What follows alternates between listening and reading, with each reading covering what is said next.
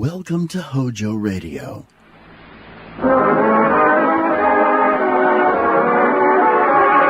Hello, everybody, hello. Hello is the shampoo that glorifies your hair. So hello, everybody, hello. For softer, lively curls and brighter, sparkling hair. So hello, everybody, hello. Hello, shampoo, hello.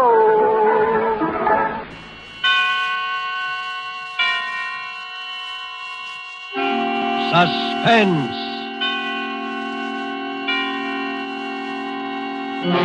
Tonight, Dateline, Lisbon, starring John Hodiak.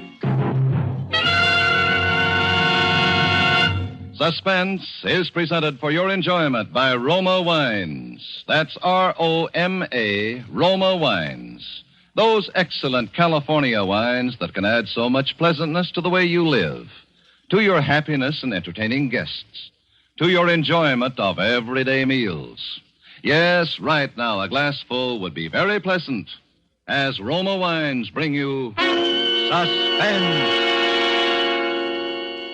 This is the Man in Black, here for the Roma Wine Company of Fresno, California, who tonight from Hollywood bring you a star, the rising new film personality whose performance you admired in Lifeboat, and whom you will soon be seeing co-starring with Lana Turner in MGM's Marriage is a Private Affair, Mr. John Hodiak.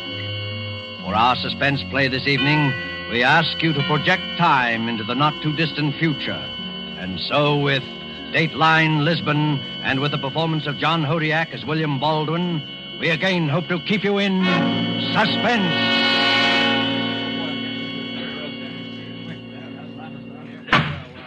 Your name? William Baldwin. Occupation? I was a foreign correspondent. At the time, that is, of the murder with which you were charged? Around that time, yes. I see.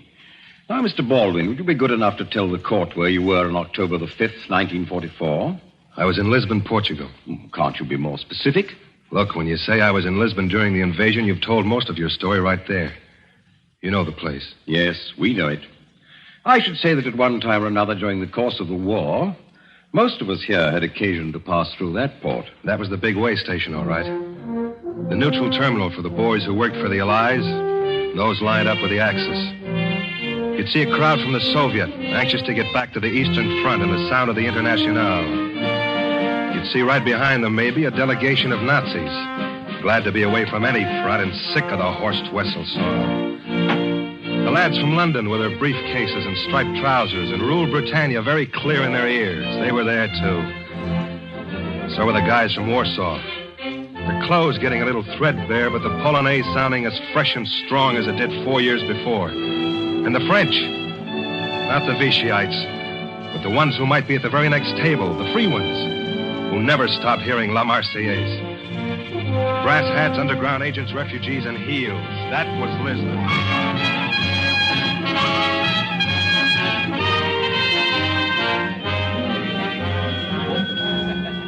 It was about 5 or 6 in the evening when I walked into the lobby of the Hotel de Gama. You know the place, right in the center of town. Anyway, I happened to glance up and I saw this girl standing about midway on that big marble staircase that leads down from the mezzanine. She had a Leica camera up to her face and was drawing a bead on the whole lobby. No, pare, señorita. Suddenly, a little fella yelled up to her to stop. And as he did, a fat guy standing at the desk whipped around. He spotted the girl, too. The next second, he was the scaredest-looking character I'd ever seen. He whirled back away from the camera, but she'd already clicked the shutter. In another second, I got a shock myself. The girl lowered the camera from her face and... yeah, it had to be her. She came down the staircase, winding up the film in the Leica, then started across the lobby, and I was sure it was Terry. I hadn't seen her since I'd left New York, but you couldn't mistake that stride, not even after all those years. I walked across the lobby to her, but the little guy, the one who yelled, had a head start. If you say so, senor. But I haven't the faintest idea what you're talking about. Ah, American. 3,000 pardons, Mrs. I simply wish to apologize for my outburst. Clearly, it was... Outburst? I'm sorry, senor, but I don't get it, even in English. It was when you were on the staircase. He yelled at you. At me, but what on earth for? I don't think he wanted you to take that picture. Are you serious? Why should... No. Hello, Terry. Bill Baldwin. It must be... 12 years. I didn't mean that. I mean, since I've even heard about you. I've heard about you, though. You've been doing all right. I've been busy. Terry Moore covers the Burma front. Terry Moore turns candid camera on Allied leaders. Terry Moore shoots Parade Magazine Picture of the Week. You've been getting more publicity than Hitler. I work for a better concern.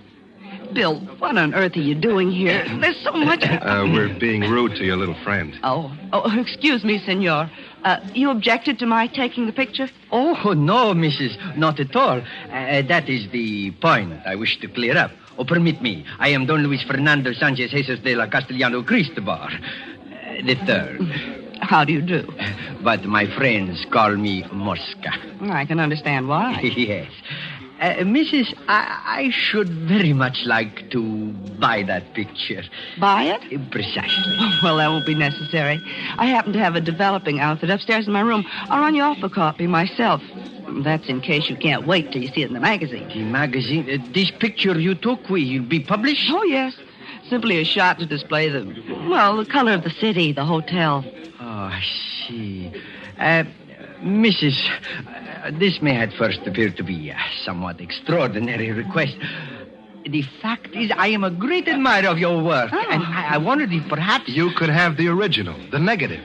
Well, yes, senor, I did have that in mind. Oh, do not be concerned. I'm quite prepared to go as high as, let us say, $5,000 in cash. Oh, come now. Well, then let us say 10. What is this, a rib? Oh, no, Mrs. It is an offer. $10,000? You know something, senor? You're insane. But I'm not, and I'll take it. Wait a second, Terry. I don't think I'd do that. Forgive me, but my proposition was the Mrs. only. You could have put it more plainly. Now, listen, you don't think he wants to pay a silly price like that for just a good view of the lobby? He could get that on one of those penny postcards around here. I don't care what he wants it for. All I know... You don't care what he wants it for because you don't even know what's in it.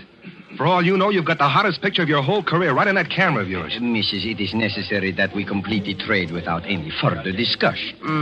$10,000 in exchange for the negative. That is correct. If you don't mind, senor, perhaps I had better think it over for a while. Oh, I'm afraid that will not be possible. The offer is good only now. Then, adios, senor. Well, let us trust you are making no mistake. Hasta la vista, Mrs. Buenas noches, senor. Well, was that stupid enough to suit you? $10,000 right down the drain. How'd you like to make 50? What? I said, how'd you like to make $50,000? There's another guy around here who'd go for that negative. A fat fella. He was standing over there by the desk, right in the center of your camera when you clicked the shutter. I never saw I did. And I saw him try to dodge. From where I was standing, it looked like a $50,000 dodge, too. Why, you rot. You were holding out for a bigger price, a bigger cut for you, I suppose. Do you believe that? Oh, I don't know. After all, I haven't much to go on, have I? 12 years is a long time. How do I know what you're like now? What you've become? I mentioned the fat man, Terry, because I think that picture's more important than you'll be willing to believe. Bill, listen to me. I want to know what happened to you. Your articles, your pieces about Europe, they just stopped. So did your letters. Well, there's something you've got to understand, Terry. Your pardon, please.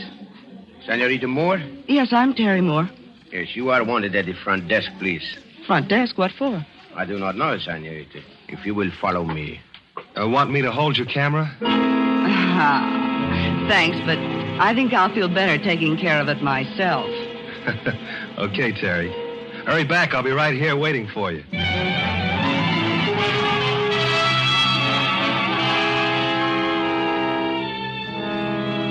I'd been standing there about a minute, gentlemen, when I looked up and saw the fat guy. He stepped out of one of the lobby phone booths and headed for the cocktail lounge. I didn't want to lose track of him, so I followed. Pretty soon out came Terry. She had a funny look on her face.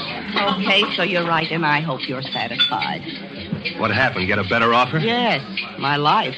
Your life? In return for leaving my camera on the third-floor fire escape within the next 20 minutes, I shall be permitted to go on living. Otherwise... No, don't sit down. Who told you all that? I don't know. That's a silly remark. You don't know. The call was waiting for me at the desk. It was somebody on the other end of the telephone. Oh. Excuse me. My friend. You at the table. Stone deaf. An dem Tisch dort. Gestatten Sie? Well, how did you learn to speak? Ja, jawohl. Mind if we join you? Da, ich spreche kein Englisch. Sound like the voice on the telephone? How can I tell if he doesn't speak English? What did he say? He said he doesn't speak English. Oh. Wait a second. Excuse me, pal, but I'd like you to meet the young lady you talked to on the phone. She, Now, können Sie nicht sehen, dass ich beschäftigt You better bin? speak English. Every time she hears German, she goes to pieces. Creates a terrific scene. You will be good enough to leave me alone. I do not wish your company. Thank you. What about that, Terry? I'm pretty sure that's it. Good. Have a seat. Oh, that's all right. Don't get up here. I don't believe I caught your name. Look, if you do not leave at once, I shall call the manager. I'll be glad to do it for you. You know, my friend, now that I've got a good look at you, I can't help feeling I've seen you before somewhere. Yes, I was thinking the same thing. Gnädiges Fräulein, you are very much mistaken. Oh, not with photographs, I'm not. I've studied too many of them. And that's where I've seen you, in a photograph. Now, let me tell you something. You have never seen me before. That's my advice to you. Except that there's something different. The clothes, I think. The white collar. Yes. You're right, Terry. The civilian clothes. I've got them spotted, too. And not in a photograph. I'm going by a man I've seen 100 times. At the head of a parade, on a dais in a public square. Now, listen in the to back seat of an open touring car with guards on either side. You are a fool. I tell you for a fact, you are a fool. You see, I used to cover Poland for a number of American papers. And you granted me an interview once. Bill, he isn't... The general? No, Yes. General von Klaus, one of the most prolific executioners the Fuhrer ever had. What stupid people you must be. Why did you not stop when I advised you? Don't you see? There's nothing I can do now except take the Fräulein's camera and kill the two of you. Now, look, I happen to have a gun, too, so you can put that thing away. Anyway, you're not crazy enough to kill us here. No, senor. He is not that crazy. Mosca. You will please put the gun away. But I must You will insist. put the gun out of sight. So, you will now follow me from this room. No, I will not leave these people and permit them to. Quiet. Do you want to bring everyone to this table? Do you wish a special spotlight for yourself? Oh, listen to me. I am the one in danger. I am the one in charge. You will do as I tell you to do. Or you won't get him out of Europe? You see, he knows. All right, shut the mouth. What are you charging him, Mosca? Every cent he ever stole? It's worth it, you know. If the Poles knew this character was here, they'd tear him limb from limb. You talk a great deal, senor. Von Klaus, you will please get up from the chair. Now, you must understand that nothing can be accomplished so long as we are here. We shall continue our negotiations with these charming people at some other time and place. At the German embassy, let's say? No, nein. How would you like that, Head General? My friends, you first must get to the embassy. Again, Mrs. Hasta la vista and adios, senor. The German embassy, Bill. But he's a Nazi, a big one. That's right, and he's also taking it on the lam. The final squeeze is about to begin, and the general's deserting his post. The Germans would kill him as soon as the Poles. Yes, that's why he can't afford to have us talk. And Mosca can't afford to lose his feet. Oh, Bill, what'll we do? You heard what he said. They'll be watching every exit for the rest of the night. Good. Meanwhile, we'll go dancing. Dancing? Yep. Across the floor to that door on the other side of the band. And we're going to slip through that door, up the service stairs, and into your room. My room? That's right. And you're going to develop the general's picture.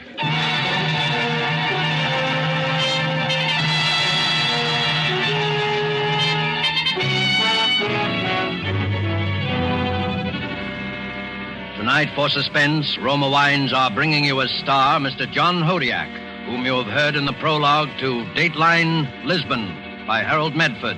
Tonight's tale of suspense.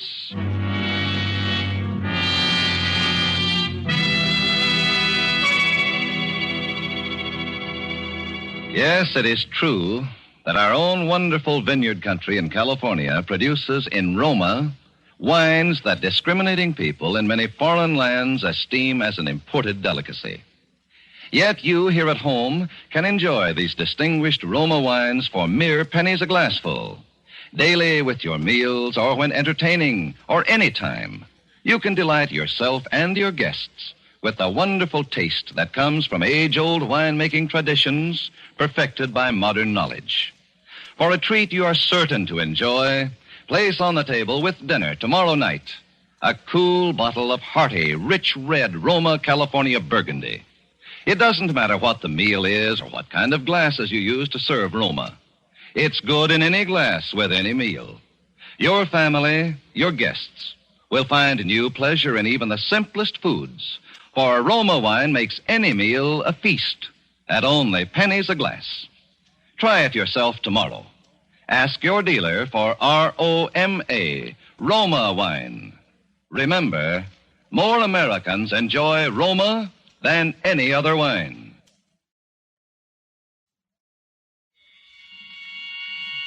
And now it is with pleasure that we bring back to our sound stage Mr. John Hodiak as William Baldwin, a man on trial before a jury of his peers in Dateline, Lisbon, a tale well calculated to keep you in suspense.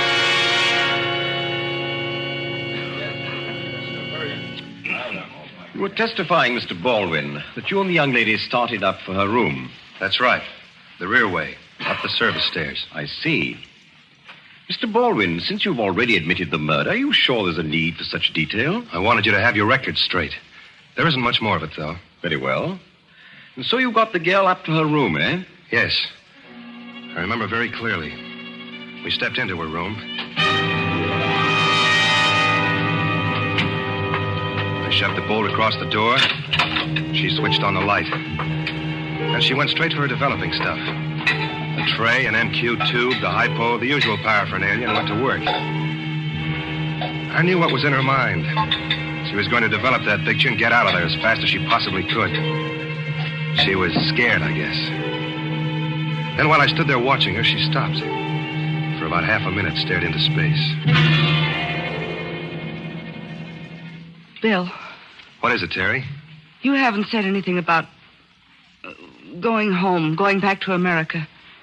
You've been over here so long, Yeah. Say, you'll want those lights off when you start to develop that thing, won't you? Yes. Well, give me the signal when you're ready, huh? I think I'm ready now. Okay. Bill, there's something I've got... What's that? What's what? That noise, then. Oh, I was just trying the door to be sure it was locked. Little jumpy, aren't you? I wouldn't be. There's not a soul who can get to you, Terry. So just relax.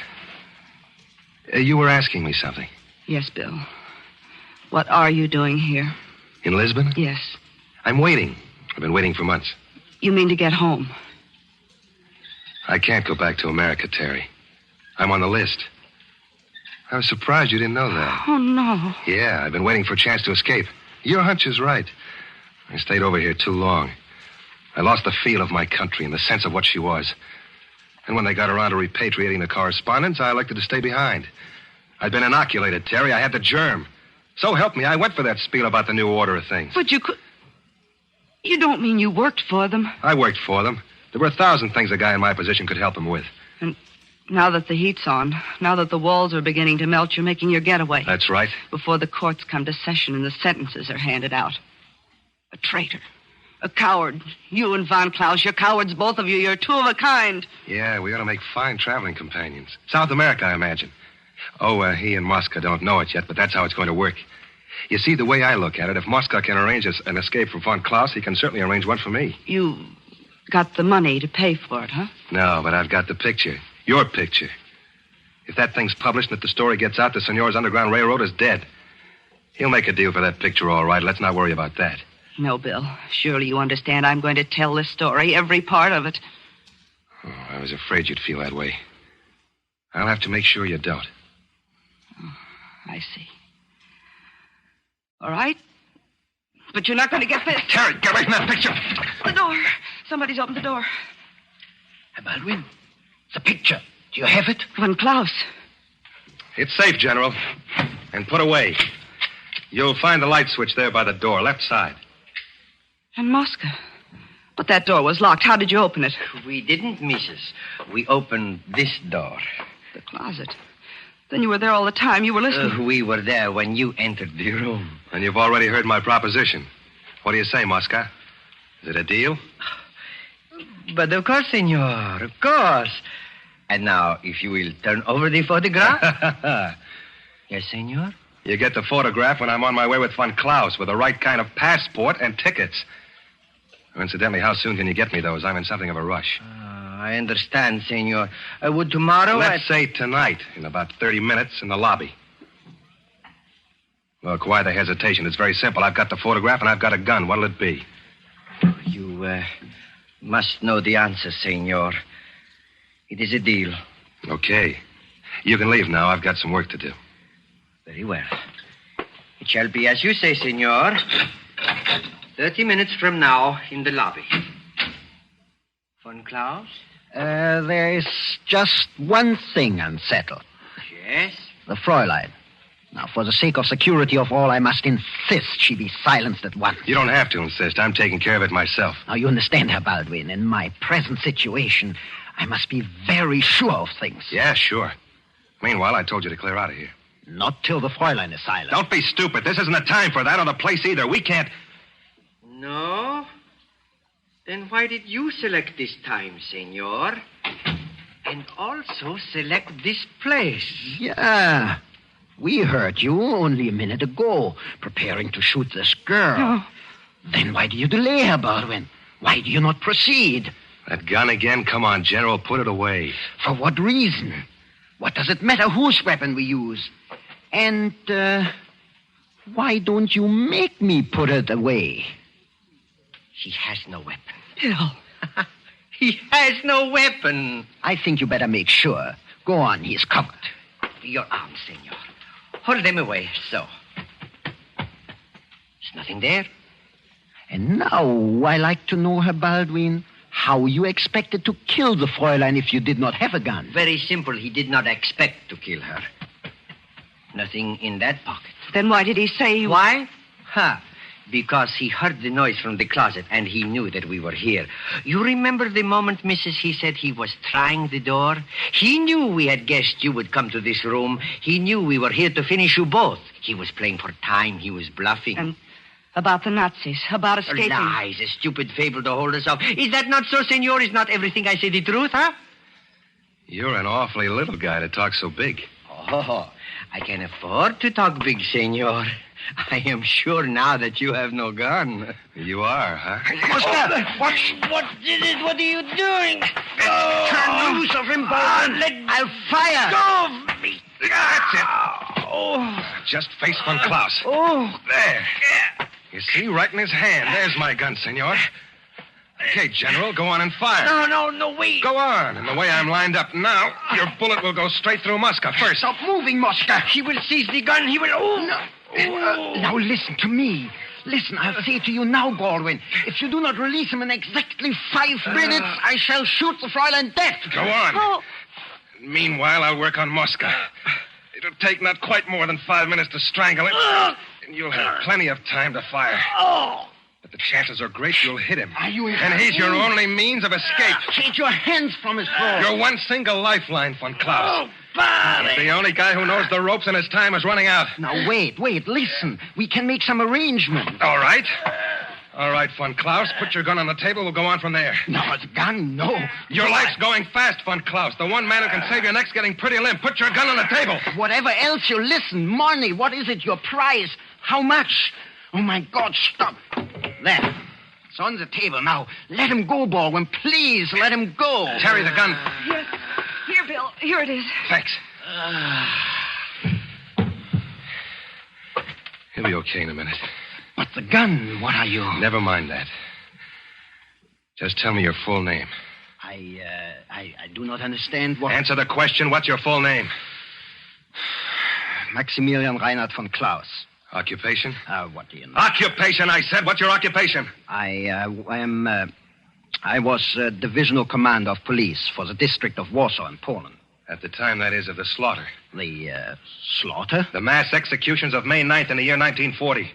When your men at your order went into the homes of those who weren't cooperative enough and machine-gunned the women and children. What is this? You're standing trial for murder. Standing trial for... You are mad.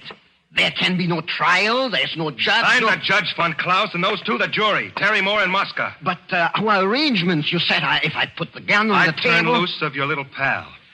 Well, I did. That was our only arrangement. And now I want to know how you plead, guilty or not guilty, for the execution of those families. Those families? How would I know those families? You wouldn't know, but I would. That's been my business all these years. Gathering the names of victims. Keeping records on murderers like you. Baldwin, wait. Give me a chance. A chance? Those Poles didn't even have a trial. You had them shot in cold blood without even passing sentence. But you're getting all of that, von Klaus. You're really getting the works. But you must understand those measures are... Look, I will show you. It's a matter of administration. Did you or did you not have those people killed? I'm trying to explain to you. It was military expediency, the entire procedure. It's part of the war. It had to be done, I'll tell you. In other words, you did. Yes, but... That's all I wanted to hear. Your verdict, Terry, what is it? I say the man is guilty. Mosca's not able to vote right now, so I'll have to do it for him. And I say you're guilty, von Klaus. So for the crime of multiple murder, I sentence you to death. No. And may God have mercy on your soul.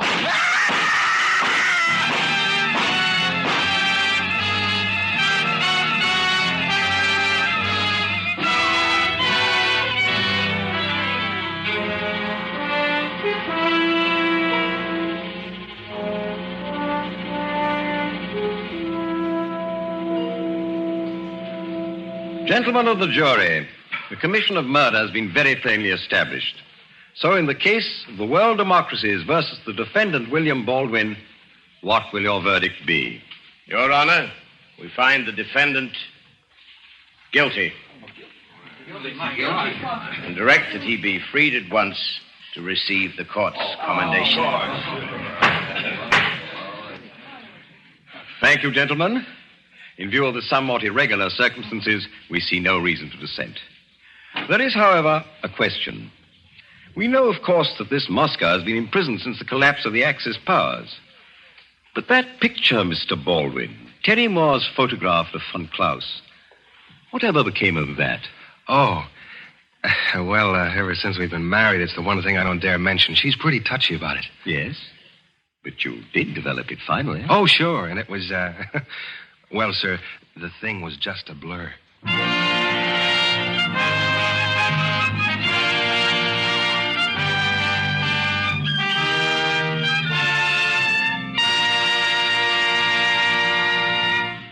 And so closes Dateline Lisbon, starring John Hodiak. Tonight's study in Suspense. Suspense is produced and directed by William Spear.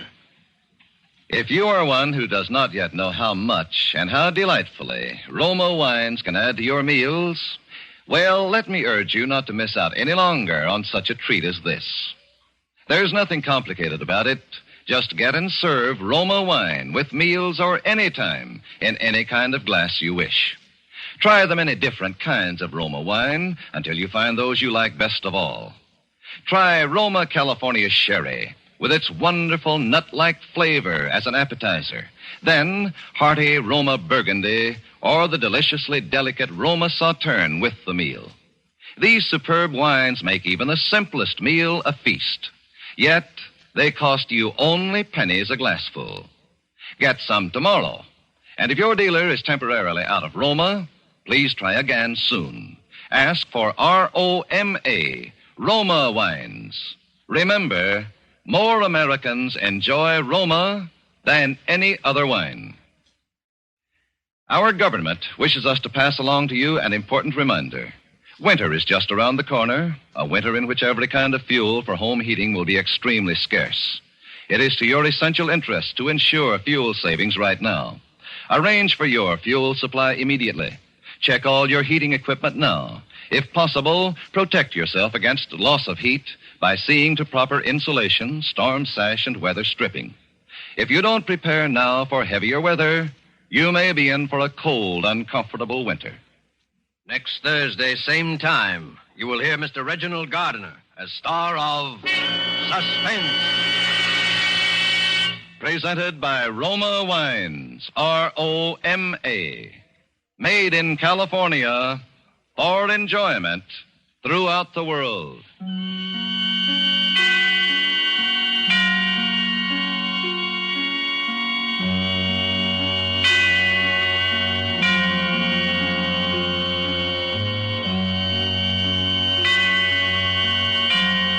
This is CBS, the Columbia Broadcasting System.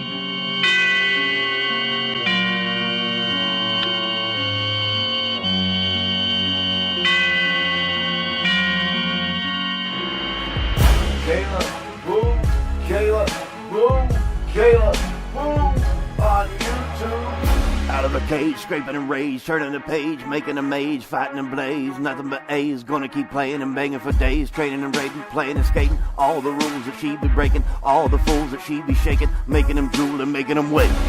Retro gaming long plays like you've never seen before. Check out Kayla Boo on YouTube for some fantastic long play gaming. Kayla Boo, Kayla Boo, Kayla Boo on YouTube. Kayla Boo, Kayla Boo, Kayla Boo on YouTube. HOJO Radio, we're your old-time radio headquarters. Stay tuned. Suspense. Tonight, The Merry Widower, starring Reginald Gardner. Suspense is presented for your enjoyment by Roma Wines. That's R-O-M-A, Roma Wines. Those excellent California wines that can add so much pleasantness to the way you live, to your happiness in entertaining guests, to your enjoyment of everyday meals. Yes, right now a glassful would be very pleasant as Roma Wines bring you Suspense. This is the Man in Black, here for the Roma Wine Company of Fresno, California, who tonight from Hollywood brings you as star Mr. Reginald Gardner and a suspense play in grim three-quarter time. And so, with The Merry Widower and with the performance of Mr. Gardner, we again hope to keep you in suspense.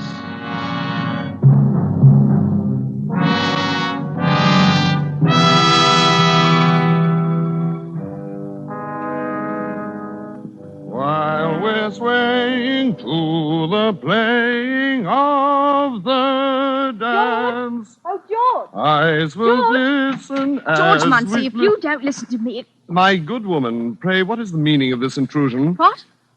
Oh, hello, Ethel. I say, who do you think you're calling my good woman? Well, for a moment, I didn't know who it was, that's all. You didn't know who it was? Well, who did you think it was? The servant? Please, Ethel. Not that it wouldn't be nice if we did have a servant. We shall, my dear. We shall. Of course, that's what you say. That's what you always say about everything. Sometimes I wonder why I ever married you, George Munsey. It hasn't changed my life much. When I met you, I was waiting on people all day long in Hoffman's restaurant, and now all day long I wait on you. You don't think by any chance, do you, that I'm unworthy to be waited on? That would be amusing. Oh, George, it isn't that. I'm no snob, and you know it. And I'm not afraid of a little hard work, either. But you're always making such great plans and such big promises. Yes, well, I have big plans. Someday you'll realize, my dear, that you've married a rather remarkable man. Well, remarkable man. If you don't hurry up and get down to work, you'll be fired. I'm not going to work this morning. You're what? I said I'm not going to work this morning.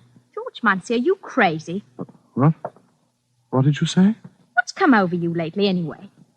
Ah, then you've noticed something. I should say I have. Wearing wing collars in the daytime all of a sudden and buying yourself a fancy hat and a cane. Really, Ethel, it's quite appropriate that I should wear a Homburg hat and carry a walking stick. After all, Appropriate, is it? Well, I haven't had a new hat since I can remember, and you know how we have to scrape along here, and now you're not going to work. Well, where are you going? I'm going up to London. London? Yes, there are certain very important affairs that I must take care of in London, my dear. Just what are these very important affairs, Your Royal Highness? Why did you call me that? Because you act so high and mighty sometimes. Oh, George, why can't you be a little more practical? My dear, has it ever occurred to you that I might be different from other men? Oh, George, you are. I know you are. In most ways, you're the most wonderful husband a girl could ever have. But really... Yes, perhaps it's time. Yeah, I think it is. Time that I took you into my confidence. Well, perhaps it's time I took you into mine. There's just 10 shillings sixpence in the house to buy groceries for the rest of the month. Please, Ethel, don't be sordid. Sordid? Well, if you think 3 meals a day is so sordid all of a sudden... Shut up! George. You're not fit to share my confidence. You're not fit to share my confidence or my station. George! George! George! George!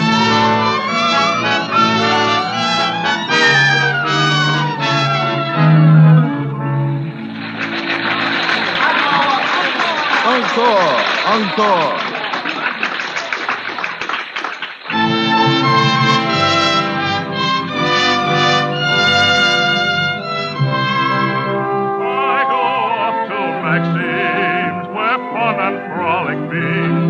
With all the girls I chatter, I laugh and kiss and flatter.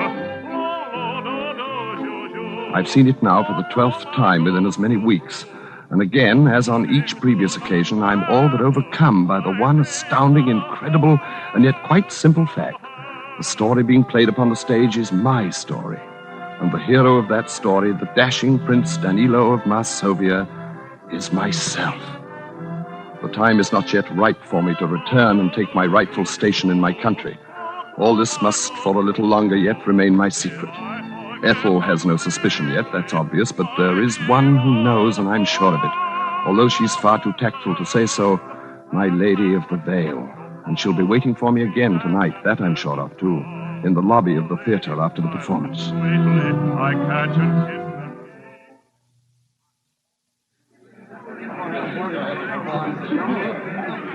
Ah, fair lady. It's you again. My, this is a coincidence. No, I'd set my heart on meeting you again.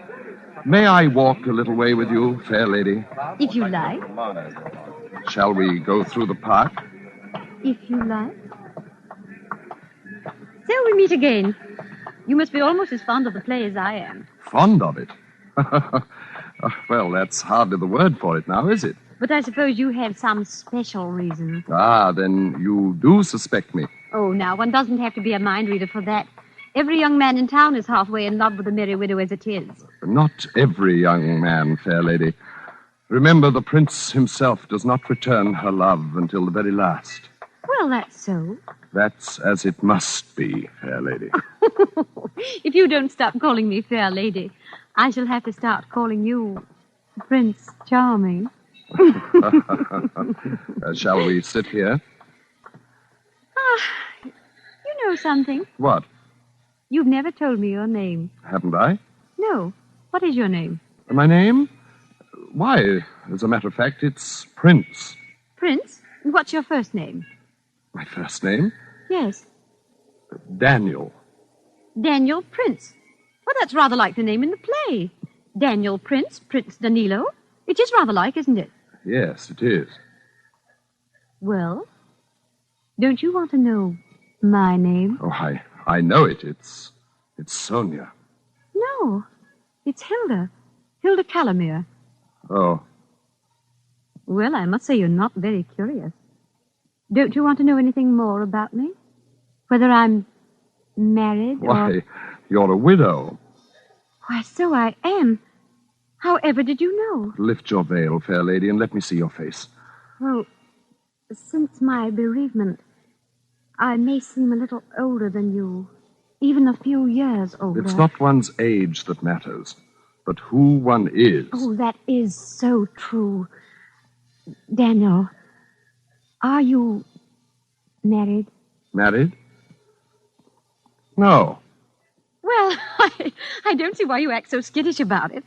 But I suppose you're like all the rest. You've a guilty conscience. No, I have not. Some liaison with a pretty barmaid, like the prince in the play. That's it, isn't it, Mr. Prince? Yes, there is a little liaison, yes. And now you're tired of her, and you're wondering how to break it off. Is that it? Yes. My poor Prince Charming. Miss Calamere, if you could help me, No, Daniel. That's something you must do for yourself. But I can tell you this. It's best to be strong about it. Break it straight off, open and above board, like a true gentleman. Isn't it now? Yes. Yes, of course. And things like that are always so unsatisfactory for for a young man of your station in life, aren't they? My station. Yes. Well, what's that? Why, 12 o'clock, I expect. I'll have to hurry. Daniel! Wait! Where are you going? Home.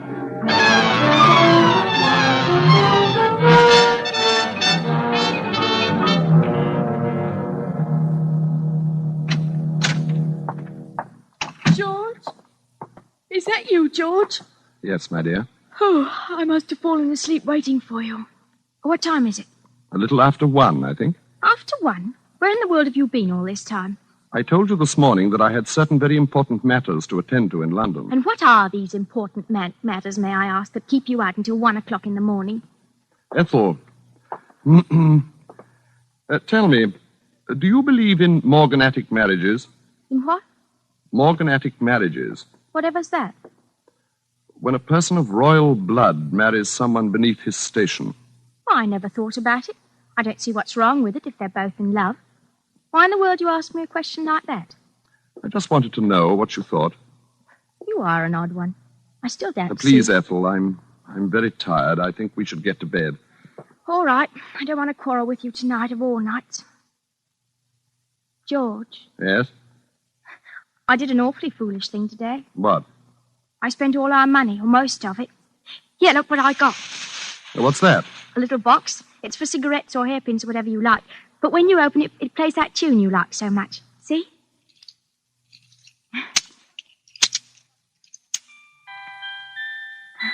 Well, that was very thoughtful of you, Ethel. It's really quite appropriate. Here, now, I didn't get it for you. Look what else I got. Well, what are those? Oh, you can see what they are, a sand bucket and a sailboat. Well, why did you get them? Oh, I know it's silly and all, but... George, if we were to have a baby... A baby? Yes, mind you, I didn't say we will. It's impossible. Oh, it's not impossible either. I tell you it is. It's not the way the thing should happen at all. The way what should It's happen? all wrong. It's not fitting to my station. It can't happen. Oh, it can't. Well, if I want to have a baby, it's little enough I get out of Ethel! life. George, I thought you'd be happy if you thought that... Of course, my dear, of course. Yes, the idea just came as something of a surprise, that's all.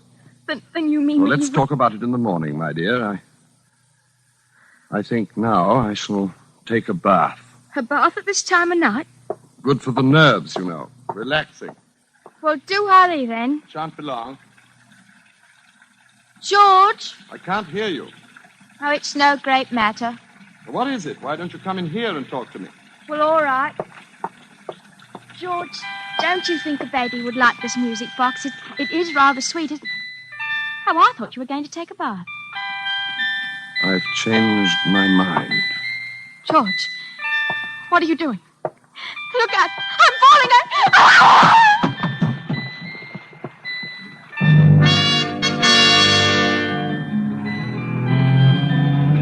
The thing kept playing as she lay there in the water. I looked at her very closely. It wasn't necessary now to do anything more. There was a deep bruise on her forehead, just above the temple. She was no longer breathing. I got my hat and my walking stick.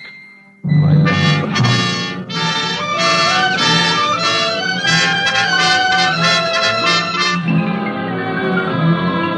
Tonight for Suspense, Roma Wines are bringing you The Merry Widower by Robert L. Richards, based on Roy Vickers' short story, The Rubber Trumpet. Reginald Gardner is the star of tonight's study in Suspense.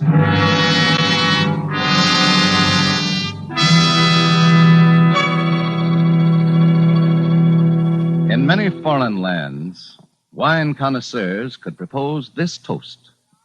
California has given us this superb wine, so delicate, so excellent in taste and bouquet, that we import it. It is famous Roma California wine. Yes, that is true. For in Roma wines, you will find the uniform qualities which make a wine truly magnificent.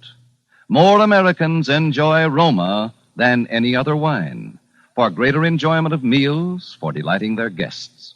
These delicious Roma wines are the result of California's perfect soil and climate, plus a combination of old-world winemaking skill and modern knowledge that mean constant quality. Yet they cost you only pennies a glass. Tomorrow, before dinner, Serve an appetizing glass of cool amber gold Roma California sherry. Then, with the meal, serve cool glasses of hearty Roma Burgundy. Ah, there is a real treat indeed. No matter what the meal or what glasses you use, the result is the same. New compliment-rousing enjoyment of the meal. New pleasure from even the simplest foods. Try this easy, inexpensive way to better living tomorrow. Just ask your dealer for R-O-M-A, Roma wine.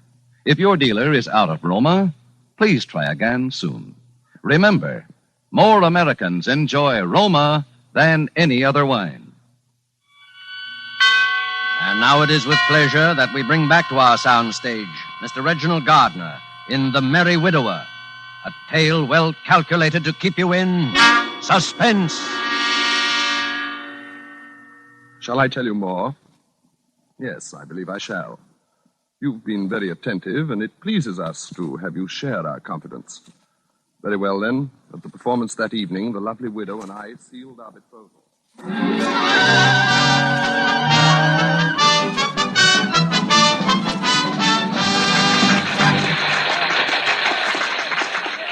Miss Calamere.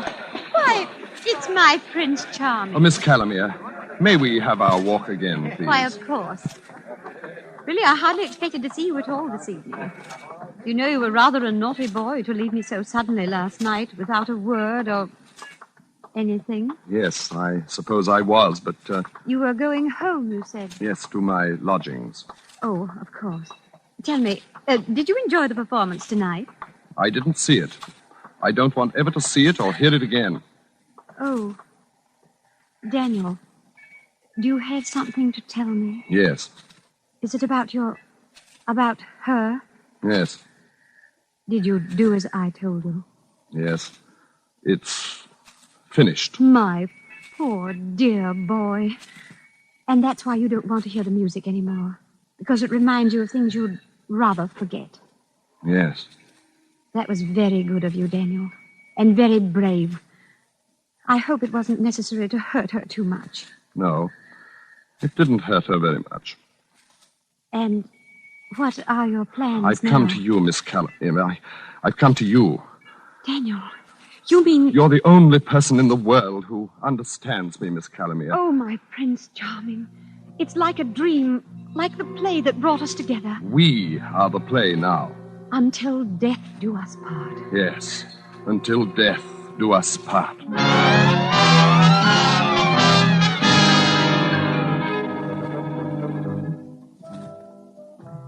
It has come off precisely as it should have. I've married the lovely widow, and we shall live happily ever after. She has a fine home and her own income, and it's very fine, and she's very good to me, and very tactful, too. She never refers to my true identity or to the impostor who continues nightly to play out my life upon the stage. At her suggestion, I've taken a position in a London chemist shop for my self-respect, she says, but of course she means the better to disguise my true name and station until the time comes. Now, each morning she walks down with me as I go to work. Now, Daniel, be sure and stop at the Hatter's on your way home and pick up your new Hamburg. I've ordered it especially for you. Yes, my dear. I'm sure it'll be very becoming. And, now let me see. Oh, yes, this is the day you're paid, isn't it? Yes, so it is. You know, I've been thinking you should have your own bank account. What would you say to that? Whatever you think best, my dear. Very well. But bring the money home as usual, and I'll arrange it all for you tomorrow. Yes, my dear. Well, here we are. Mind you come right home after work, and don't be late. We're having something very special for dinner this evening. I shall, my dear. Goodbye. Goodbye, Daniel.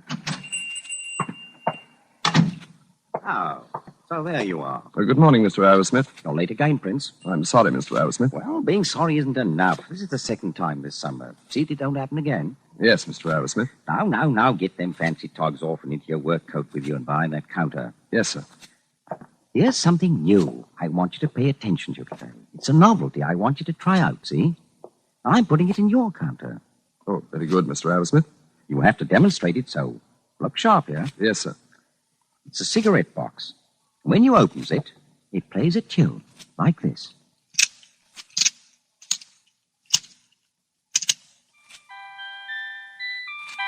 You see? Stop it. Stop it. Stop it, I say. What? I'm sorry, sir. But you see, I'm quite allergic to music. Oh, you are you? Well, mind you don't talk to me in that tone of voice, or you're liable to find that I'm allergic to keeping you on here. You understand? Yes, sir. And here's your pay. The 6pence dock for that glass you broke Saturday. Thank you, sir. And mind you give some attention to trying to sell that music box. Allergic or not allergic? Yes, sir. Oh, hello, Prince. What's all the row with the old man? Oh, nothing at all. Just a minor difference of opinion and a matter of policy, that's all. Matter of policy, eh? Oh, here, what's this? Don't touch it. What's wrong? Has it got a snake in it or what?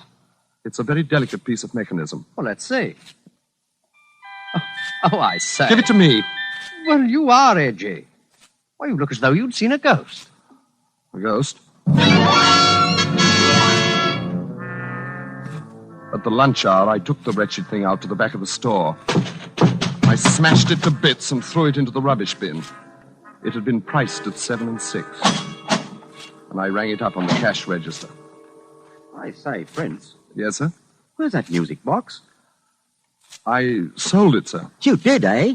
Well, that's jolly good. Nice to have you show a bit of initiative for a change. Thank you, sir. Here you are. Here's another one. What? Salesman talked me into buying 3 dozen of them. Thought for a while I'd be stuck with them, but I guess that's going to be you that's stuck with them. Eh, Prince? That's it. Now it's you that's stuck with them. 3 dozen.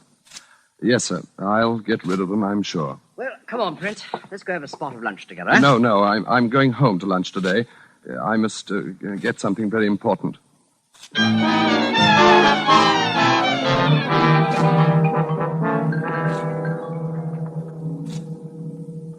Well, good night, Bertie. Hi, Prince. Good night, Mr. Arrowsmith. Good night. Oh, Prince. Yes, sir? How did you do over those musical cigarette boxes, hmm? They're all sold, sir. What? All 3 dozen? Yes, sir. You see, a gentleman came in and said he wanted them for an orphanage, sir.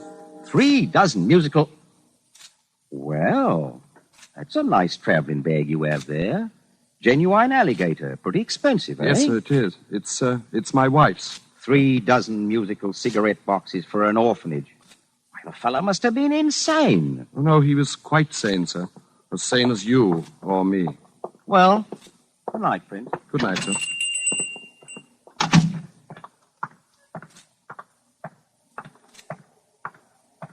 Can you spare a poor man a copper, Governor? Yes, here's a shilling. Oh, God bless you, Governor. But there's something you must do. I want to give you something else. Oh, what? Here, take this suitcase. It's yours. You can do anything you like with it. Yeah. What's the game, Governor? There's no game. I'm just tired of it, that's all. It's a good bag. You can probably pawn it for a nice price. What's in it? Do you want it or don't you? All right, I'll take it. But I hope you don't have your wife act up in it or something. Then take it and shut up. Is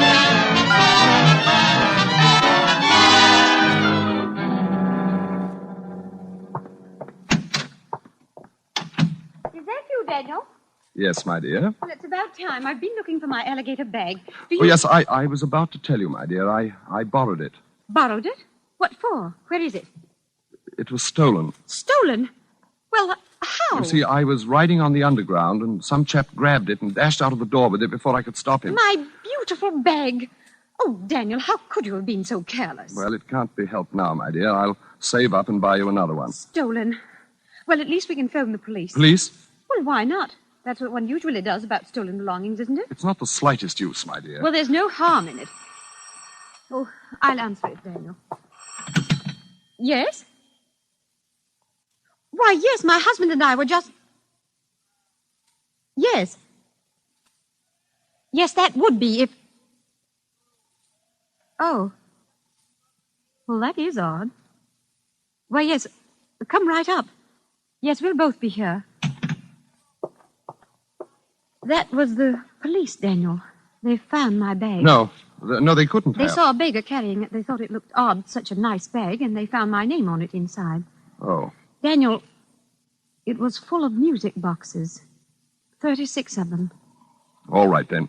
They were down at the store. They got on my nerves. And Daniel, they all played the same piece of music. The tune from our play that you used to like so much. That's right. And you hadn't ever wanted to hear again. Hilda. Well, Daniel? I'm very tired, Hilda. I'm going to take a bath. Daniel, I want to talk to you. Very well. You may talk to me while I run my bath.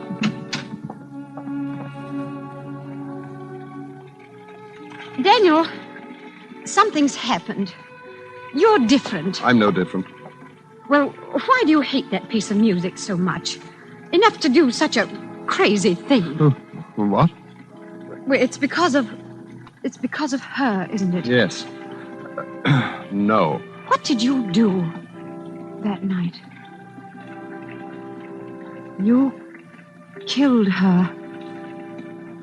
Oh, who are you? I am His Royal Highness, Prince Danilo of Masovia. Daniel? What I have done in the interest of my royal house and of my kingdom. And what I am about to...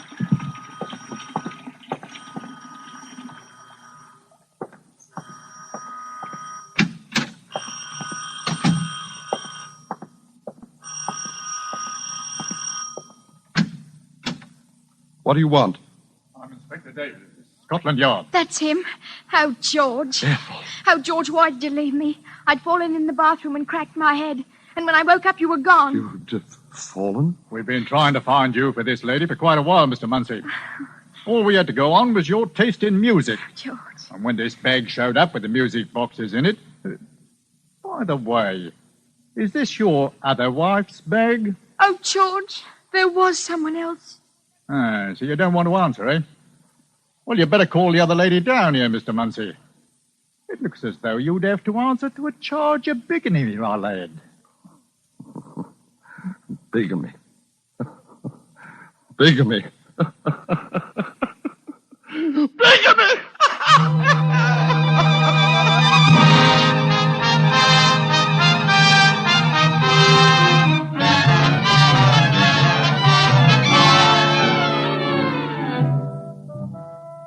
I have been returned at last to my rightful place and have taken up residence at my castle in Arsovia. There are heavy bars upon the window for the protection of my royal person, and I am most courteously treated by all my court attendants. Even now I hear the approach of my prime minister, whose quaint conceit it is to call himself my doctor. He has been on a personal errand at my request. Did you get it? Did you bring us what we asked? Yes. I managed to find one. Here it is. Ah, yes, yes. That is it.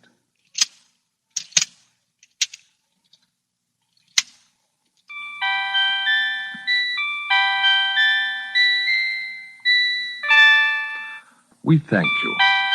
Doubtless it seems a trivial thing, a mere trinket, but it reminds us of so many things that we cannot quite remember, like some dream of another life.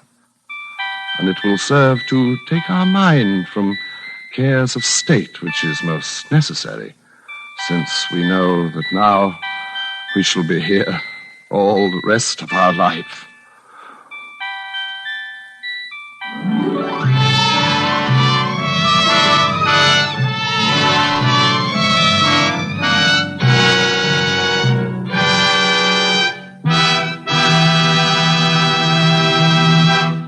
And so closes The Merry Widower, starring Mr. Reginald Gardner. Tonight's study in Suspense.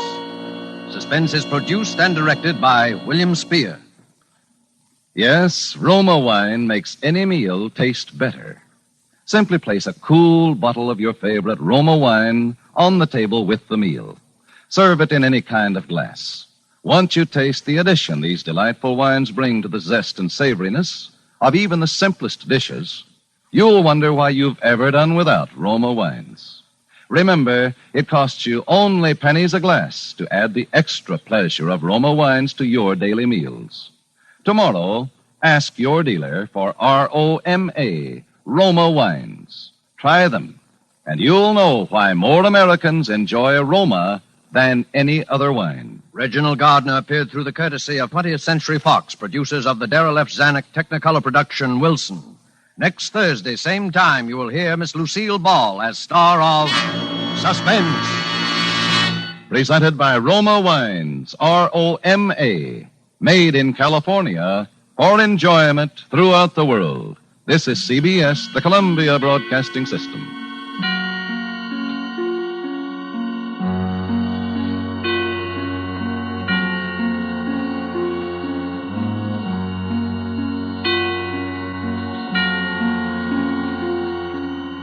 Those three beautiful stars all use Lux toilet soap regularly.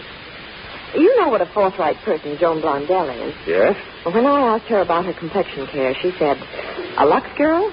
You bet I am. Active lather facials really work for me." Lux Soap Beauty Facials do make skin lovelier, all right. Skin specialists proved it.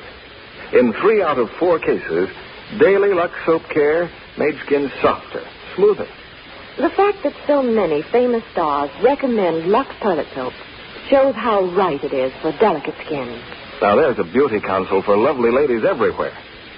Why not make fragrant white Lux toilet soap your daily beauty soap? Remember, it's Hollywood's own complexion care. The choice of 9 out of 10 lovely stars. Stay tuned to HOJO Radio. Suspense. Tonight, Eve, starring Nancy Kelly.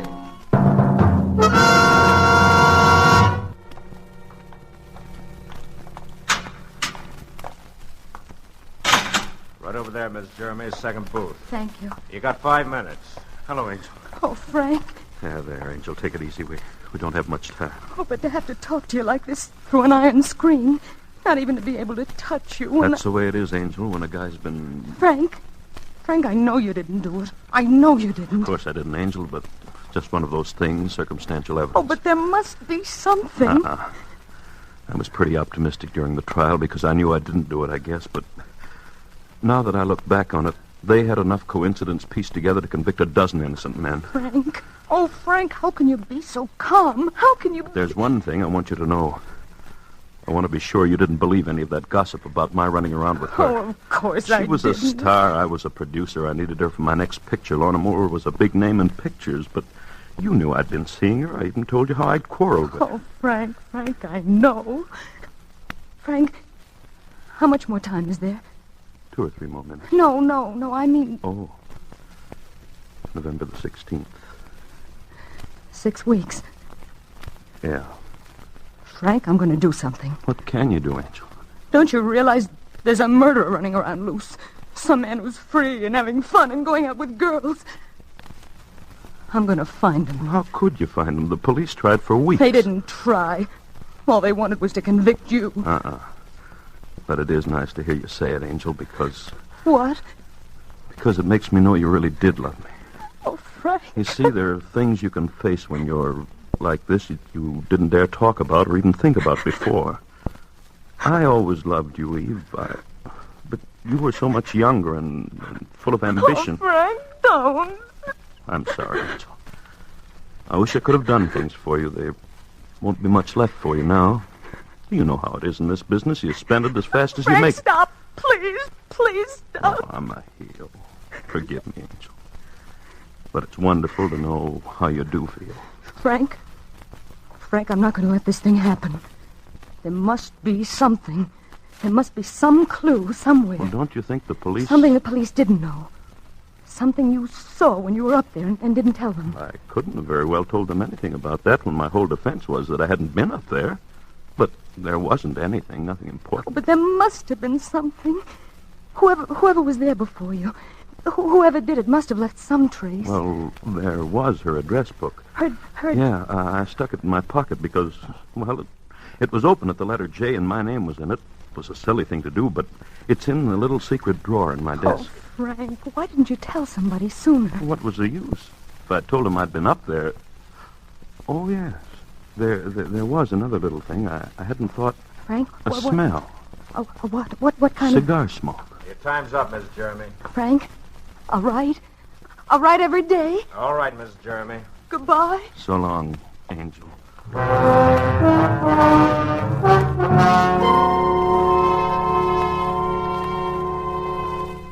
October 5th.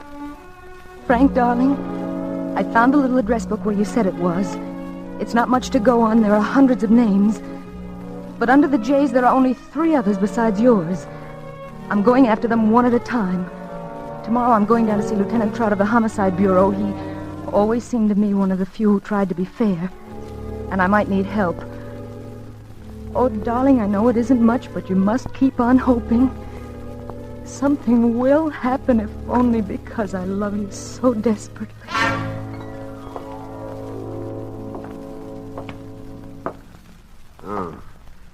What's your angle, Mrs. Jeremy?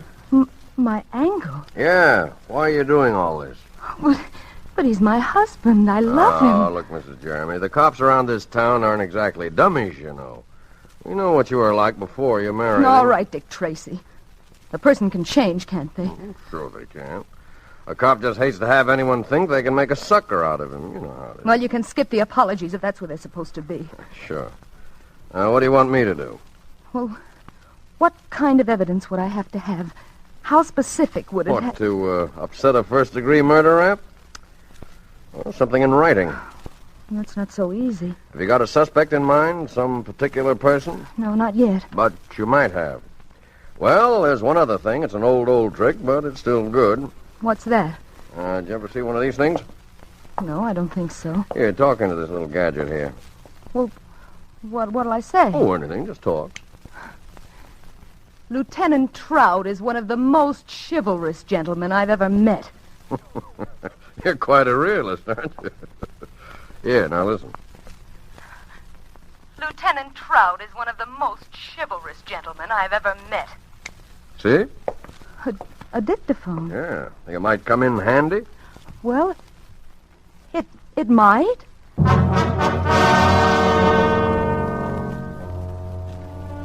October 7th. Darling, Trout has installed a dictaphone in my new apartment. It's only a room, really. And of course I've changed my name to Evelyn Jarvis, and my appearance.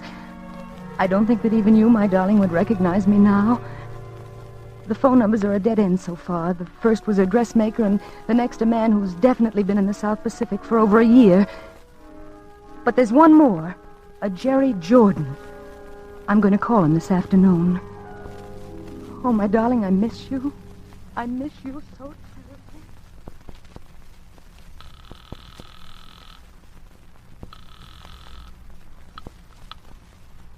Hello? Oh, is this Mr. Jerry Jordan? Yes? Well, I've finally found you. Can you guess who this is? Well, I'm afraid I'm not very good at that. Oh, all right. I suppose I'll have to tell you. This is Evelyn Jarvis. Oh? Well, don't you know who I am? No, I'm sorry, I don't, Miss Jarvis. Well, this is embarrassing. Didn't you get the letter? No, what letter? Oh, my goodness. Well, you see, a very good friend of yours, who's also a very good friend of mine, wrote you a letter about me. Or at least he said he would. I see. And I'll give you one other clue. I'm from out of town. Now can you guess? You wouldn't be from San Francisco, would you? Well... Ed Thornton, eh? He always did have a terrible memory for anything but phone numbers. Well, I didn't mean to bother you, but Ed said to be sure and look you up. Well, where are you staying? Oh, I managed to find a little place. Well, lucky you. Have you got any plans for dinner? Why, well, I hadn't really thought... Say, better still, have you got any plans for right now? Well, really, Mr. Jordan? No, seriously. By the time we've had a drink and gotten acquainted, you'll be ready for dinner anyway. Oh, no. Now, you wouldn't want Ed Thornton to know you were acting that way, would you? You just jump in a taxi and tell him to take you to the Brown Derby on Vine Street. I'll be waiting right there. Well... And, knowing Ed the way I do, I'm dying to meet you. Well, as a matter of fact, from what I know, I'm sort of anxious to meet you.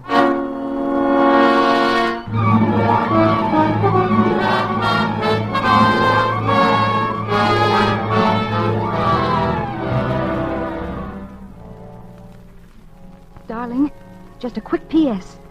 I'm going to meet him now at the Brown Derby. Mr. Jerry Jordan. And I have a hunch he's it. I don't know why. I'll remember what you said about cigar smoke.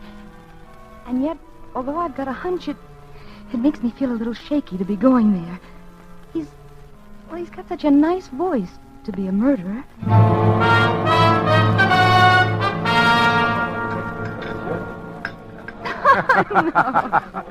So that's what he says about me, eh? As a fine pal. I'll say one thing for Ed. He may be an awful liar, but he sure has swell taste. Well, which proves he's no liar. But tell me, Jerry, is this the Brown Derby? I mean the one you hear about? This is it. Well, are there any people, famous people here now? Well, it's a little early, but... Well, I've always thought it was awfully silly, really, to be impressed by movie stars. Still, Hollywood must be sort of an exciting town to live in. I mean, from some of the things I hear that go on. That's mostly newspaper talk. Hollywood's just like any other town. They have their regular quota of divorces and fistfights. Oh, and murders. Oh, you mean that Lorna Moore business? Well, I read something about it. Yes, that was a genuine tragedy, all right. I don't suppose you knew her. Well, as a matter of fact, Lorna was one of the few celebrities I did know. Oh, really? What was she like? Well, Lorna was a long ways from being the sweet little thing she seemed to be on the screen. Oh, but murder would... Yes, I suppose nothing really excuses that. Well, anyway, they got the man who did it. Frank Jeremy? Yes, I guess they did. You mean you don't think that... Oh, the case looked good enough. You can't always tell about those things, though. Any number of people might have done it. I'm afraid little Lorna's life was kind of a mess. Well, Jerry, were you... Mixed up with Lorna? No. But didn't the police... I mean, I should think with a woman like that, all of her friends... They nabbed Jeremy so quick they didn't even question anyone else.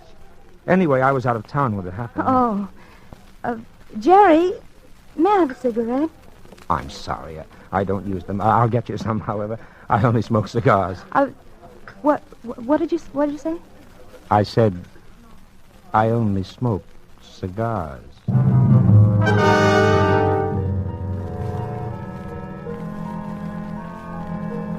Darling, don't you see? His name in her book, and he admits he knew her, and the cigars. I'm positive. Now, if I can win his confidence, get him up to my apartment near that dictaphone. Oh, I know I can do it. We've still got 4 weeks, darling, and I'll have to be awfully careful. He's clever and he's intelligent. Imagine a man who can carry a thing like that on his conscience and still be so terribly nice and courteous and thoughtful. But I'm going to win for you, darling.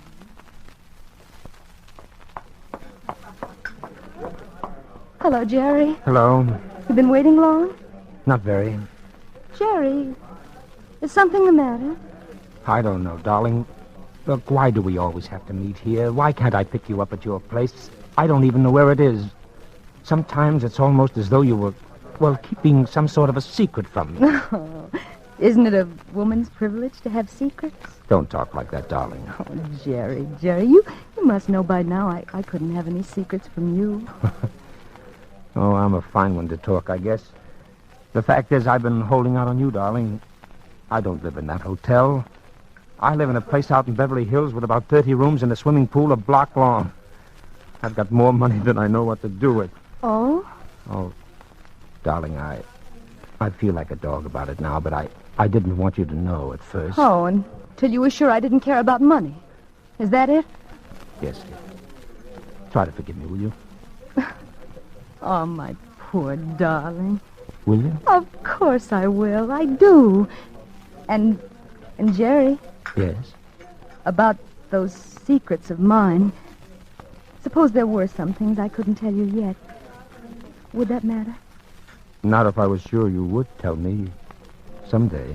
Jerry, I promise you that someday I will tell you.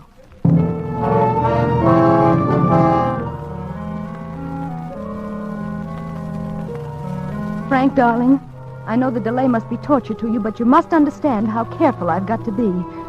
I've got to have the positive, living truth on that dictaphone. I haven't been able to get him up here yet, but we've still got 10 days, and I have a feeling it's going to be soon. Very soon. So don't worry, darling. I miss you. Who is it? Sarge, Harry. Oh, wait a minute. Well, Jerry. Darling, I had to. It's been almost a week, and I... Well, how did you find this place? Why do you think I didn't tell you where it was if I didn't have reasons? Let me in, please. I've got to talk to you. All right. Darling, Ed Thornton arrived in town last night. Oh. He came to see me. Oh? He's never heard of you. He doesn't know anybody by the name of Evelyn Jarvis, or anyone that even looks like you. Is that what you came up here to tell me? Darling, I don't care what it is. Only please, please. Jerry. Oh, darling.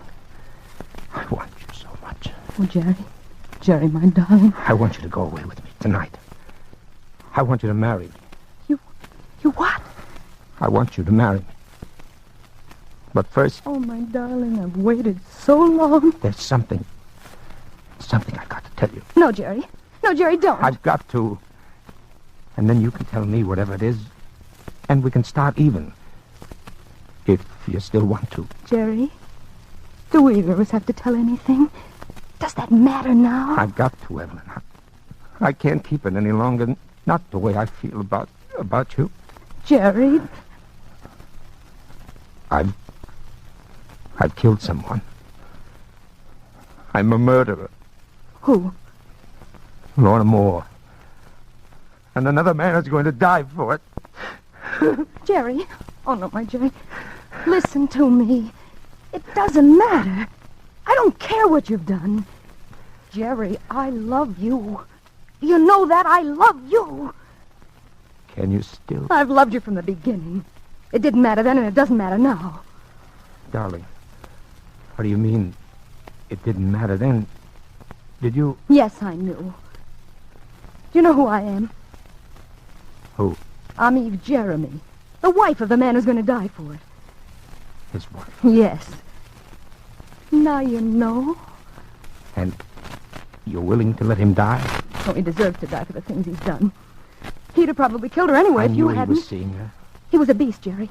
I knew from the beginning it was a mistake. He beat me. He beat me and he tortured me.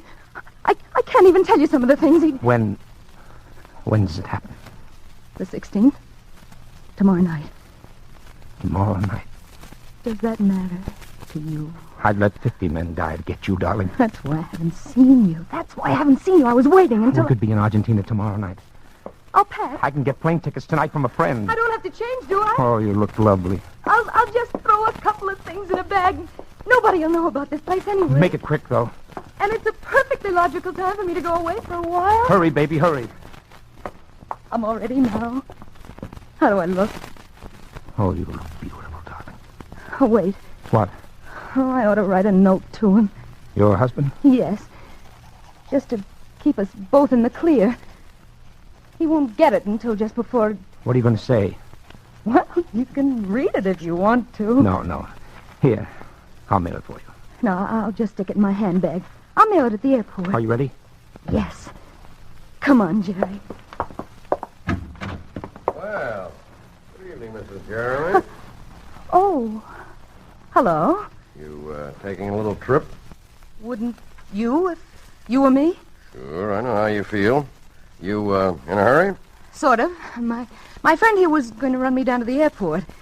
Lieutenant Trout, Mr. Jordan. Well, I won't keep you but a minute, and then I'll give you a fast trip down there in a squad car.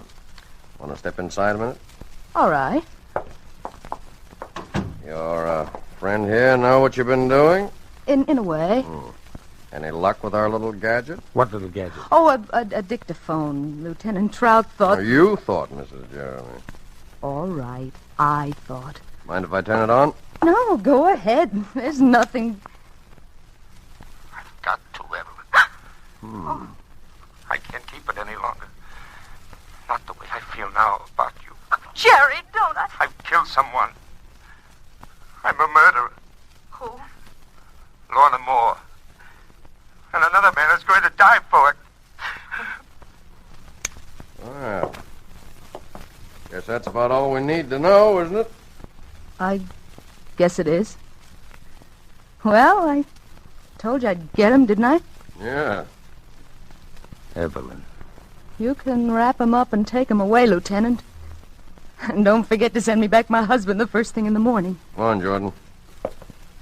Eve. So long, sucker. Eve.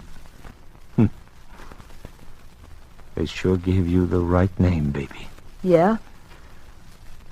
Only you wouldn't have needed the apple.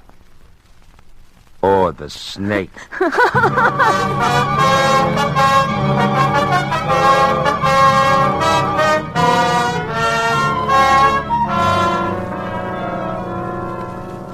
Frank, darling. Ellie, it just doesn't seem possible. Back here in our own home, out here on our own terrace again. Everything just the way it was. Yeah.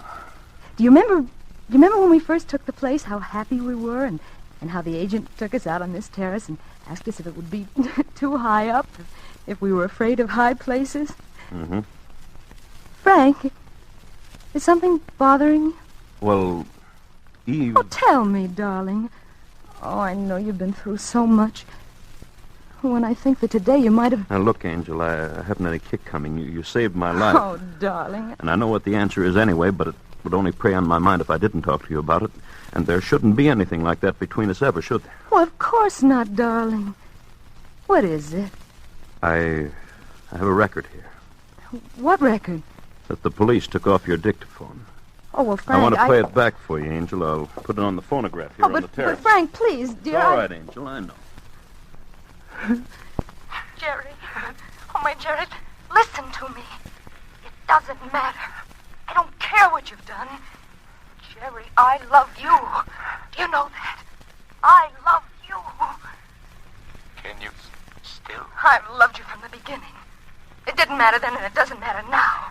Darling, what do you mean it didn't matter then? Did you... Yes, I knew. You know who I am? Who? I'm Eve Jeremy, the wife of the man who's going to die for it. His wife? Yes. Now you know. And you're... Is that all?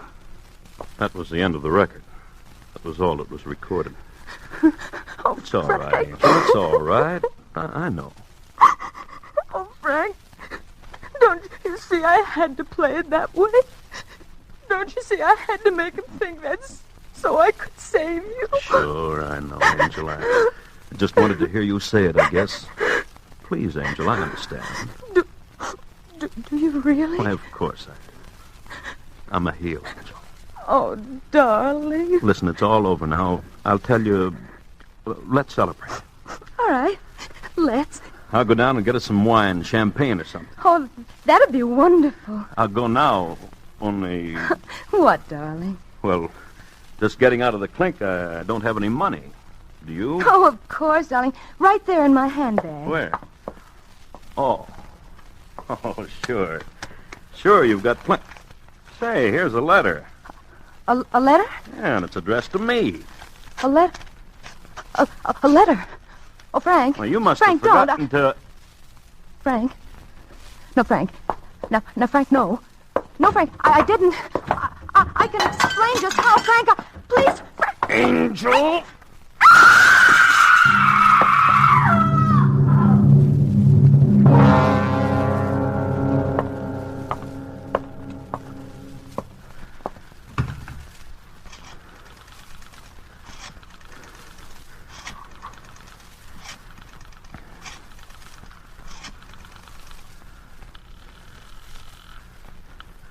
Lieutenant Trout, homicide.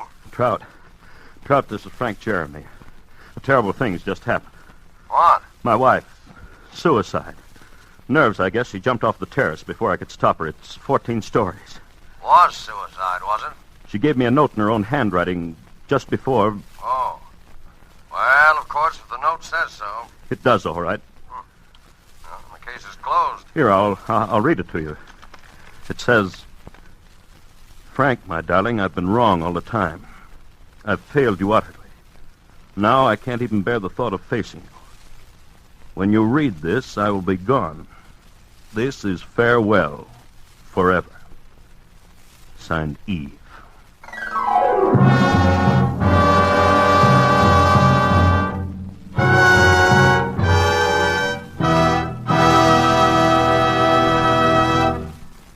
And so closes Eve, starring Nancy Kelly.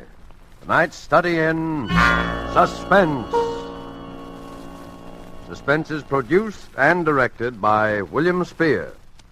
And now, further to intrigue you, we of Suspense present a special preview of our next exciting tale. And here it is, a tantalizing glimpse of our next adventure in Suspense.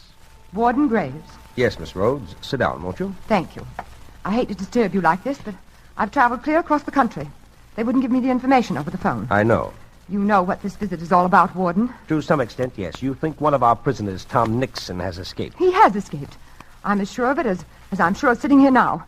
I saw him at large in New York City 2 days ago. You knew Tom Nixon well, Miss Rhodes? Knew him? He was my mother's murderer. My mother was Mrs. George Rhodes of Huntington, Long Island. She ran a boarding house there. He killed her on September 18th, 1933. We have all the records of the crime, Miss Rhodes. Tom was Mother's chief boarder for 10 years. Know him? Why, I sat opposite him at dinner table from the time I was a girl of 15. I knew him as well as I knew Mother. I'd know him anyway. I see. And now he's at large. He's free. Somehow or other, he's escaped this place. Maybe you're not aware of it. Maybe even his fellow prisoners aren't aware of it. But he's wormed his way out. And he's after me. He's after me. Oh, now, my dear young lady. Warden Graves. 10 years ago, when Mother was found murdered, I knew it couldn't have been anyone but Tom. I testified against him. I was the chief, practically the only witness at the trial. And when they sentenced him here for life, he swore to kill me. He swore in the open court to get even with me. For 10 years, I've lived in deadly fear. I've watched the newspapers for prison breaks. I've moved from house to house, made few friends. He's hung over me like a shadow. Even though I told myself he was locked up here forever. And now it's come. And where exactly did you see the prisoner, Miss Rhodes? That's just the point. That's why I know he's after me. I saw him in my own apartment house. Well. He has a job there, running the elevator at night. That's what makes it so horrible. I've never married, Warden Graves. I live all alone in a small 3-room penthouse on the 18th floor of an office building. The other night, about a week ago, I came home alone from the movies after midnight. The big marble lobby of my building was deserted, except in a far corner near the elevator with his back toward me, there was a man, down on his hands and knees, scrubbing the floor.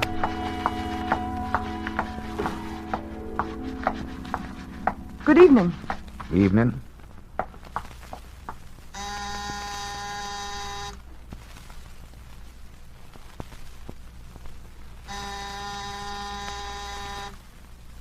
Well, where is everybody? Isn't the elevator working tonight? You want to go up in the elevator, Mum? Certainly. I'll be right with you. Okay, Mum. What floor? I was in the elevator, and he had started to ascend before I really saw him. It was Tom. His hair had turned white, and there was a horrible stoop to his shoulders. But everything about him, the crook of his head, his high, thin, bony nose, the hollow cheekbones, were all the same. And then he turned and stared at me. I could see those deadly, pale, cold eyes, those heavy eyebrows, still black, that familiar, quiet, sarcastic mouth. What floor, Mum? My floor. Yes, the penthouse, please. Penthouse? Where's that, on the roof? Yes, on the roof, please. 18th floor. Okay. Warden Graves. It was like being in a cage with a wild beast. He kept watching me, peering at me furtively as the elevator moved with agonizing slowness up and up past the floors. I shrunk back, averting my face. The light in the car was dim. My only hope was that he did not recognize me. Here's your floor, miss. Thank you. Good night. Good night. Good night. You can go back down. I don't need anything, thank you. What's the matter? Forgotten your door key? No, it's right in my bag. I'll find it in a minute. You want me to let you in? Let me in? No, good Lord. I got pass keys to all the doors. It's no trouble. No, thanks, but No, I have it right here. Good night.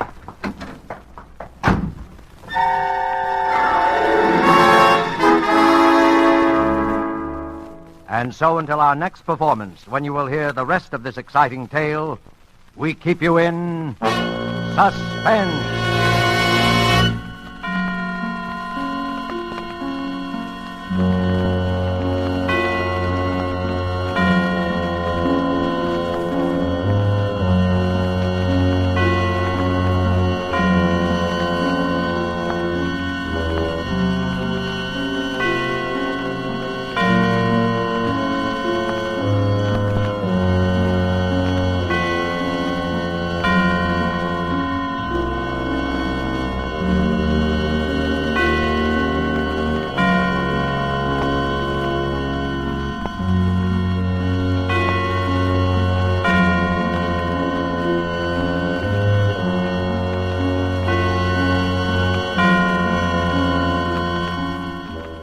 This is the Armed Forces Radio Service.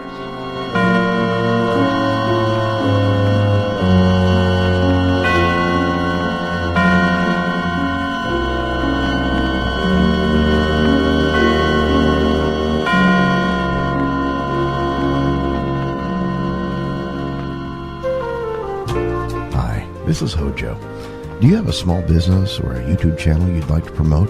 Well, if you do, you can promote it right here on our Retro Radio channel. That's right.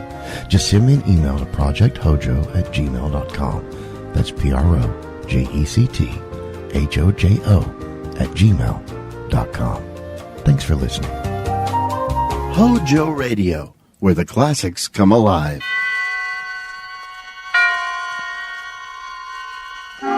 Suspense.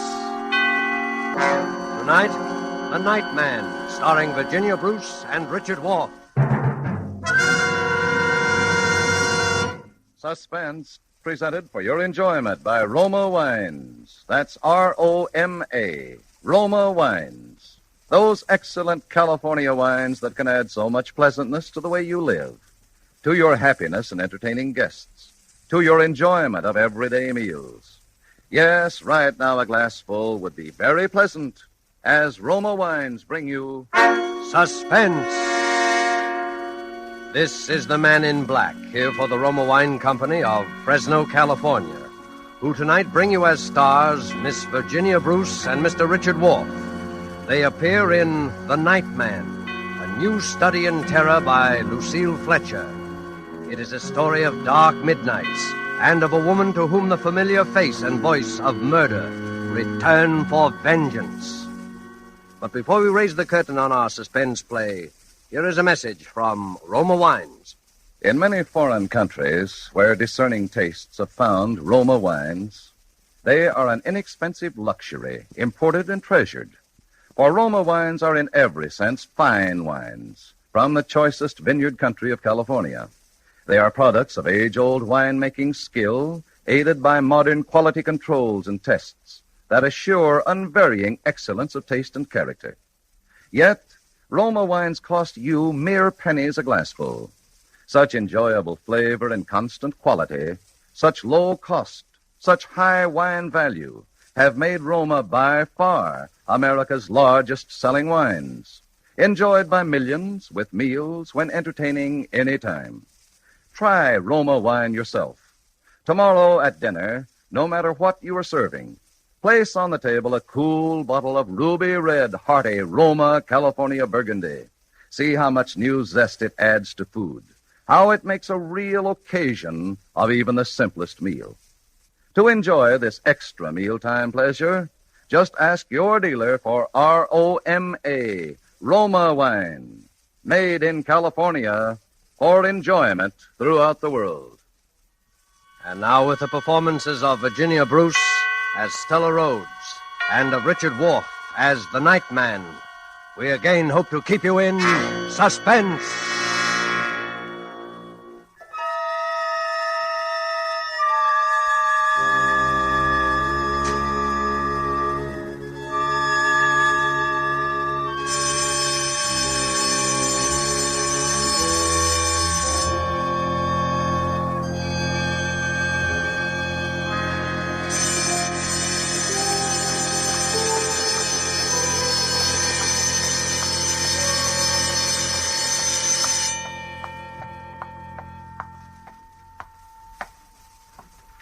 Warden Graves. Yes, Miss Rhodes. Sit down, won't you? Thank you. I hate to disturb you like this, but I've traveled clear across the country. They wouldn't give me the information over the phone. I know. You know what this visit is all about, Warden. To some extent, yes. You think one of our prisoners, Tom Nixon, has escaped. He has escaped. I'm as sure of it as I'm sure of sitting here now. I saw him at Lodge in New York City 2 days ago. You knew Tom Nixon well, Miss Rhodes? Knew him? He was my mother's murderer. My mother was Mrs. George Rhodes of Huntington, Long Island. She ran a boarding house there. He killed her on September 18th, 1933. We have all the records of the crime, Miss Rhodes. Tom was Mother's chief boarder for 10 years. Know him? Why, I sat opposite him at dinner table from the time I was a girl of 15. I knew him as well as I knew Mother. I'd know him anyway. I see. And now he's at Lodge. He's free. He's escaped this place. Maybe you're not aware of it. Maybe even his fellow prisoners aren't aware of it. But he's wormed his way out. And he's after me. He's after me. Oh, now, my dear young lady. Warden Graves. 10 years ago, when Mother was found murdered, I knew it couldn't have been anyone but Tom. I testified against him. I was practically the only witness at the trial. And when they sentenced him here for life, he swore to kill me. He swore in the open court to get even with me. For 10 years, I've lived in deadly fear. I've watched the newspapers for prison breaks. I've moved from house to house, made few friends. He's hung over me like a shadow. Even though I told myself he was locked up here forever. And now it's come. And where exactly did you see the prisoner, Miss Rhodes? That's just the point. That's why I know he's after me. I saw him in my own apartment house. Well. He has a job there, running the elevator at night. That's what makes it so horrible. I've never married, Warden Graves. I live all alone in a small 3-room penthouse on the 18th floor of an office building. The other night, about a week ago, I came home alone from the movies after midnight. The big marble lobby of my building was deserted, except in a far corner near the elevator with his back toward me, there was a man, down on his hands and knees, scrubbing the floor.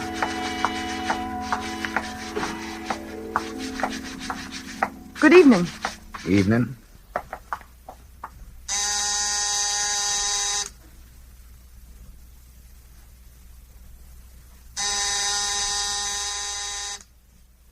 Well, where is everybody? Isn't the elevator working tonight?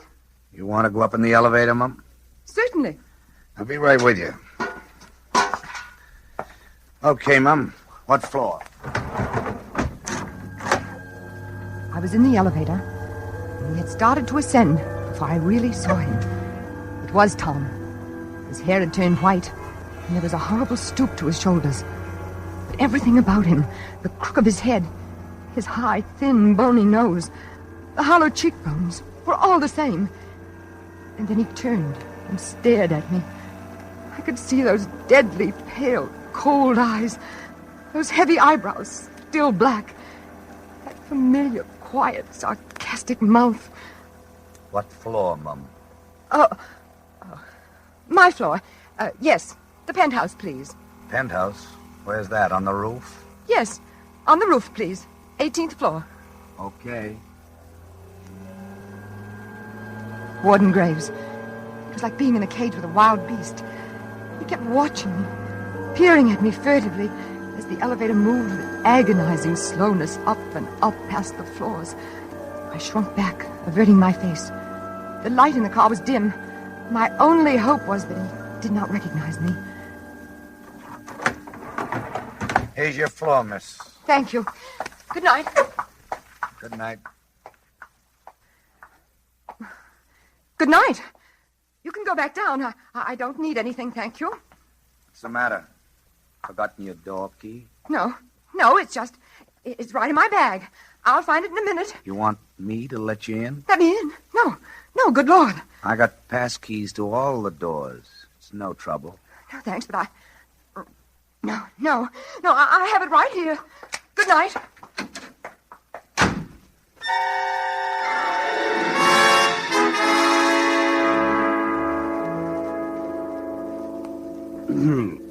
And that was the first time you saw him?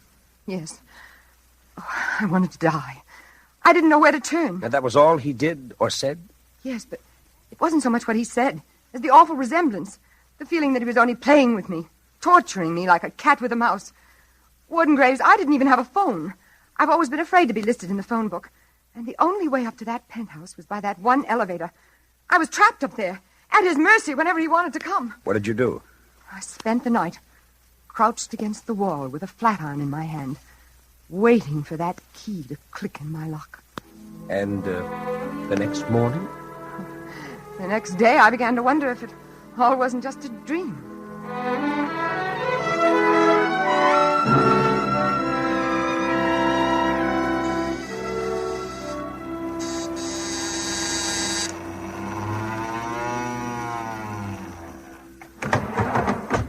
Good morning, Miss Rhodes. Good morning, Gallagher. Lovely weather we've been having. Lovely, dry and brisk, but not too brisk. Not overcoat weather yet. No, not overcoat weather yet. I was only saying to Foley this morning. Gallagher? Yes, Miss Rhodes, yes. Who's that new nightman running the elevator? The one who came on last night? Oh, Foley? You mean Foley, Miss Rose? Why, that's Charlie Foley. Nice old chap, ain't he? Very friendly and obliging, too. Treated me to coffee this morning before I came on. Charlie Foley? Yep, that's his name. They're very partial to the Irish here in this building. Gallagher, Foley. But he's a nice, trustworthy chap, Miss Rose. Honest, too. Good morning, Miss Rose. Good morning. Forget something, Miss Rose? No. Just about this Mr. Foley. It's just that he's rather odd-looking. I was wondering where he came from and if he's perfectly all right. All right. Let me tell you something. He was personally recommended by Ellsworth, Hitchcock, Pearson, and Scott, the owners of the place. And that's the first time that's ever happened in my experience. Don't you worry about him, Miss Rhodes. He's a good man, member of our union, and married with 2 children. Believe me, when the owners recommend a man. Well, it all sounds like a foolproof alibi, Miss Rhodes. And so you went back? I didn't want to, even then. I spent the day hunting for another apartment. But you know wartime New York, Warden Graves. There wasn't another apartment to be had. I let myself be convinced until that night when I saw him again.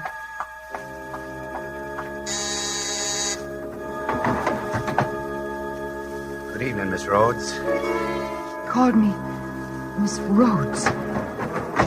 And now there was a cruel, sarcastic smile about his lips. The kind of smile I'd seen him give to Mama. You think he recognized you then? Recognized me? Warden Graves, I haven't changed. Perhaps I've grown a little thinner. Don't you see he'd come there only to trap me? He'd taken that particular job, plotted, schemed. Here's your floor, Miss Rhodes. It was only a question of when. When he was going to do it. When the axe was going to fall. He kept grinning at me as I stepped out of the elevator. Good night, Miss Rhodes. Good night.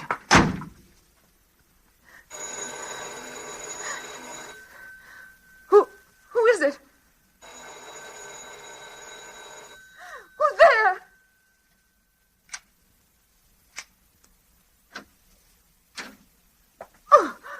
Oh, excuse me, Miss Rhodes. There wasn't any answer to my ring. What do you want? What are you doing here? It's your laundry. They told me to put it inside the door in case you weren't home. My laundry? Oh, but you knew I was home. You just brought me up. That's right. Excuse me, I guess I must have been thinking of something else. Yes. I'm sorry, Miss Rhodes. Very sorry. That's all right. Good night. It was a crazy mistake. There I was thinking you could get up here some other way. But there isn't any other way, is there? No. Even the service elevator doesn't get up this far, does it? No. It's just like you're all alone here. Alone. On the roof. Yes. Tom, if you come any closer, I'll kill you to hear. I'll kill you with my bare... What was that, Mum? Get out! Get out! Get out! It's my buzzer. I better answer it.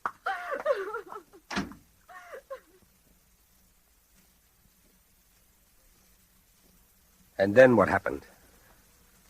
Nothing. He came back again that night? No. I haven't seen him since. I barricaded myself in that night. Once it occurred to me that I might escape by running down 18 flights of fire stairs. But the thought of meeting him back in the gloomy darkness kept me back. And I didn't know where the fire stairs ended. Perhaps in the cellar, where I would be utterly defenseless. It's too bad you don't have a telephone. Oh, it's horrible. The next morning, I got down to the public phone and put through the call to here. But it wasn't any use. That was the day I was out of town. Yes, but Warden, I still don't see why they couldn't have told me. After all, I was giving them information. It's one of our strictest regulations at Osawatomie State Penitentiary never to discuss any of our prisoners over the telephone. That's what they said. So you came all the way out here in person? Yes. And now you wish me to send someone to apprehend this man? I want you to bring him back, that's all. Back where he belongs. Miss Rhodes, Tom Nixon doesn't need to be brought back. He's here. Oh, no, Warden Graves. Please, I've seen him with my own eyes. Talk to him face to face. Maybe there's someone here calling himself Tom Nixon, but he's escaped. He's free. I know it. Will you just step this way with me, Miss Rhodes? No, I don't want to see him. I don't want to see his cell or talk to anybody or... Tom Nixon's dead, Miss Rhodes. He's buried in the prison yard. I'd like you to see his grave.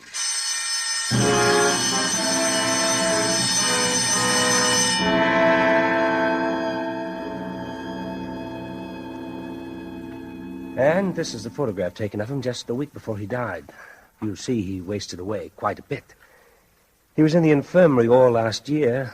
Became very religious, too, toward the end. Spent a good deal of his time praying. Praying? Mm-hmm. All the fight seemed to go out of him as soon as he knew he was seriously ill. But you'd say this was his picture, wouldn't you, Miss Rhodes? Yes, it's Tom, all right. Mm-hmm. And these little personal belongings... Ordinarily, we turn these over to the family, but in Tom's case, there wasn't much family. You'd recognize these as his. Yes, I don't know them all, but that gold watch, he used to wear it every Sunday at Mama's. He wrote a couple of notes before he died to a fellow prisoner and to the prison chaplain. You remember this handwriting? Yes, this seems to be it. Well, Miss Rhodes, now you feel a little better about your elevator operator? Hmm? You must think me a fool. No, an awful fool. Not at all, not at all. But the likeness was so extraordinary. It was almost like seeing a ghost. A ghost? Come, Miss Rhodes. Snap out of it. Now that you've gotten all this off your chest, isn't it perfectly obvious that that poor nightman's done nothing or said nothing to you at all out of the ordinary?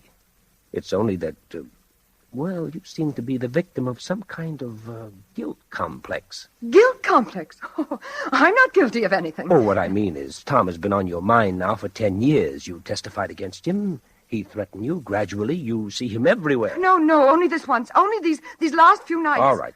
But now you know the truth. That should clear your fears forever. Tom's dead and buried. Now, go back and take a look at that nightman again. Now that you know Tom's dead, I'll lay odds the whole resemblance will vanish. Well, I hope so. My advice to you, Miss Rhodes, would be to go straight home. Use that elevator as much as possible. Get acquainted with this Foley fellow. For your own sake, try to get the better of these hallucinations. Otherwise, you'll start seeing poor Tom everywhere you turn. Well, I'll try, Warden Graves. Well, thank you. You've been very kind. Not at all.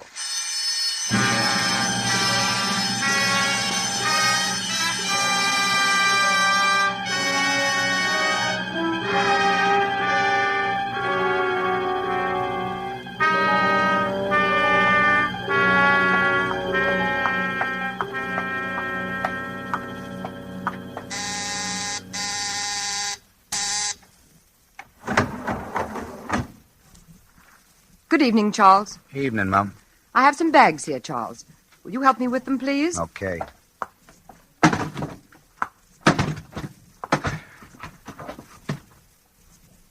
That all, Mum? Yes, thank you. This is for you, Charles. No, thanks, ma'am. I never take tips. It's all right. I'd like you to have it. I'm sure the superintendent wouldn't mind. The superintendent hasn't anything to do with it. Well, aren't we going to start? Yeah, in a minute. Been out of town? Why, yes, I have. You've gone quite a while. I didn't see you for 3 or 4 nights. I was in the country, visiting a friend. Oh. I Why, it's beautiful weather out there. The leaves are beautiful. I wouldn't know. You live in the city, Charles? Of course. Oh, isn't it hard to bring up children in the city? Children? Yes.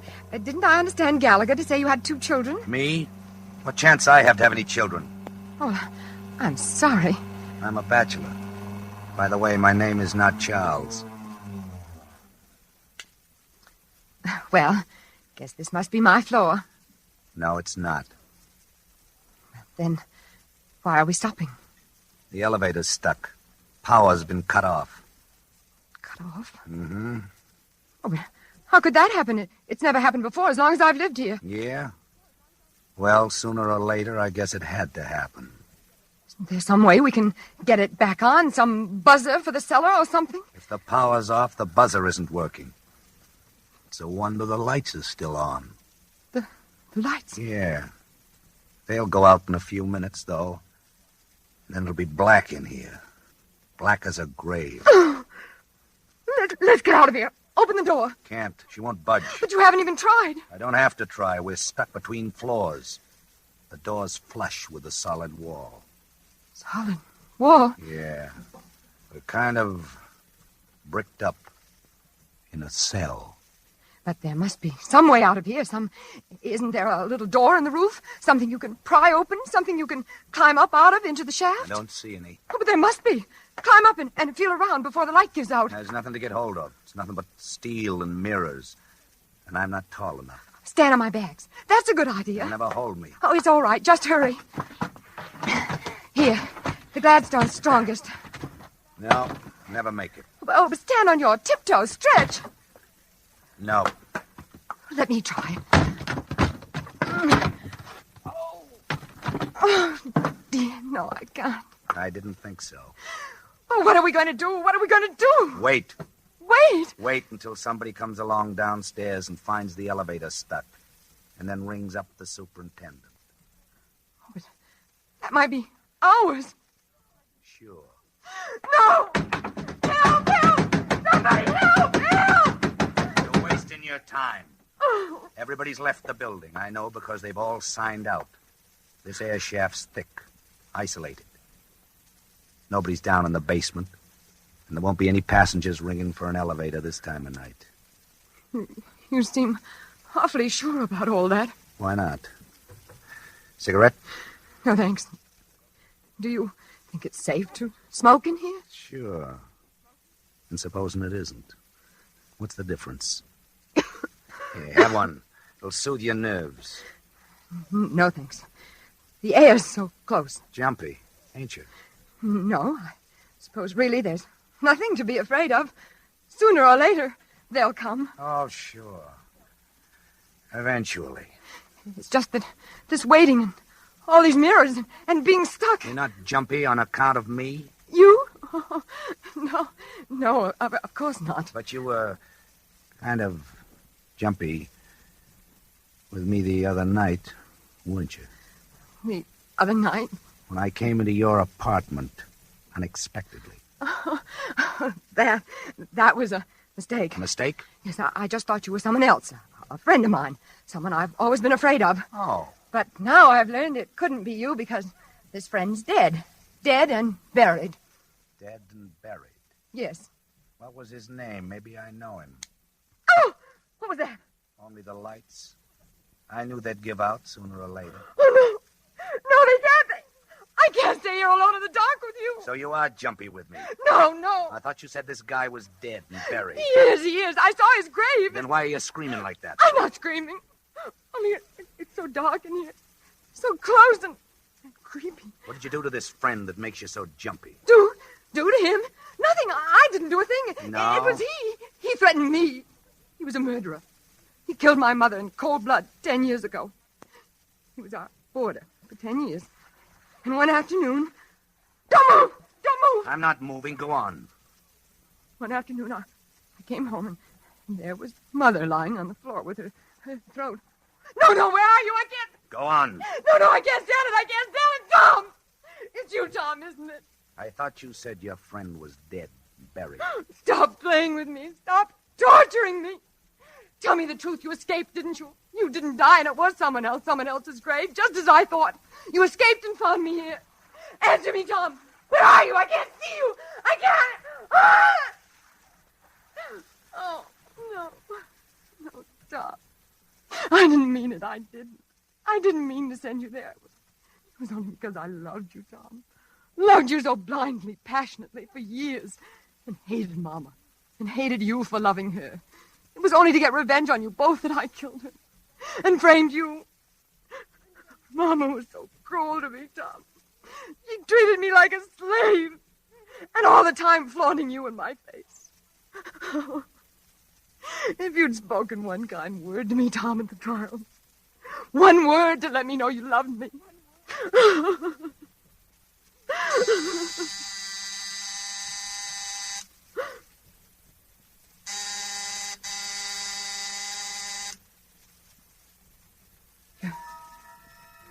You're going to kill me, aren't you, Tom?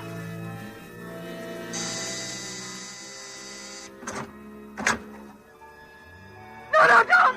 I don't want to die! I don't want to die! I don't want to die, Tom!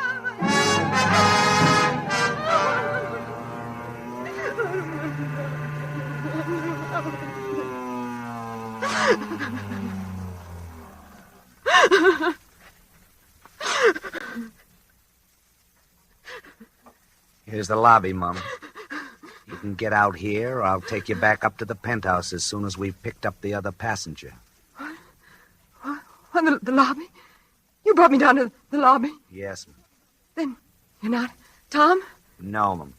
You're not going to kill me? I'm free? Yes, Mum. Then it was all just a crazy illusion. A nightmare because the power went off and you look so much like Tom Nixon. Oh, forgive me. Please forgive me for being so absurd. It's okay, Mum. And you'll forget about those silly things I said, won't you? I didn't mean them. It was just because I was beside myself.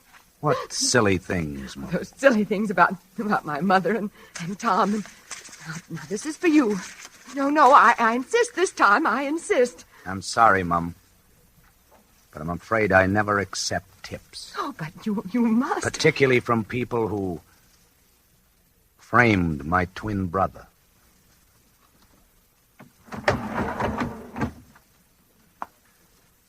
Good evening, Warden Graves. Good evening, Lieutenant Nixon. Well done.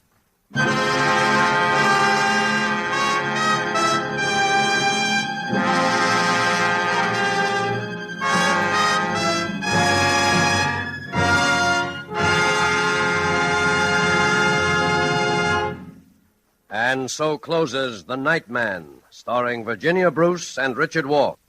Tonight's study in Suspense. Suspense is produced and directed by William Spear. To every woman listening tonight, I want to say a special word about making every dinner or supper you serve taste better. I want to urge you to start serving Roma wine with your meals. It's simple. The cost is very, very little, and it works magic in making food more enjoyable. You can serve Roma wine with any meal or any time in any kind of glass you wish. Serve it chilled. Try different kinds of Roma wine until you find those you enjoy most of all. Try hearty red Roma California Burgundy or the delicately delicious Roma California Sauterne. The cost is only pennies a glass, but you'll find even a pickup supper tastes like a banquet. Get Roma wines today. If your dealer is temporarily out of them, please try again soon. Just ask for R-O-M-A, Roma Wines, America's largest selling wines, made in California for enjoyment throughout the world. Richard Wolff appeared through the courtesy of Metro-Goldwyn-Mayer, producers of Mrs. Parkington. Next Thursday, same time, you will hear Mr. Van Johnson and Mr. Keenan Wynn as stars of Suspense. Presented by Roma Wines, R-O-M-A, made in California for enjoyment throughout the world. Remember this, the war is not over. For every reason, patriotic and personal, continue to buy and keep war bonds. Put as much of your money as possible where it will serve as a reserve to be used in the future. War bond dollars now can mean the realization of your long-range peacetime objectives.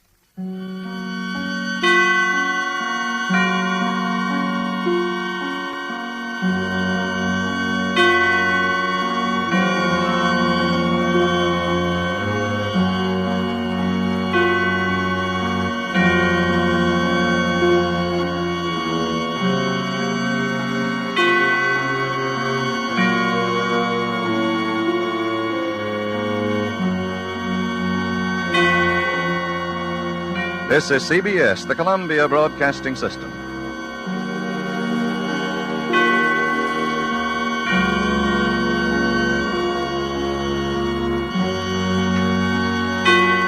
Is the sweetheart you married the husband you expected him to be? Has the war created new problems for you in your marriage? To answer these and other personal problems brought in by your friends and neighbors, ARID presents John J. Anthony, founder of the famed Marital Relations Institute, in a brand new program of daily sessions of kindly and helpful advice.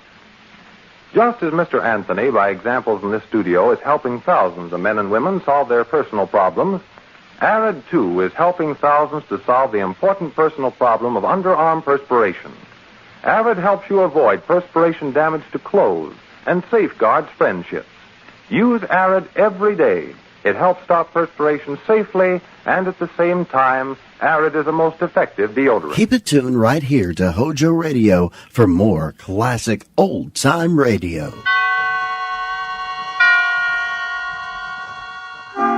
Suspense.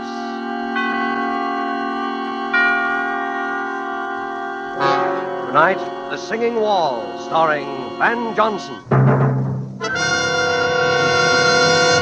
Suspense is presented for your enjoyment by Roma Wines. That's R-O-M-A, Roma Wines. Those excellent California wines that can add so much pleasantness to the way you live, to your happiness in entertaining guests, to your enjoyment of everyday meals. Yes, right now, a glassful would be very pleasant as Roma Wines bring you Suspense.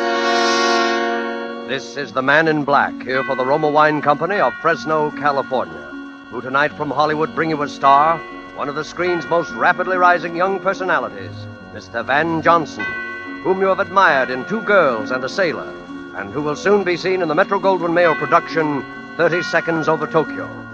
And so with The Singing Walls, adapted from a short story of Cornell Woolrich, and with the performance of Van Johnson as a young man who awoke one morning to find himself in a very serious jam, we again hope to keep you in suspense.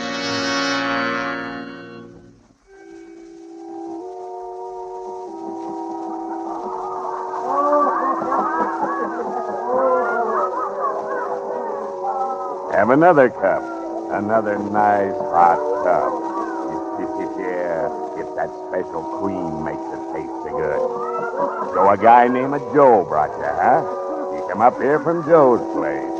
From Joe's place.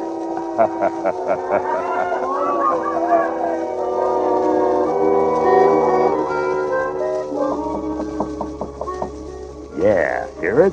Ain't that pretty? Yeah, that's right. It comes right out of the walls. Singing walls. We got hot and cold running water here and singing walls, yeah.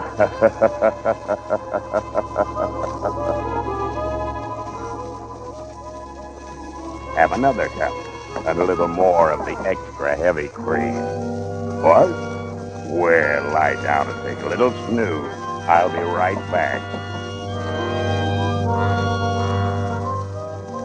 Hey, look at you.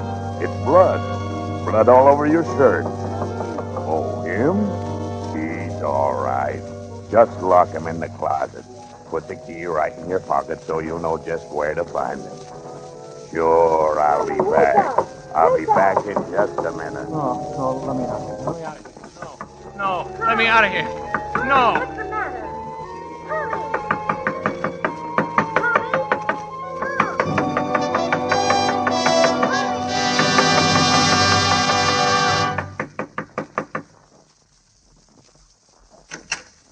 Tommy, wake up. What? What is it? I've been knocking at your door the longest time. You were having a dream or something. Yeah. Gee. What time is it? It's way afternoon. You came in pretty late. I did, huh? Toss me my bathrobe, will you, sis? Don't you know what time you got in? No, not exactly. Oh, Tommy, I know it's tough not having a job all these months. But the kind of people you're getting... Oh, my head. Have anything to eat last night? Yeah. They bought me some coffee and... Coffee? Who did? Where was this? Oh, well... Honest, sis, it's no alibi, but I don't remember where I was. Only just now I seem to be dreaming about it. About what? About last night. I could hear you banging on the door all the time I was dreaming. And it seemed as though I wasn't dreaming at all. I was remembering a lot of things. What sort of things? Oh, I was all mixed up. There was a guy with a kind of frog voice that kept giving me eats and coffee. I was sort of floating. And there was a place with music coming out of the walls. There was something about blood on my shirt and a key to a closet. Tommy, you're shaking like a leaf. Yeah, it was a pretty scary dream, all right. If it was a dream. Well, you get dressed and come on downstairs. Here, I'll get you a clean shirt. No, I better wear the old one. I've worn it only once. But it's all messy. Yeah, it does look kind of... Mildred, What? my shirt. Give me it. Now what's the matter? Look, Mildred. That's blood. Well, I guess it is. I know it is. Just like it was in the dream. Oh, Tommy, don't be silly. You must have hurt yourself somewhere. But I didn't. Look. There isn't a scratch on me. Well, then you got in a fight. Maybe. What else could it have been? That's what I'm trying to think. Well, stop thinking and hurry up and get dressed. Oh, my goodness. Look at the way you threw your clothes around last night. Trousers on the floor here. Oh, dear. Everything all over the place fell out of the pockets. I'll pick it up. You get dressed. Thanks. Didn't come home with much, did you? I didn't have much to start with. Well, I'll put it all up here on the bureau. 25 cents and change in your keys. Now, hurry, will you? What did you say? I said hurry. No. Oh, I said I put your change and your keys up on the bureau. Keys? Yeah. Mildred, I only have one key. Well, there are two there now. I know. Let me see them. Here. One's the key to the front door. But the other one? Doesn't belong to any door in this house. It's the key to the closet. What closet? Last night. It wasn't a dream. Tommy, what are you talking about? Mildred, you better call Danny right away. But he's on duty. I know, but get him over here right away. Tommy, what is it? Last night, I think I killed a man.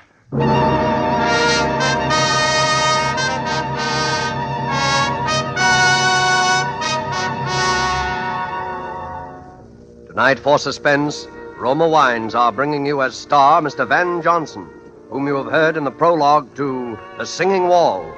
Tonight's tale of Suspense.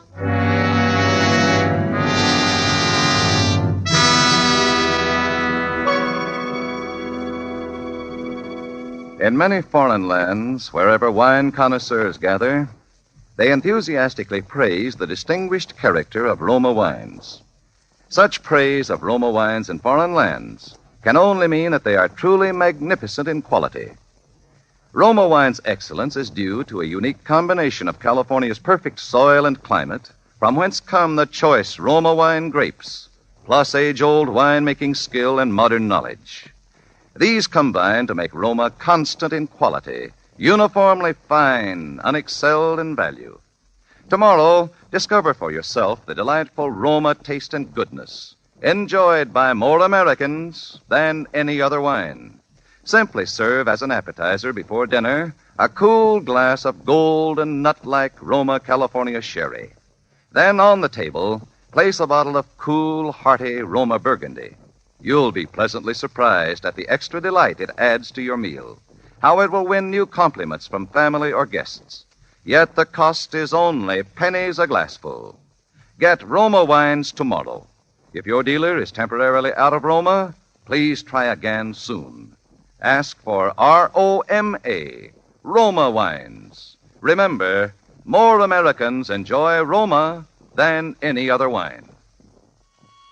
And now it is with pleasure that we bring back to our soundstage Van Johnson as young Tom Cochran in The Singing Walls, a tale well calculated to keep you in suspense.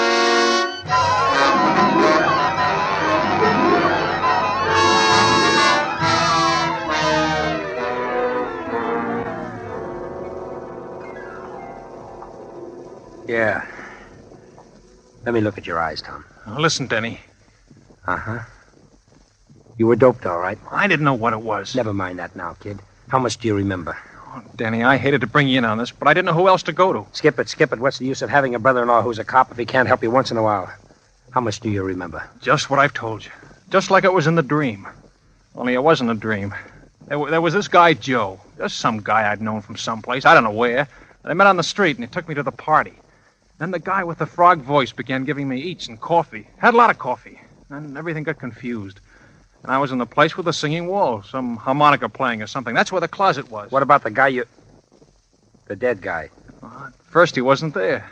And then he was. He was sort of slumped over in a big armchair. And then frog voice put him in the closet? That's what I remember. And then he left. And I suddenly seemed to realize that the guy in the closet was dead. That's when I got out of there. I don't know how. You don't have any idea where it was? No, I didn't even know where the party was. And you never even seen any of these people before? Except this guy, Joe, who took me to the party. And that's all I know about him. Just a guy named Joe that I knew by sight from someplace. But I don't know where, or his last name, or anything. Whew. There's not much to go on, is there, kid? No, not much.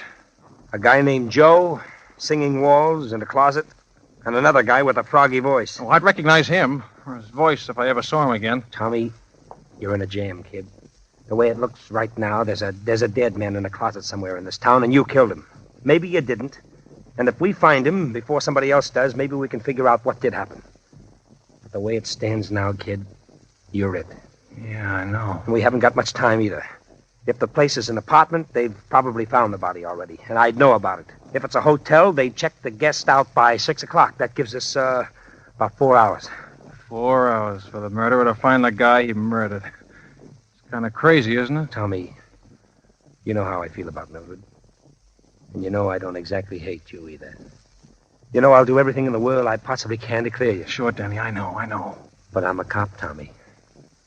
And if you did do it, you know I'm going to turn you in, don't you? Sure. I know that, too. Okay, kid, okay. Now let's start from the beginning. What about this guy, Joe? But I don't know anything about him. You know his name, you know his face. Now think, Tommy, think. I'm trying to. Oh, if I could only remember. If I could only remember.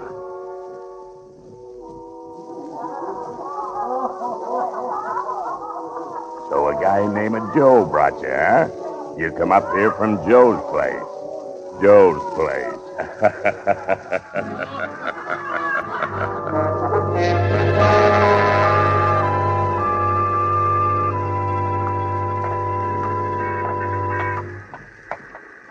You see, Tommy, when you remembered that, you told me where Joe is. I did? Yeah, sure. You see that sign over that restaurant? Yeah, Joe's place. Joe's place, yeah! Tommy, you were playing with bad boys last night, and this is where bad boys hang out. So? It all clicked when I remembered. You said the guy with the frog voice asked you if you came up there from Joe's place. He didn't mean where Joe lived or anything. He meant this place. He thought maybe you were one of the boys. Well, how did I ever meet this Joe? I've never been here in my life. He runs another place more respectable as a sort of cover. About 3 blocks from our house, the Grotto. Hey, that's right. Yeah, remember now? If my hunch is right, Joe is going to be plenty surprised when he sees you walk in there. Me? Walk in there? Now, don't worry, kid. Just walk in and sit down at a table. If you're not out of that place in a couple of minutes, I'll know you recognize the guy, and we're on the right track. I'll come in as though I didn't see you and go to the phone booth. Then what? Then we'll see, kid. Are you okay? Okay. Oh, one thing more. If he offers you anything to eat or drink, take it. Sure. Well, here goes.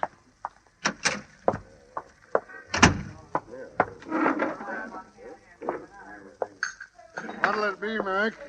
Orange juice. Right. Well, what do you know? Hello, Tommy. Well, hi, Joe. What are you doing down in this part of town, kid, huh? Oh, I had to come down and see a guy. I didn't know you had this place. Just a little sideline. It's where I first started, you know. Sure. 1 orange juice. It'll be 10 cents. Oh, no, you gotta have a little something to eat on me, kid. What do you have? Coffee, at least, huh? Well... Nice hot cup? Yeah, okay. Coffee for the gentleman, Larry, with the, extra heavy cream. Understand? The extra heavy? Sure. I'll take tea with lemon. Hey, Tommy, where'd you disappear to? I was looking all over for you. Oh, that's the funny thing. I don't even remember. I get it. Well, a guy has to cut loose once in a while, huh? Here you are. One coffee with extra heavy cream. One tea. Well, this'll warm you up. Wait a minute. Hey, who are you? Oh, this is my brother-in-law, Denny. This is Joe. Say, you must have got things mixed up. You never drink coffee, Tommy. You only drink tea. Yeah, that's right. Here, you take the tea, give Joe the coffee, and I'll take the oranges. I don't like coffee. I never touch it. Okay, I'll take it. Thanks. By the way, Joe, you haven't got a little bottle I could pour this into, have you? Hey, who do you think you're kidding, Bub? I'm from headquarters. There's a badge. Oh, no, wait a minute. I didn't know that. I suppose you didn't know that what I'd find in this coffee if I took it down to have it analyzed, would you? Now, look, I don't want any trouble. I never had any. They'll tell you at headquarters. If it's a matter of dough... You can't buy your way out of this one, chum. I want talk, and I want it quick. What kind of talk? Where did you take Tommy last night? Oh, it was just a little party, a card party. Just coffee and cake. Yeah? And they slip things in people's coffee there, too. I don't know anything about that, honest. I hardly know the people. Who's the guy with the frog voice? Voice? I don't know any guy with a frog voice. Look, I don't want no trouble. They'll tell you at headquarters. Listen, there's a narcotics rap on this for somebody, and it could be you. Come on, where was the party? Courtney Square West, number 75. Some people named Sorrell. Come on, Tommy, and you're going too, Joe, just in case.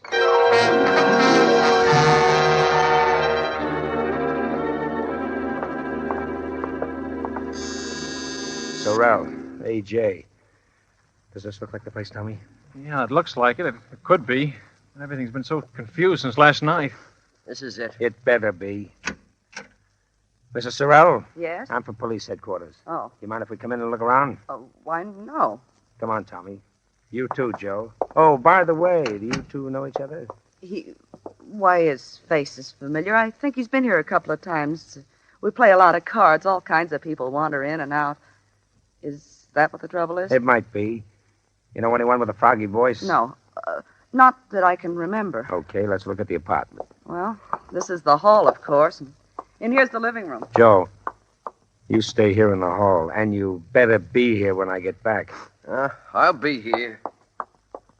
So, this is the living room. Uh-huh. This is the bedroom. Looks kind of messy now. See anything? No. Over here's the kitchenette. I see. That's about all there is to it. Denny, that closet. Oh, there's nothing in there. Just a lot of old odds and ends. Open it. Well, it's locked. All right, unlock it. I'm not sure where the key is. Then, lady, you'd better find it. Well, I'll try. Is this it, Tommy? There was a closet like that. And a window just over there where that one is. And the armchair and bed. Don't you remember? I can't, Denny. Let me have that key. Wait a minute. Here she comes. I think this is it. Try it. It sort of sticks sometimes. I'll help you. There it comes. See? Just a lot of old junk. Uh-huh. Come on, Denny. You sure? Sure. Come on. Well, I guess that's all, Mrs. Sorrell. Thanks for showing us around. That's all right. Hello, Joe. Still here? Yeah. You, don't mind if I stay here and visit a while, do you? No, I guess not. Well, goodbye. Goodbye. Thanks again. Goodbye. Good luck, copper. Oh, I'm sorry, Denny. Well, it was a try. What do we do now? I don't know, Tommy. We found Joe. Now, what about those singing walls? Come on, think, Tommy, think!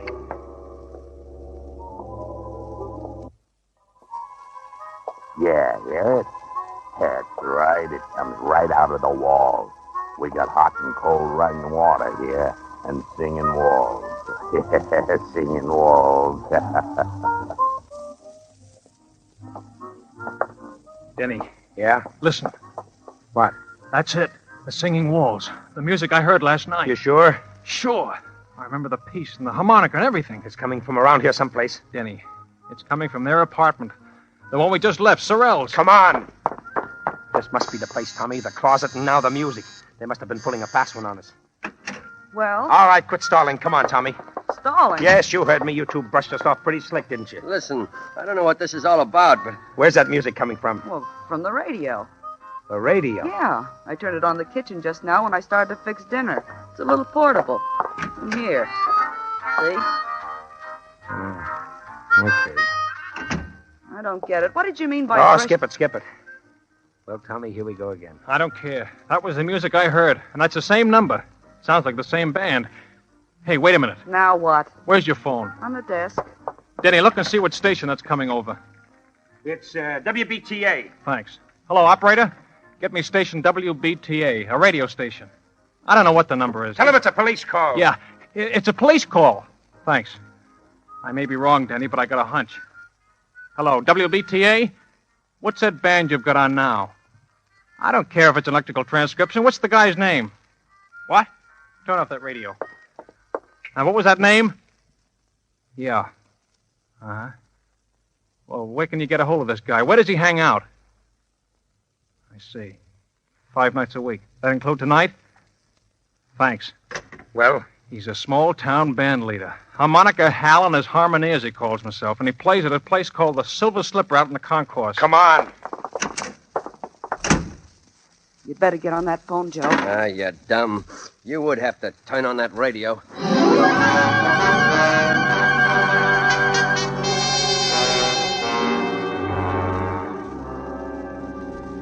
There's the Silver Slipper right over there. Okay, let us out here. Right. Yeah, here you are. Yeah, thank you, sir. It, look familiar to you around here, Tommy? I'm afraid it's a bum steer, Denny. Look, kid, do you know what time it was when you heard the music? It was just night. That's all I know. All right. They don't play recordings so much at night, particularly of small bands. And this Silver Slipper isn't on the air. So maybe you were out here someplace and you heard the band itself. Yeah, maybe. I know it's a kind of a long shot, kid, but right now it's the best we got. Let's case the joint. Okay. Don't look like there were any rooms with closets in the Silver Slipper. Denny, look, right next to it. Yeah, a hotel. That would make sense. Yes, and the shape you were in, you probably would have signed your own name, too. Come on. Oh, by the way, what time you got? 10 to 6. 10 to 6. Our deadline's getting pretty close, kid. Yeah. This better be right. Oh, what a place. If I could only remember. Well, there's the clerk. We'll see, kid. We'll see. Say, lady, you got a guy named Tom Cochran here? Tom Cochran? I don't know. Oh, it's all right. It's all right. We're friends of his. I'll see. When did he register? Last night. Yeah. Oh, sure. Here he is. Tom Cochran and Ben Doyle. Yeah. Room 209. I don't think they're in, though. Oh, no? No. I've been ringing them to see if they were going to check out by 6. I was just going to send somebody up. Shall I ring again? No. We'll sort of surprise him. Okay. Right up those stairs. They got to be out by 6 to pay for another night. Yeah, well, we'll take care of it. Let's go, Tom. Denny, did you see the handwriting on that register? Yeah. It was mine, all right, Denny. This is it, Tommy, one way or another. Yeah. Here we are. Don't put your hand on that doorknob, kid. Fingerprints, use your handkerchief. Locked. I got some keys. It's an easy lock. Here we go, kid. Denny, this is it. Close that door. That's the closet. Give me your key. Here, you better hold my gun on that door, just in case. All right. Denny, look out. Oh, he was just falling. He's dead. Oh, gee. This is... You remember now? Yeah. Let's have a look at him. Stabbed. And here's his driver's license. Benjamin Doyle. Denny. Give me it. Hello? Yeah, we found him all right. No, they're going to keep the room for another night. No, there's not a thing we want. We're in for it now, kid. Denny, look. On the floor over there. A clasp knife covered with blood. That's what did it, all right. Yeah. Hey. I know. It's mine. Tom, why didn't you tell me? Honest, Denny. I didn't even remember I'd lost it until I saw it there just now. Fingerprints all over it. As clear as though they'd been made in sealing wax. Right-handed, aren't you, Tommy? Uh-huh. Let me see your right hand. It doesn't take an expert to read these. Those are your prints, all right, kid? Yeah, guess they are. And you still don't remember? Honest, Denny, I don't. Can you think of any other explanation? No. There's the guy with the frog voice. I must have just dreamed him up. I don't know. Well, kid? You did all you could, Denny. But don't feel bad. We can plead insanity or something. Maybe we can prove you were doped. Maybe. You better call headquarters, Denny. Let's get it over with. All right. Where are you going? I don't want to phone from here. That clerk will listen in. There's no use getting all the wolves on us before we have to. Aren't you afraid I'll... No. I won't. I'll just have him send a detective car, kid. You won't have to go in the wagon. Thanks. Oh, you better let me have my gun. Huh? Oh, yeah, sure. I'll be back, kid. Lie down for a couple of minutes. You look kind of sick. I am. Oh.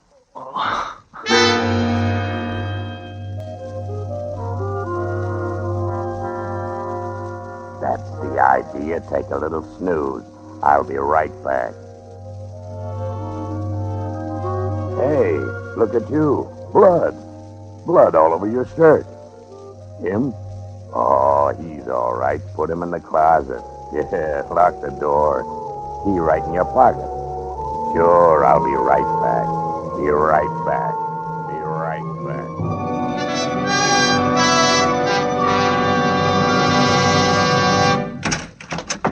Here he is. You? Yeah, me. What are you going to do with him, Froggy? Get him in the other room until his copper friend misses him and starts looking. Now, listen, I don't want to be in on anything like this. Shut up. You're in it up to your neck already. Come on, you. Come on, get up. Okay. And get going. Get going up the hall. Open the other door, Joe. Sure. Get in there. Let the guy, Frog? Yeah, Listen, Froggy, this don't look so good. There were people who knew you were getting ready to give it to Doyle. Sure, that's why I framed this guy. Oh, the trouble I went to. Doped him and brought Doyle in there while he was out. Planted the key on him, bloodied him up. Put the knife in his head. I still don't see how he ever come to in time. Yeah, but he did. So what? We frame him again. The music. Yeah. You like music, don't you? You're pretty sweet about music, eh? Well, for your information, that's harmonica hell rehearsing for tonight. And in this room, it comes through the window. On account of there is a window. But in the other room, it comes through the walls. On account of there ain't no window. Catch on? Better close the window, Joe. No, wait a minute. I do like music. You mind if a guy on a spot like I am hears a little music? What about it, Froggy? Sure. Leave it open. Let's have some music while we work. It'll cover up the noise if he makes any fuss. So, what's the new angle? Knock him out, dump him in the park. Dead by his own hand. Yeah. Remorse. We leave the gun beside him and plant some of Doyle's stuff on him. I got it. All right, get going. Tie him up. Put a handkerchief at his mouth and a coat around him. He's sick, see? We're taking care of him. Okay. Where's the car? It's around the back. It's around the back. Come on. Nobody will see us going out that way. You ready? Yeah. Take a look out the door. Okay. All clear? Yeah. Well, let's go. Lock the door after we go out. Okay. Down the hall to the back. All right. Hey, what? Drop those guns and put them up. Cover them up, you guys. I got him. Hey, what is this? You'll find out, Graziani. Get the gag out of the kid's mouth and untie him, Mike. Yeah, sure. Denny. Yeah, kid, I heard the music. I hoped you would. I asked him to leave the window open. I heard the conversation, too. Enough. Okay, boys, okay. Take them down. Right, All right, come on. But you don't need to copy it so Boy. Who are they? Graziani's a mobster. Doyle was one of his boys who double-crossed him. How you feeling, kid? Okay, I guess. It's kind of close. Yeah. All the way around. Yeah. Look, kid, skip it. I'm sorry, Tommy. Honest, I am. I thought you did it. Denny, until just now, so did I.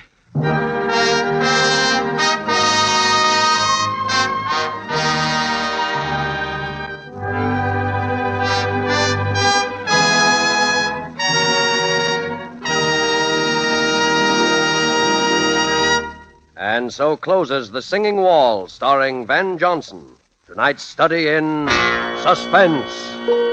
Suspense is produced and directed by William Spear. Have you discovered how much good wine adds to the enjoyment of food? How Roma wine makes even the simplest, most inexpensive meals really exciting events? All you need to do is place on the table with the meal a cool bottle of hearty Roma California Burgundy. Serve it in any kind of glass. You will find it delicious with any food. And if you are entertaining guests, you will find Roma wine just the gracious, festive note that makes any dinner party or get-together a happy, compliment-arousing occasion. And remember, Roma wines cost you only pennies a glassful. so any home can afford the pleasure they add to everyday living, to entertaining. Ask for ROMA, Roma wines. Remember, more Americans enjoy Roma than any other wine. Appearing with Van Johnson tonight in the role of Detective Denny Sullivan was Wally Mayer. Next Thursday, same time, the remarkable American singing actress, Miss Lena Horne, will be your star of Suspense. Presented by Roma Wines, ROMA, made in California for enjoyment throughout the world.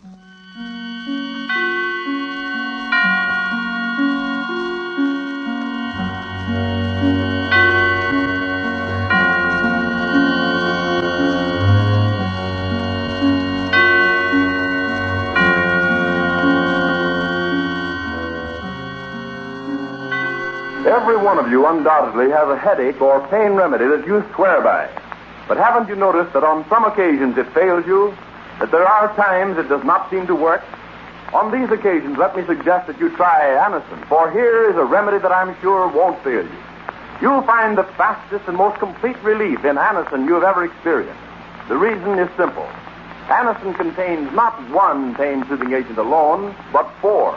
One of which is in all probability the remedy you now customarily take to relieve pain. You can get Anacin at your druggist for a few cents. Your money back if you're not pleased. I'll spell the name. Anacin. Stay tuned to HOJO Radio.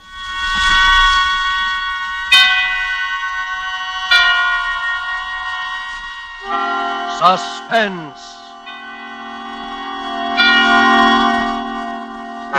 Tonight, You Were Wonderful, starring Lena Horne.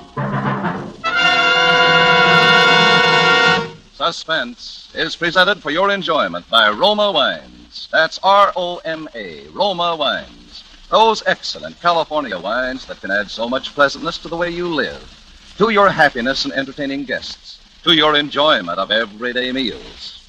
Yes, right now a glassful would be very pleasant as Roma Wines bring you Suspense. This is the Man in Black, here for the Roma Wine Company of Fresno, California. Tonight, Roma Wines bring you as star the remarkable American singing actress, Miss Lena Horne, who has recently returned to Hollywood following a triumphal Eastern tour to resume her picture career at the studios of Metro-Goldwyn-Mayer, in whose Technicolor production Ziegfeld Follies she will soon be seen. Tonight she appears as a noted entertainer called Lorna Dean, who found herself embroiled with dangerous intrigue and murder in a South American capital. And so with You Were Wonderful, and with the performance of Lena Horne, we again hope to keep you in suspense.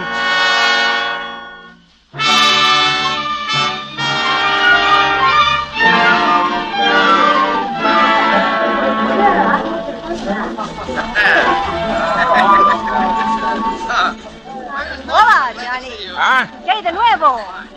¿Qué hay de nuevo, Johnny? Oh, sure. Sombrero. Yeah, check the sombrero. Good evening, Mr. Winfield. You wish the table? No, thanks, no. I'm just browsing. Is Ronaldo... Oh, there he is now. Oh, hello, Johnny. Hello. Hi, Ronaldo. Well, sit down. Have a little supper with me, No, no, thanks. I'm not hungry. Well, come on. Sit down anyway. All right, anything to please you, sweetheart. Tell me, how's business? Oh, fine. Great. Every time I get a bad break nowadays, Johnny, I get 2 good ones right after. Say, when did you ever get a bad break? Well, you know Jackie, my little singer. Yeah, sure, I know. Yeah, of course you do. Well, Jackie is quitting. Oh, that's too bad. And who do you suppose I'm getting? Just by the merest accident. Who do you suppose I'm getting to take her place, huh? All right, I'll bite. Lorna Dean. Lorna Dean? Oh, you're kidding. No! What do you think of that, huh? Very good, huh? Well, if you'll excuse the aspersions, Ronaldo, I think, what does a dame with an international reputation like Lorna Dean want to be singing in a third-rate cabaret like this for? Oh, no. Second-rate, maybe, but third-rate, no. All right, second-rate. But you can't pay her 1/10 of what she's used to getting. And what is she doing down here in Buenos Aires anyway? Oh, now, what you want to ask a lot of questions for? She's going to sing. That's good enough for me. Yeah, I guess it is. She's terrific, all right. Tell me, when does she start? 2 weeks from tonight. Why, Why did Jackie quit? It was kind of sudden, wasn't it? Oh, I don't know. She's nervous lately. She wants to go back to the States, I guess. Oh. Say, Johnny. Yeah? When are you going back? To the States? Uh-huh. Oh, 6 months, a year, 2 years, whenever this war's over. Don't you think you better go home maybe a little sooner, huh? Look, I don't want any lectures on my patriotism, if that's what you mean. Well, who's giving lectures? Down here we are, we are neutral. Yeah? Well, all right, that's what I am. The U.S. is okay, it's fine. It just happens that it never did so much for me that I feel like getting knocked off for it, that's all. Sure. I don't want you to get knocked off. That's what I'm talking about. What are you talking about? Your health, Johnny. Do I take that 2 ways or only one? One. Listen, Johnny, listen. I see these things before. Sometimes fellows stay around these places so long they forget all about home. And then one day, finish. I pay my bills, don't I, eventually? Johnny, don't talk that way. It's only because I like you, you know. All right. Cut it. Okay. Ah, here comes Jackie now. Ah. Alma del África lejana, llena mi pecho, mi... Ay, what's happening? Ay, Dios, ay. What's the matter? Come on, Ronaldo. I don't understand. She wasn't feeling well. Why didn't she tell me? She didn't have to go on. Coming through, please. Please stand back. Now, what's the matter here? This woman has been drugged, apparently. I am a doctor. Oh, I was in the way. Please let me through. Mr. Ronaldo, What do you want? I have no time now to... I want the job. Now. Job? Oh, it's you, Miss Dean. Couldn't you even wait until they looked the poor kid over before coming Did here? I ask you anything? Look, Mr. Ronaldo, I'm sorry for the girl, but I'm a singer, not a sob sister. I was going to start in 2 weeks anyway. I might as well start now. Well, all right then, until Jackie can come back to finish out. Oh, yeah? It'll be about the longest run on record then. What do you mean? This young lady is right, Senor Ronaldo. This girl is dead. Dead? Do you still want the job, Miss Dean? Yeah, I still want the job.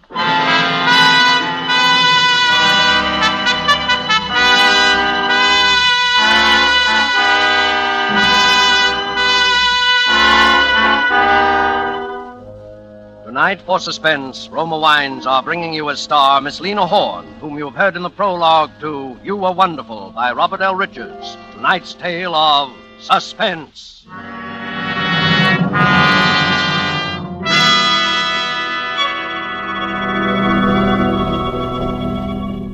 Roma wines made in California are of such uniformly superb quality that they are imported to many foreign countries as the choice of true connoisseurs of fine wines. Millions of Americans also enjoy the excellence of Roma wines daily, with meals and when entertaining. In fact, more Americans enjoy Roma than any other wines. They know that Roma wines are truly inexpensive for wines of such distinguished character. They know Roma wines are of unvarying superb taste and quality, the result of age-old winemaking skill combined with modern knowledge. All this for only pennies a glass. So for maximum mealtime enjoyment or when entertaining, serve Roma wines. A cool glass of appetizing Roma California sherry before dinner, a cool bottle of rich Roma California Burgundy on the table with the meal. You'll appreciate the enthusiastic comments of the family and guests. You'll be pleasantly surprised at how much added zest Roma wine brings to your table. Tomorrow, ask your dealer for R-O-M-A, Roma wines. If he is temporarily out of Roma, please try again soon. Remember, more Americans enjoy Roma than any other wine. And now we return to the scene of our drama, Rinaldo's on the waterfront of Buenos Aires, where a famous American entertainer, Lorna Dean, takes the spotlight from a dead girl to begin the strangest singing engagement of her career. A situation well calculated to keep you in suspense.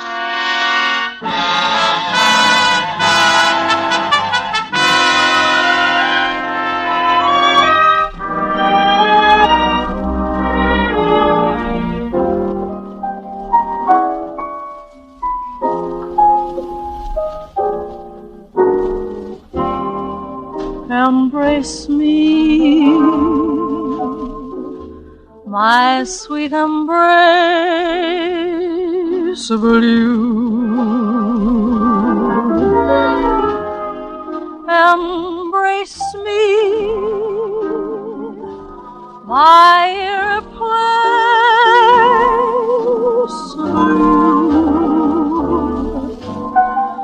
Just one look at you, my heart grew tipsy in me. You and you alone bring out the gypsy in me. I love all the many charms about you. Above all, I want my arms about you. Don't be a naughty baby. Come to your mama, do, my sweet embraceable.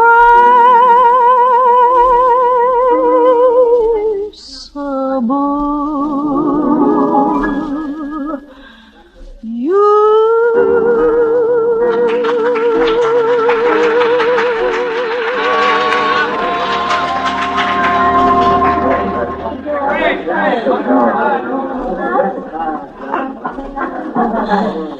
Gee, how was it, Johnny? You ask me that question every night. Don't I always give you the same answer? Maybe I just like to hear it. All right. You were wonderful, okay? Okay. We artists, you know, gotta hear that thunderous ovation. Hello there, Johnny. Oh, friends of yours? Well, business acquaintances, you know 'em? Well, that tall one's been giving me the glassy eye all through that monocle the last 3 nights. They're coming over. Maybe you want to talk to them. Well, Johnny. Oh, please don't go, Miss Dean. Oh, that's all right. I've got to argue with Ronaldo about a baby pink spot. You know, we artists. See you later, Johnny. Okay. Sit down, Mr. Harmon. Hi, Stingle. Good evening. Terribly attractive girl, what? My favorite singer, too. Oh, by the way, before I forget, Johnny, here's your remittance for the week. Oh, okay, thanks. And in that connection, old boy, I'm afraid I must tell you that we're not too satisfied with your work. Well, maybe I'm not too satisfied with the job. Oh, if you're not, it doesn't require such enormous intellectual powers that we couldn't find someone else to do it, you know. Oh, keep your pants on. I didn't say I was quitting, did I? And look here, old boy, all we ask you to do is report their names when they enter the harbor and their sailing time when they leave. Now, that's easy enough, isn't it? Yeah, sure. Only to find out those things, the guy has to ask questions. And when you ask questions, people ask questions back. Don't forget that. Oh, you have been reading too many spy stories, Johnny. After all, even if there's a war, some of us are still in business. And when you're in business, sometimes it helps to know when your competitors are shipping their goods. Yeah, okay. A guy likes to know what he's working for, that's all. About Miss Lorna Dean. I didn't know you were a particular friend of hers, Johnny. Oh, not particular, just friends. She took Jackie's place, huh? Yeah, and there's a couple of questions that nobody has ever answered about that either. I suppose there are. Too bad. Yeah. You know, I'd rather like to have a talk with Miss Dean. What about? Oh, singing. I didn't know you were such a particular lover of music. Oh, rather. Quite go for American folk songs. Primitive, you know. Stir the blood. What? Yeah? Well, here she comes back, and if you want my advice... I didn't ask for your advice, old boy. Now, you just run along for 10 minutes. What for? I want to have a little private talk with Miss Dean. And you don't know enough about music. Okay. Hey, Johnny, guess what Ronaldo's... Hey, Johnny! I'll be back when I'm wanted. Oh, please, Miss Dean, do sit down. Well, what was all that about? Let him go. All the better for me, you know. Now I can talk to you. Lance, perhaps you better not. Oh, nonsense. It's quite all right. Well, Miss Dean, it's nice to see you again. I'm still wondering why America's favorite thrush is singing here. Oh, I sort of like the place. I wanted to help Ronaldo out of a jam. Jolly good. I must confess I have a weakness for the place myself. Oh, have you? And how do you think Buenos Aires stacks up with Rio and all the other gay capitals of South America, eh? I like it. My tour didn't take me here, but I just couldn't leave without seeing it. Yeah. You know, I've always been a great admirer of yours, Miss Dean. I've heard you sing, I don't know how many times. Oh? Have you been in the States often? Oh, no. England. Shortwave, you know. Your voice carries very well over the wireless. Oh, you're English. Austrian. I lived in England most of my life, though. You know, down here on business. War, you know. Oh, terrible thing, this war. Yes. As I'm afraid it's been awfully disillusioning to a lot of people. Take your people in America, for instance. Not much for them to fight for, is there? Well, a lot of them are fighting just the same. I dare say. Anything better than what they have at home, eh? Strange war, though. The Japanese, now. I understand that they have certain very progressive policies towards the colored races. Except toward the Chinese, I suppose. Yes, well, the Chinese, backward people, you know, always have been communists and so on. Confusing just the same, isn't it? All this race business. I suppose it is to some people. Now, they're the Nazis. Cute devils. All this talk about a master race. They don't mean a word of it, you know. Can't we talk about something else? Oh, yes, of course, my dear. Now, let's talk about your music. You know, I'm really quite a fan of American music. A bit unbalanced on the subject, actually, I suppose. Oh, really? Yes. So much so that I think I might have a little financial proposition that would interest you. Hey, you. Are you speaking to me? Yes, go on, get out of here. You know what you're saying. Possible reason I don't know anything. I don't have any reason. I just can't afford to get into trouble myself. Maybe I just don't like your face. Now, go on, get out. Now, see here, get Ronaldo. out and don't come back. Oh, very well. Come along, Stengel. Good night, Miss Dean. Good night. Ronaldo, you're making rather a bad mistake, my lad. Ah, that's what you think. That's what I know. Good night. Well, giving my pals the bum's rush, eh, Ronaldo? Johnny, why do you want to hang around with guys like that? I don't hang around with them. I just do business with them. Sure, fine business. What do you know about it? I don't know anything yet, for sure. I just smell a couple of rats. Now you go home too, Johnny. We're closing up. Go on. Okay, Ronaldo. Hey, Johnny, you left in sort of a hurry, didn't you? Well, maybe I had orders to leave in a hurry. I kind of thought that might be it. Oh, I guess it didn't matter much. You seem to know the boys pretty well. Oh, I meet a lot of people in this business. Oh, sure. What'd they want? How did you know they wanted something? Because they generally do. What was it? Oh, they just wanted to make me a sort of proposition. What kind of a proposition? Well, I don't know, But what? I think it had something to do with singing, Uh-huh. You gonna take it? if there's money in it. Don't you care if money you earn has blood on it? No. Do you?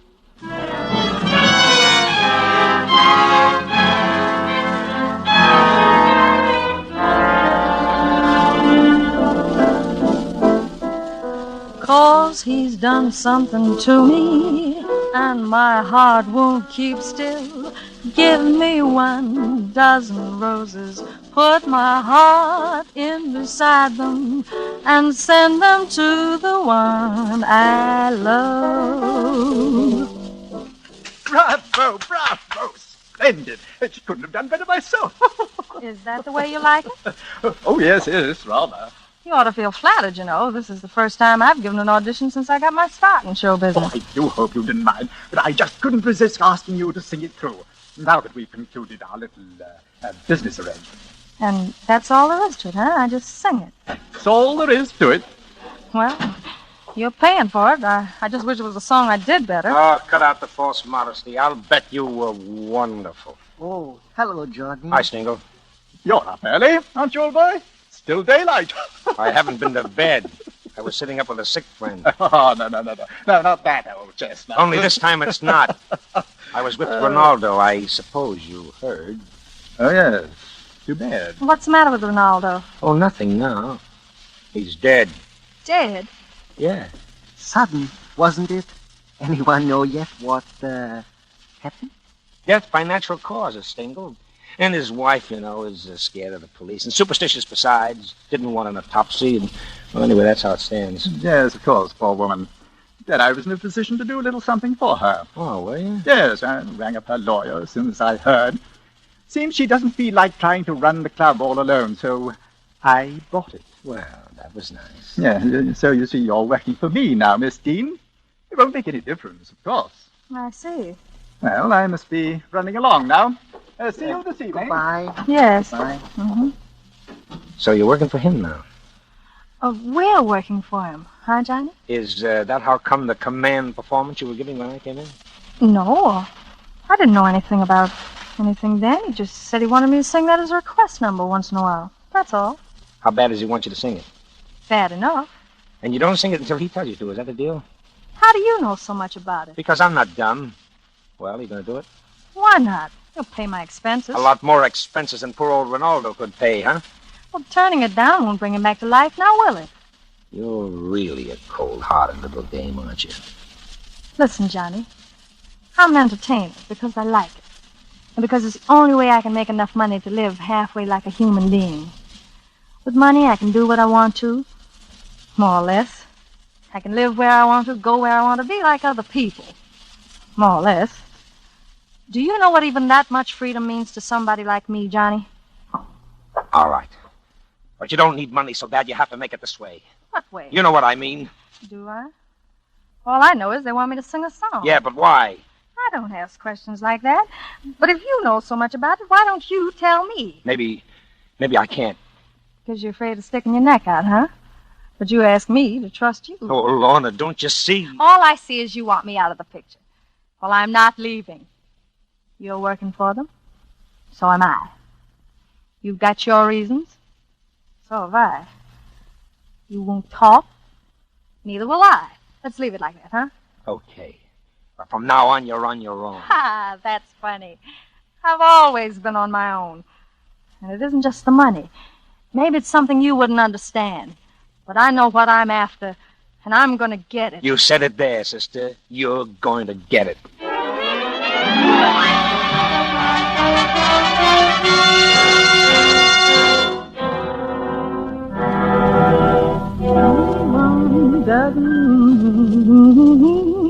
Beside them. Who is it? It's me. Ah, come on in. Hi, Lorna. Practicing? Oh, not specially. Oh, I thought maybe you had your orders. What orders? Oh, to sing that song tonight. Yes. How did you know? Oh, a little birdie told me. Look, I got your present. What is it? A little portable radio. It's a good one, too, made in the States. You know I don't speak enough Spanish, so that thing will do me any good down here. Aha, but don't forget the short wave. Short waves, wireless, what? Okay, Johnny, what's the gag? Oh, just something I want you to hear. You probably won't be able to understand it, but fortunately, in me, you have an accomplished linguist. Anyway, I can tell you enough. Rote Rosen, wer die 5, alles bereit hier? Erwarte Nachricht von euch heute Abend, Rote Rosen. Well, quite a little gadget, the wireless, huh? That wasn't Spanish. Right, and I'll give you 3 nice big guesses what it was. Johnny, wouldn't it be easier if you just up and told me what you came here to tell me? Don't play innocent with me. Don't try to tell me you don't know what this is all about. Maybe I just want to know how much you know. I know.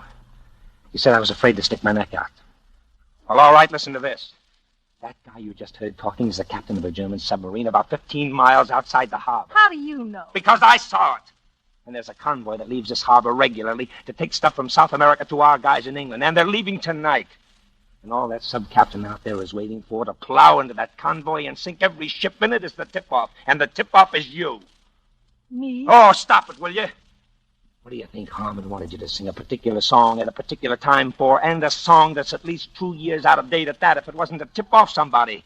You know your stuff is broadcast. Come on, use your head. Listen, Johnny, if you know all this, why didn't you tell me sooner? That's my business. Maybe I wasn't sure until now. Business. Yeah, business is just about the right word for it, isn't it? Okay. I didn't expect any thanks for it. But they're just using you for a fall guy, that's all. Oh, listen, Lorna, listen. You've got your life ahead of you, a great career back home, popularity, everything in the world to lose. And the stuff in those ships is going to save the lives of Americans. Coming from you, Johnny, that's real cute. All right. All right, so I don't have a country anymore, but you do. Johnny, listen. You remind me of a preacher I used to know back home. He figured he was such a good preacher because he knew so much about sin. He said he'd sin more than anybody else in the whole congregation. Go ahead. Laugh. Laugh, but I'm telling you for your own good. Get out of town. I can't, Johnny. I've got a date to sing tonight, remember? Shh. Who is it? Miss Harlan. We're about ready for you, Miss Dean. Oh, time for me to go on, huh?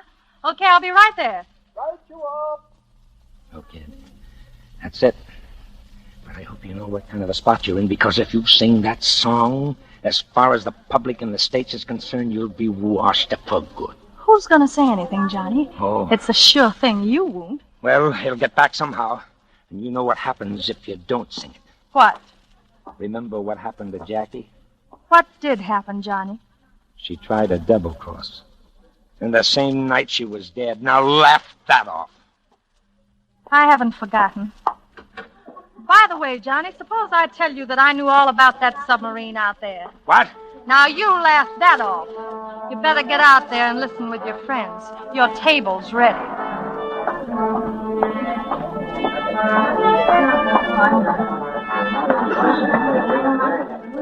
Oh, there, Johnny.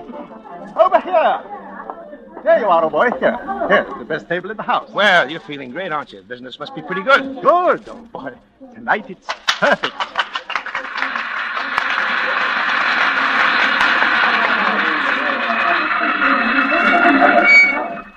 Thank you. Thank you very much. Tonight, I want to sing a song. I want to sing something that's been made a special request. It's a song that's very popular in my own country, and I'm sure it is with many of you down here. My country is of the sweet land of liberty. Of thee I sing, land where my fathers died, land of the pilgrim's pride. From every mountainside, let freedom ring.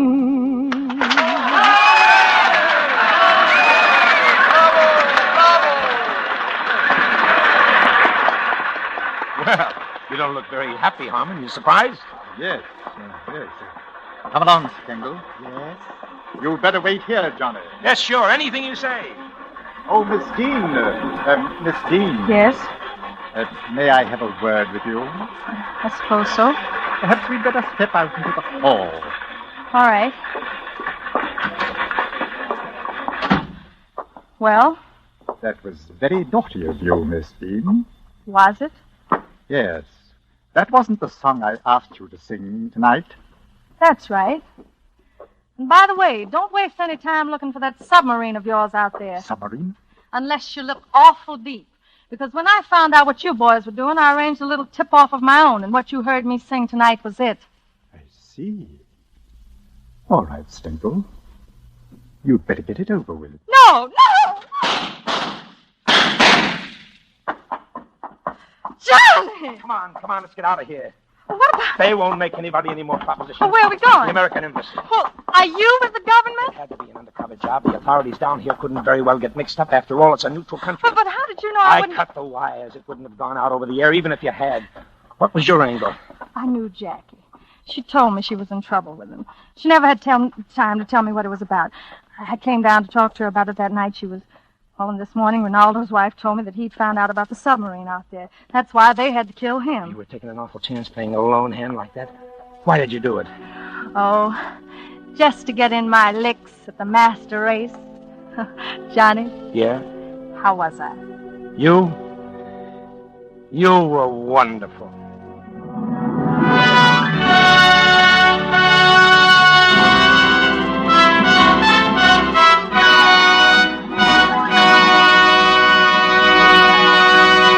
And so closes You Were Wonderful, starring Lena Horne. Tonight's study in Suspense.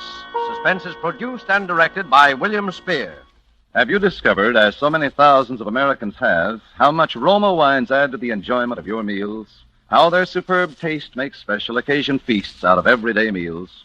Find out for yourself what a marvel worker Roma wine can be in giving any meal a new compliment-rousing zest.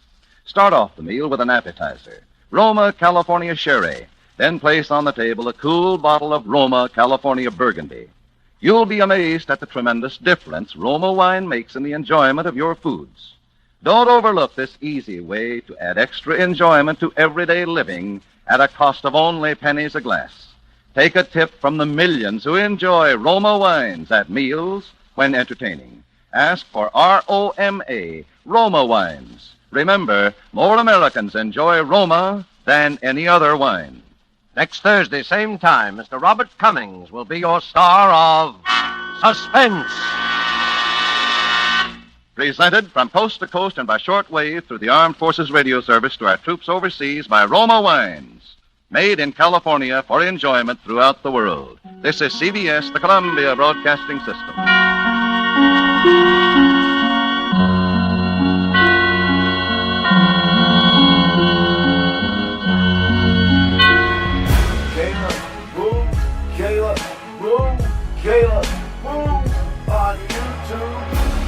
Cage, scraping and rage, turning the page, making a mage, fighting and blaze. Nothing but A's, gonna keep playing and banging for days, training and raiding, playing and skating. All the rules that she be breaking, all the fools that she be shaking, making them drool and making them wait.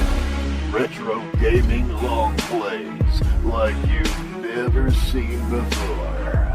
Check out Kayla Boo on YouTube for some fantastic long play gaming. Kayla Boo, Kayla Boo. Kayla Boo on YouTube. Kayla Boo, Kayla Boo, Kayla Boo on YouTube. Keep it tuned right here to HOJO Radio for more classic old-time radio. Suspense. This evening, The Dead of the Night, starring Robert Cummings. Suspense is presented for your enjoyment by Roma Wines. That's ROMA, Roma Wines. Those excellent California wines that can add so much pleasantness to the way you live, to your happiness in entertaining guests, to your enjoyment of everyday meals. Yes, right now a glassful would be very pleasant, as Roma Wines bring you Suspense.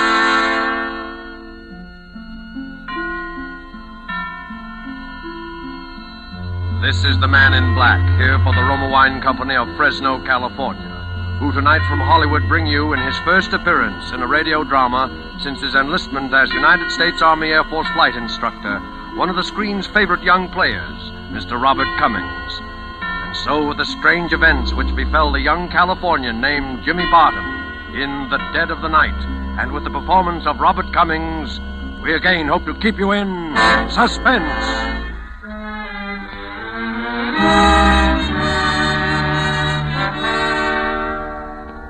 Helen and I had never been apart since our folks died.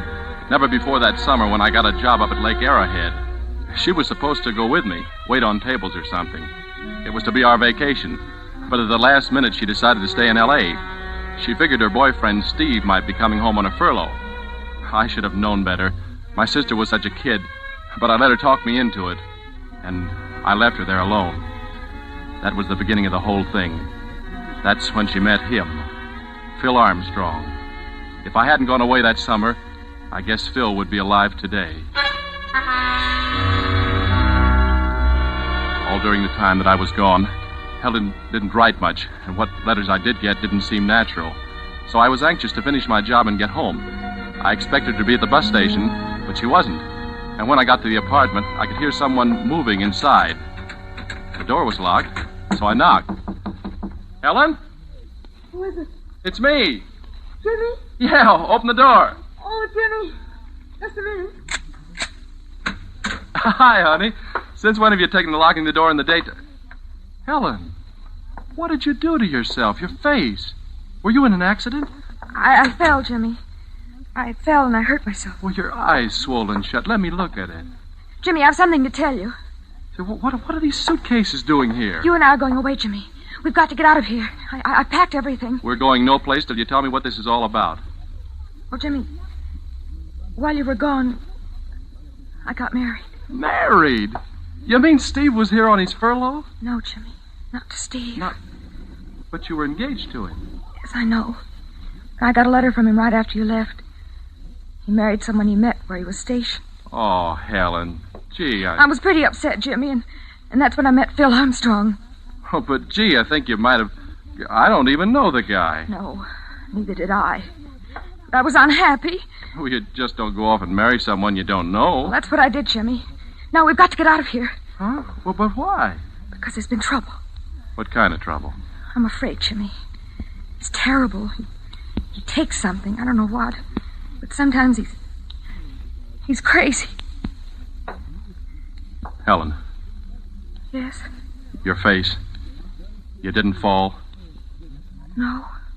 He did that. I'll kill him. He'll kill you. That's what I mean. That's why we've got to get away. Well, you can get a divorce, can't you? He threatened me if I even tried to get one. We'll put him under a peace bond. Well, what good would a peace bond be, Jimmy, if he killed one of us? So I let her talk me into running away. I guess I shouldn't have, but I knew that if I saw him after what he'd done to her... Well, anyhow, I'd saved my salary and I had some gas coupons. We didn't know where we were going, but we started out. I don't know what he'll do when he finds I've gone. Helen, don't you think we ought to go to the police? Oh, I'm afraid, Jimmy. I know him. I know what he'd do if he found out we'd reported him. But they'd protect us, Helen. They'd protect us. But what if he got to us before they got to him? And she looked so frightened, I thought it best to let her do it her way. We got to Santa Monica that night, and we stopped at a motel near the water. Well, a week slipped by, and Helen seemed to be forgetting. She didn't jump every time someone knocked at the door, and she began to get a nice tan. I managed to get a job. It was at McGuffey's Potluck Gallery at one of the shooting concessions on the pier. Then one night late, as I came home from work, I heard voices coming from our apartment. I knew who it was, and I knew that from what Helen had told me, it would be foolish for me to go in unarmed. So I ran back to the shooting concession. It didn't take long, but when I got back, the lights were out, and the sound of voices was gone. I tried the door. It was very dark. And then my foot struck something soft and heavy on the floor. I snapped on the switch, and the room was flooded with light. And I looked down into a dead man's face.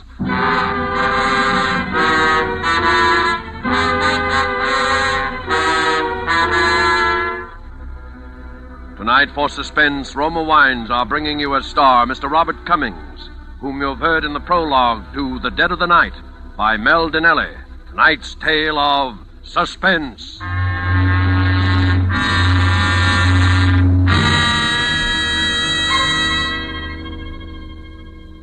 Yes, it is true that our own wonderful vineyard country in California produces in Roma wines that discriminating people in many foreign lands esteem as an imported delicacy. Yet you, here at home, can enjoy these distinguished Roma wines for mere pennies a glassful. Daily with your meals or when entertaining or any time, you can delight yourself and your guests with the wonderful taste that comes from age-old winemaking traditions perfected by modern knowledge. For a treat you are certain to enjoy, place on the table with dinner tomorrow night a cool bottle of hearty, rich red Roma California Burgundy. It doesn't matter what the meal is or what kind of glasses you use to serve Roma. It's good in any glass with any meal.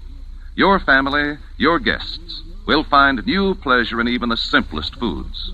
For Roma wine makes any meal a feast at only pennies a glass. Try it yourself tomorrow. Ask your dealer for R-O-M-A, Roma wine. Remember, more Americans enjoy Roma than any other wine. And now it is with pleasure that we bring back to our soundstage Robert Cummings, who, as young Jimmy Barton, resumes his narrative concerning the death of a brother-in-law in The Dead of the Night, A tale well calculated to keep you in suspense.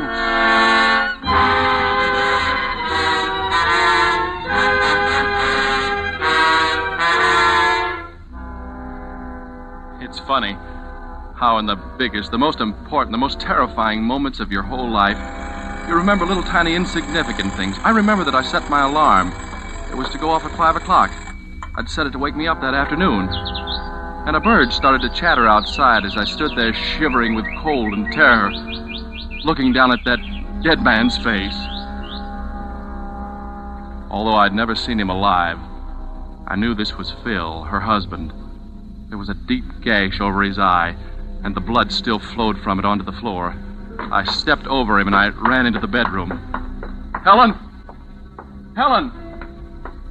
But there was no one in the bedroom, nor in the kitchen. And then I heard the front door open. Jimmy! Close that door, Helen. Oh, Jimmy! Close it, do you hear me? Be quiet. Turn the lights out. Be quiet, I tell you. Oh, Jimmy, what have I let you in for? Stay where you are. Don't move, Helen. Who is it?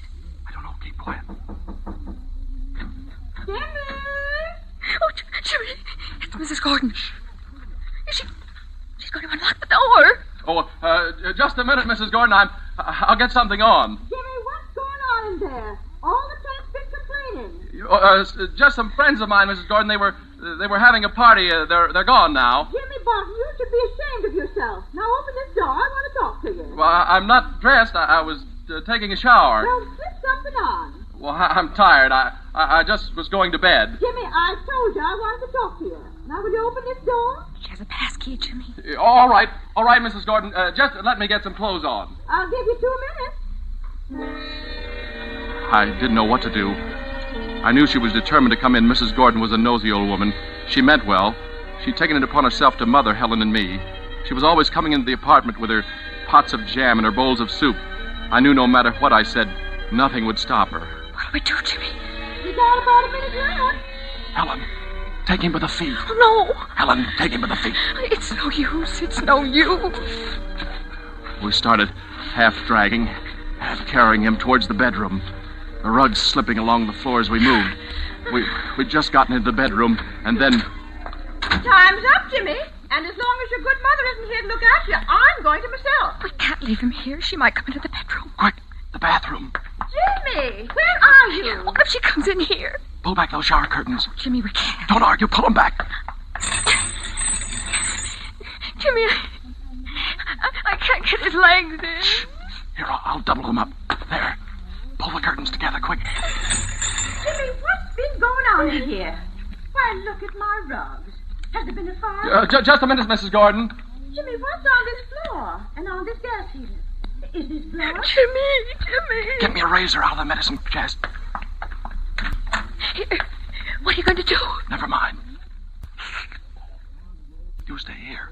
I'm coming, Mrs. Gordon. Well, just as I suspected. You've been frightened. And you've hurt yourself. Now let me see your hand. Oh, it isn't bad, Mrs. Gordon. Oh, no wonder you didn't want me to come in. Where's Helen? She's out. She hasn't been here all evening. Well, let's look at that hand. Oh, it isn't bad, Mrs. Gordon, really. You let me see that hand.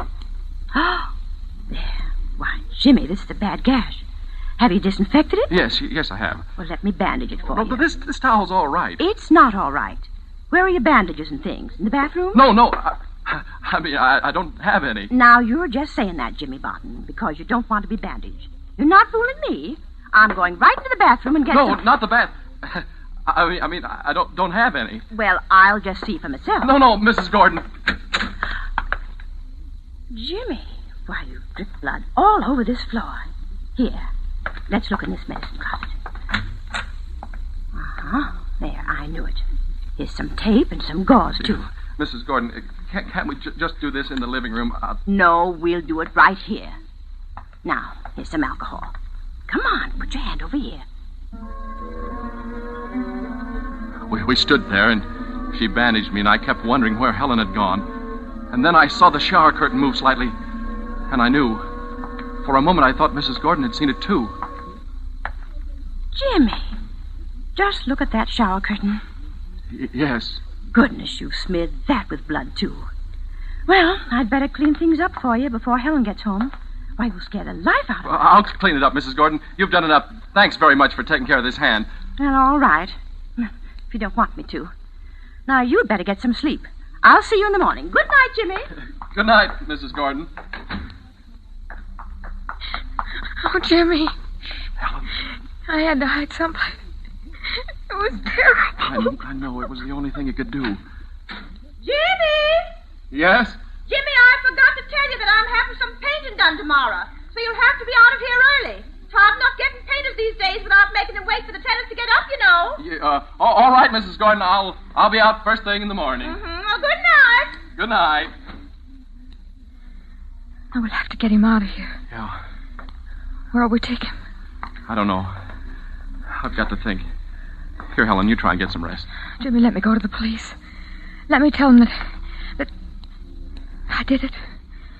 Let me tell them what he was. They won't do anything to me. No. You try and rest. What time is it? It's about 6. 6. We've got 2 hours before the painters get here. What are we going to do, Jimmy? Let's see. So there's a car.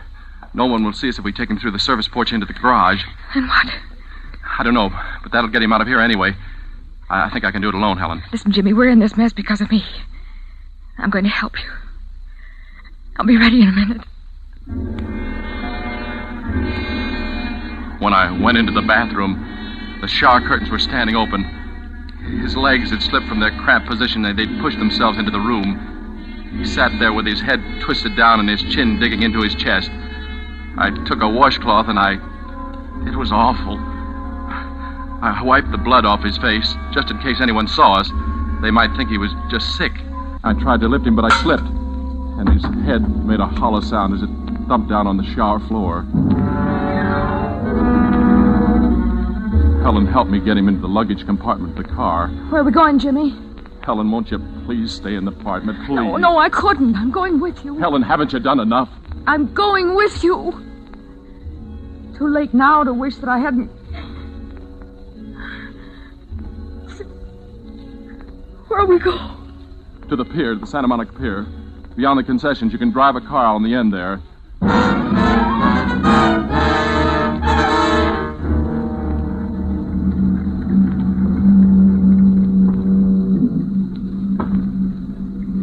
Lucky it's so foggy. Yeah. What time is it? 5 of 7. We'll have to act fast. This fog will be clearing soon. It'll be harder to get him out of this car. Now, you stay here. I can manage this alone this time. Oh, I'll help you, Jimmy. You stay here. Do you hear me? All right, call me if you need me. I'll go round the back. Keep your eyes open. Yeah. Jimmy. What? Someone's coming. Who is it? I can't see. Jimmy, it's a policeman. What? It's a policeman. Jimmy. Oh, it's all right. I know him. It's Red Davis. He's the beach patrolman. Hello, Red. Well, hello, Jimmy. Say, when do you get your sleep? Didn't you close up after that swing ship dance last night? Yeah, Red, but I couldn't seem to remember if I'd locked up the old shooting gallery, so I came over this morning to have a look around. I see. Oh, I'm sorry. This is my sister. Red, this is... Helen, this is Red Davis. Hello. So you're an early riser, too, huh? Yes, Well, the fog's clearing up. It looks like we're going to get some sun today for a change, huh? Yeah. Well, I guess I'll be getting back. Think I'll try and catch a few more hours sleep. Well, so long. Yeah, so long. Oh, say, Jimmy. Yeah? Say, Jimmy, I have to take my wife over to the nursery today to pick up some plants and stuff, you know, and I don't have a trunk on my car. I wonder if you'd let me have yours. You have to drive me over to Malibu this afternoon, Jimmy. Yeah, I'd forgotten. Well, you can drive her over in my car. How's that? Well, you see... That brother of yours thinks how wrecked that beautiful car is. Oh, it isn't that, Red. Okay, then I'll be over about noon, and I'll leave my car for you till I get back, huh? Well, I won't be home at noon, Red. All right, I'll meet you at the entrance to the pier. How's that? Oh, all right, Red. Well, so long. Yeah, so long. I just said you'd meet him, Jimmy. Well, if I didn't, he'll go over to the apartment looking for us. And you don't want any policemen over there, do you? Oh, no, of course not. We've got to get out of here fast. As we drove along the ocean, the fog cleared up rapidly. It was almost 8 o'clock, and some kids were already out on the beach playing around. Then I saw a group of early picnickers. They were unloading their blankets, umbrellas, and things. I guess it was from them I got the idea, from seeing them. Jimmy, your gas is pretty near on empty. Yeah. You got any more coupons? No, they're all used up. We're going to have to do something soon. I know, Jimmy. We can't go back to the motel with the painters there, and we can't leave him in the car. Red's liable to see us and pin us down to using it. There's only one place left. Where, Jimmy? Helen, listen. I'm going to let you out of this car. Oh. You can't help me with what I've got to do now. No, Jimmy, I'm staying. Don't argue, Helen. I'm not leaving you, Jimmy. Get out of this car, do you hear me? No. I haven't time Jimmy, to argue with you. Please. Now get out. I won't do it, Jimmy. Yes, you will if I have to push you out. Jimmy, you're hurting me. There. Now go back to the motel. Get off that running board, Helen. I can't leave you alone, Jimmy. I want to help you. I'm not blaming you for killing him, Helen, but now you've got to help me do as I say. What, Jimmy, what? I don't blame you for what you did. He deserved it. But now you've got to help me handle things. Jimmy, you've got to let me... Goodbye, Helen. Jimmy! Oh, Jimmy, don't leave me, Jimmy! I watched her out of the mirror. She kept calling me. I drove on as fast as I could. I knew what I had to do, and now was one chance in a million. But I had to take it. And I didn't want her to be part of it. I could keep him on the beach that whole day. Then maybe I'd be able to get rid of him when night fell. I wanted to drive further along, but I was afraid I'd run out of gas. So I settled for a deserted strip of beach not far from the motel. I had my swimming shorts and a blanket and a towel in the car, and I got out. I looked around carefully, and then I opened the luggage compartment. It was the hardest thing I've ever done in my life, but I started taking his clothes off. I managed to get my shorts onto him. Lucky we were pretty near the same size. And then I closed the door. And I went out onto the beach and I spread my blanket out on the sand. And then I went back for him. When there were no cars in sight, I carried him over to where I'd spread my blanket. And I placed him onto it face down with his hands folded over his head as though he were just sunbathing. Then I spread my towel out a short distance from him, and I laid down on it. And I tried to look relaxed. People didn't start to arrive until about an hour later. And gradually, little groups of sunbathers started to form. He and I, we looked no different from the others. No one paid any attention to us. I was beginning to feel that everything was going to be easy once it was dark again. But... Jimmy? I've been looking all over for you. What? Oh, hello, Mrs. Gordon. Where's Helen? Isn't she in the apartment? No. What time did you go out this morning? Well, I couldn't sleep. Well, didn't Helen come in at all last night? Oh, yes, she did, but she left early, too. Said she was going into Los Angeles. Oh, my. I was so worried about her. Well, the painters came, Jimmy, and everything's a mess. I think I'll sit down here with you a while. You're not with anyone, are you? No, I'm not. Goodness, I wish I'd brought along some oil. Looks like it's going to be a hot day. You know, these days that start off foggy are very deceiving. Yeah, they are. This is a real treat for me, Jimmy. I never get out on the beach. Think I'll have a nice day of rest for a change. Later we can get some sandwiches. The treat's on me. Well, Mrs. Gordon, no, I hadn't planned on spending the day at the beach. Oh, it'll be good for you, Jimmy. Not healthy for a boy your age to be working all night and sleeping all day. But, Mrs. Gordon, you see, Jimmy, do you know that man over there? Which one? Why, that one right there. What? No, I don't know him. Well, he's lying so still. His back's going to get an awful burn. Yeah. Well, do you suppose he's asleep? It isn't good to sleep in the sun, you know. Mrs. Gordon, do you think that the painters will be finished by this afternoon? Huh? Oh, well, I hope so. My, a person can get an awful burn on a day like this. You know, someone ought to speak to him. Mrs. Gordon, wouldn't you like to go for a walk? Oh, I'm not one for walking. You go ahead if you like. Well, Come on, Dick, pitch it over here. Oh, those kids. You children, stop that. You're getting sand all over me. Oh, sorry, No lady. need to play here. There's a playground over by the pier. Now you just get away from here. Don't pay no attention to her. She don't own the beach. Pitch it over here. Oh, coming at you. Uh-oh. You hit that guy on the visa. There. Now see what they've done. They've hit that poor man. Now they'll get what's coming to them. Mrs. Gordon, sure you don't want to go get some sandwiches or something? I'll just stay Not here and... until I see those two hoodlums get what they deserve. Shh, quiet. Gee, I'm sorry, mister. Could we have our ball? Now, look at that. Ball's right in the crook of his arm. He's pretending he's asleep.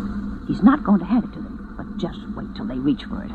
He'll give them something besides their ball, all right. Oh, what are you waiting for, Dickie? It's our ball. Just take it. Oh, hey, mister, could we have... Go on, take it. Here, I'll get it. Thanks, mister. I got... What's the matter? Gee, he's cold. What'd you say? He's cold, lady. His arm's like ice. I just touched it. You probably hurt him. A little ball like this couldn't hurt anybody. Well, nevertheless, it did. Here. Now, let's have a look. And then she started moving toward him. I knew it was useless to try and stop her. And then she reached over and put her hand on his back. And suddenly she was screaming. Jimmy! This man is dead! He's dead,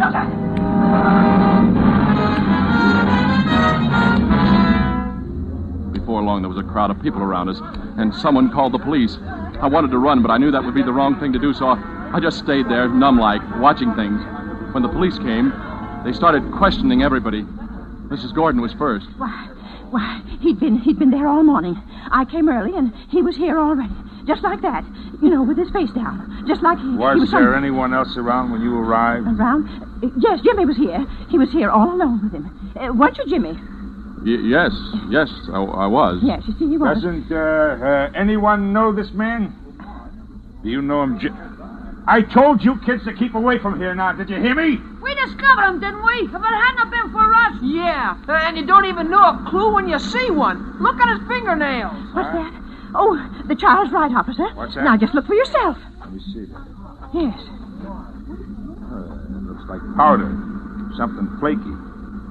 Are you sure none of you people around here recognize him? Recognize him? Well, I've never seen him. Officer. Huh? Why, that blanket he's lying on. Why, it's from my motel. See, it's stamped right under where you moved his hand. Oh, dear. Look for yourself. See? It says Seaside Motor Cabins. Yeah. Yes. And you're sure he wasn't registered? Why, I'm positive. Is there anyone else around here from your hotel, from your motel? Jimmy, look. Jimmy! Here comes Helen. Look, she's crying. Mrs. Gordon, I asked if there was anybody around here from your motel. Huh? What's that? Oh, yes, Jimmy Barton here. And that girl. You see, she's his sister. They've been with us for several weeks. Jimmy, huh? Yes. What have you got to say, Jimmy? And suddenly everyone was looking at me, and at Helen as she ran towards us, and like a fool, I started to run too, in Helen's direction to ward her off. I didn't get far, however.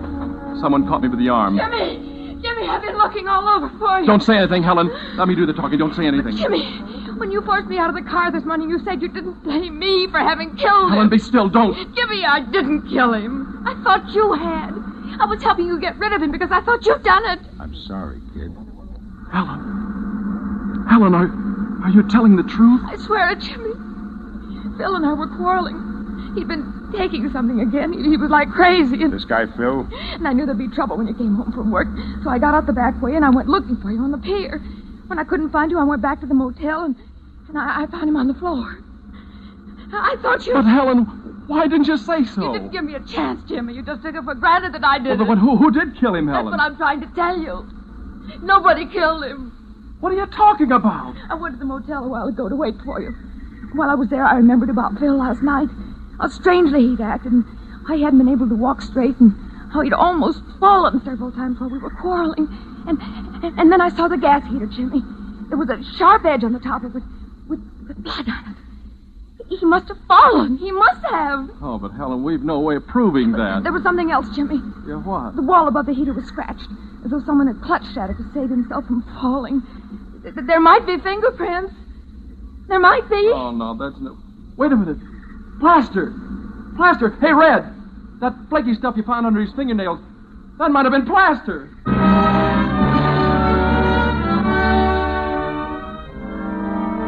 And it was. Well, that's about it. Everything checked back at the motel, and the autopsy showed he was full of dope. But I guess it was really Mrs. Gordon who saved our necks for us. Besides talking so loud and so long that they'd probably acquitted us just to get rid of us, she did dig up a witness who'd heard Helen and Phil quarreling and who'd seen Helen leave alone after he'd threatened her. Well, everything's all right now. Helen and I are beginning to forget. But it's Mrs. Gordon who's making quite a nuisance of herself on the beach these days as she goes along poking all the sunbathers and asking if they're sure they're all right.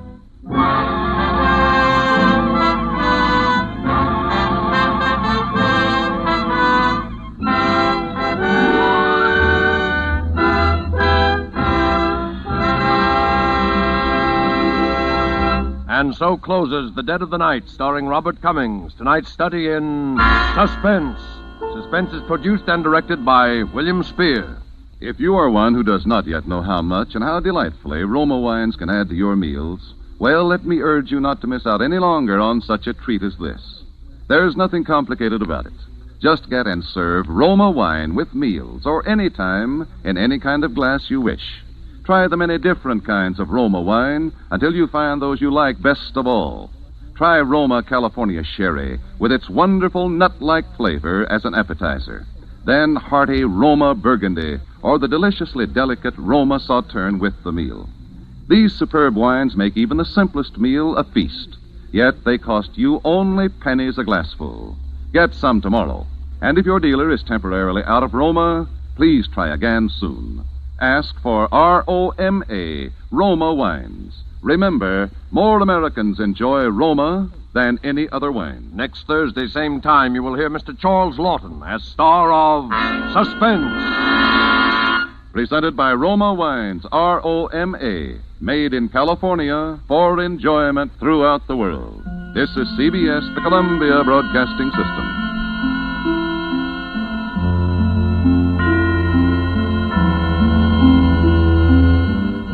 Being a Lux girl, Jean depended on a quick beauty pickup.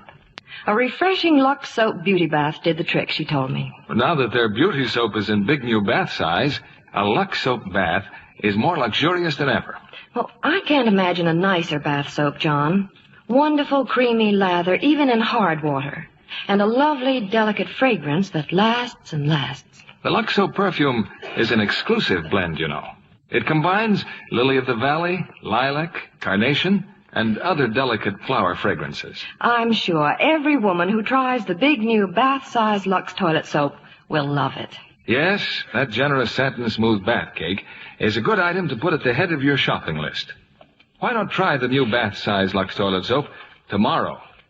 It's another fine product of Lever Brothers Company. Stay tuned to HOJO Radio. Suspense.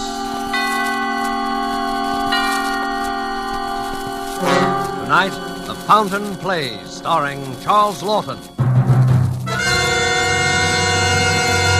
Suspense is presented for your enjoyment by Roma Wines. That's ROMA, Roma Wines. Those excellent California wines that can add so much pleasantness to the way you live, to your happiness in entertaining guests, to your enjoyment of everyday meals. Yes, right now a glassful would be very pleasant as Roma Wines bring you Suspense. This is the Man in Black, here for the Roma Wine Company of Fresno, California, who tonight from Hollywood bring an old friend at these proceedings, Mr. Charles Lawton, as star of an unusual murder study by his distinguished compatriot, Miss Dorothy L. Sayers, called The Fountain Plays. It deals with the fortunes and misfortunes of a middle-class Englishman of the name of Spiller, who lives on a little country estate with a cook and a manservant, and in the garden, yes, a fountain. And so with the performance of Charles Lawton as Mr. Archibald Spiller, we again hope to keep you in suspense.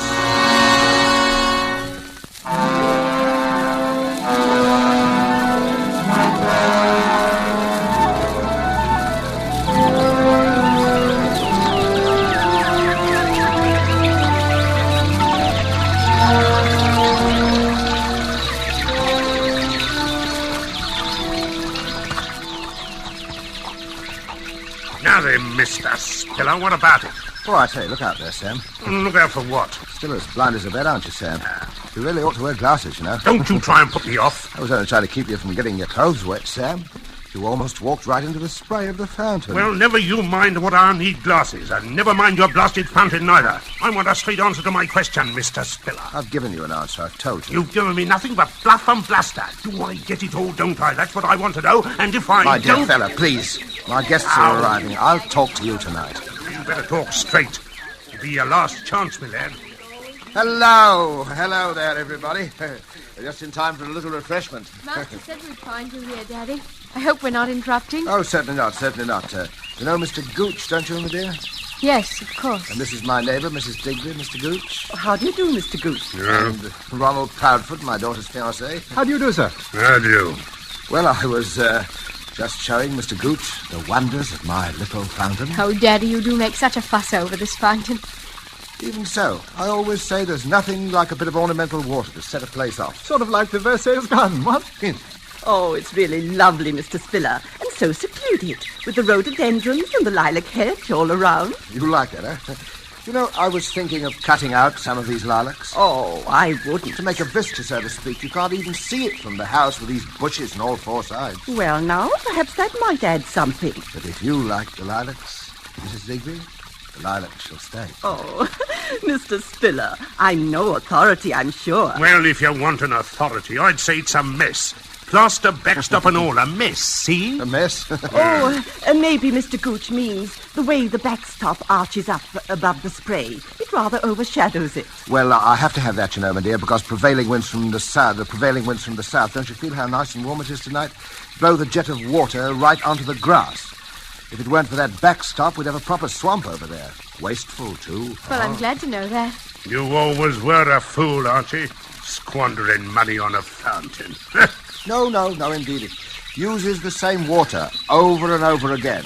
Like the one in Trafalgar Square. Most ingenious, really. Why, isn't that a wonderful idea? Of course, I have to be careful, of course, even so, to turn it off every night to save leakage and waste and so on. Oh. Mr. Spiller, sir. Dinner is served. Oh, thank you, Masters. Well, what do you say, everybody? Ready for a bit of dinner? I should say so. Shall we go in, then? Why, Mr. Spiller, your modest little fountain, when you're past the bushes, all at once you can scarcely hear it. Yes, it's quite impossible to hear it from the house.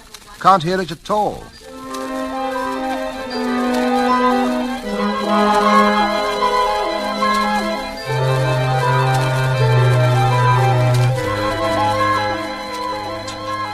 And what I says is, you see, you're not Will that Napoleon be all either. then, sir? Yes, thank you, Masters. An excellent dinner. My compliments to the cook. Yes, sir. And coffee in the drawing room, Masters. Very good, sir. Well, shall we adjourn? Shall we what? Oh, go into the drawing room, you know. Quite a talk, ain't you, Archie? Big change from the old days. Adjourn to the drawing room.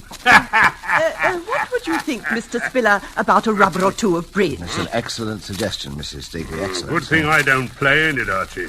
See, I'm counted out before the start. Oh, Mr. Gooch, I'm so sorry. Do take my place. I'm really very tired. No, thanks. We don't play bridge where I come from, and neither did Archie.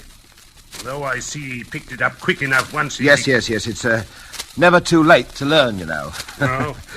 Mind you don't play too long. But I want to talk to you before this night's over, my lad. Yes, of course, Sam. Yes. I'll be waiting for you up at your precious fountain, absorbing the beauties of your precious moonlight. And I don't want to wait too long, see? Right you are, old boy. Yeah. Where's the fellow Masters? Was there something you wished, sir? Yes. Give me a handful of those Coronas. Only the best for your old pals, eh, Archie? Yes, of course. yes, of course. See you later, folks. Maybe. Well, Mrs. Digby, shall it be you and me against the youngsters? Daddy, Yes, dear. will you tell me why you put up with that man? Gooch? Oh, no. He's not a bad sort, really. He is a bad sort. He's a rude, unpleasant, terrible man. Well, he's an old friend, you know. Not much a chap can do. Oh, Daddy, you're so soft-hearted. But if you can't do anything, I can. No, please, dear. He'll be gone in a day or two. In high time. What does he mean talking to you that way in your own home? Shall we cut the deal? Yes. Shall I? Well, I don't care. You shan't put me off. This is the last time that man's going to come into this house. I wish it were. Boorish, nasty. I just can't stand him, Daddy. Come now, dear. He's not as unpleasant as all that. What? The only time he'll ever be pleasant is in his grave, that's what. Oh, dear. What an awful thing to say. What a perfectly dreadful thing to say.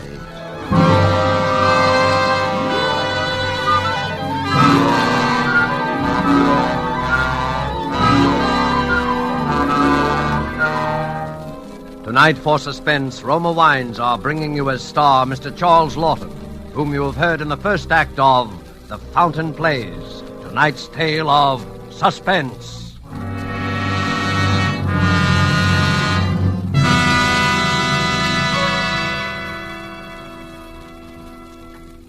I have an interesting idea for you tonight from the keen and sensible mind of America's famed expert on parties and smart entertaining, Miss Elsa Maxwell, and I quote, Serving a nice table wine when friends come to dinner, or with everyday meals, is one of the smartest, most sensible, and truly moderate pleasures of which I know, and one which any family can regularly enjoy, since the cost of delicious Roma Burgundy is very little. Just serve your Roma Burgundy well cooled. Enjoy it with any food, and don't worry about special glasses. Any glasses available are perfectly correct. The goodness of the wine, the added enjoyment of your food, these are the things that count. Miss Maxwell expresses perfectly what we of Roma believe. In Roma, California Burgundy, in all Roma wines, you enjoy the glorious color, aroma, and flavor of superb sun-ripe grapes. Our noted wineries, located in California's choicest vineyard areas, assure you of flavor and quality which are always good, never varying, always delightful. And so Roma quality is preferred everywhere, and you are able to enjoy these fine Roma wines at modest prices, only pennies a glassful. Remember, more Americans enjoy Roma than any other wines. R-O-M-A, Roma Wines. And now it is with pleasure that we bring back to our sound stage Charles Lawton as Mr. Archibald Spiller in The Fountain Plays, a tale well calculated to keep you in suspense.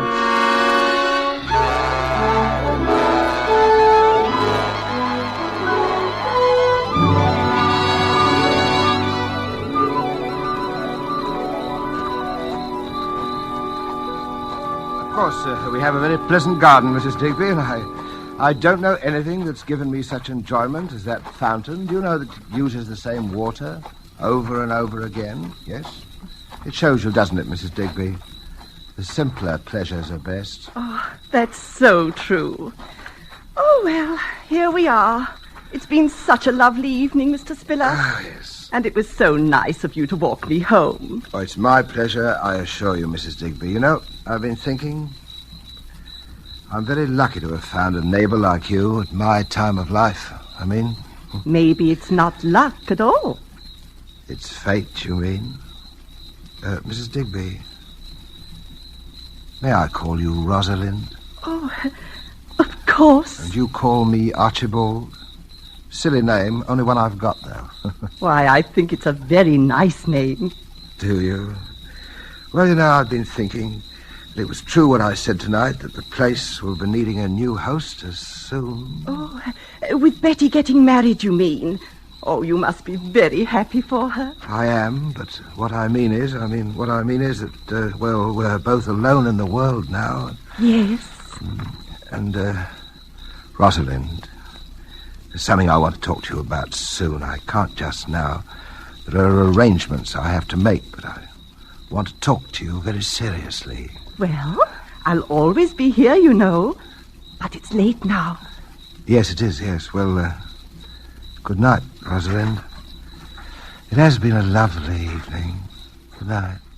Good night, Archibald.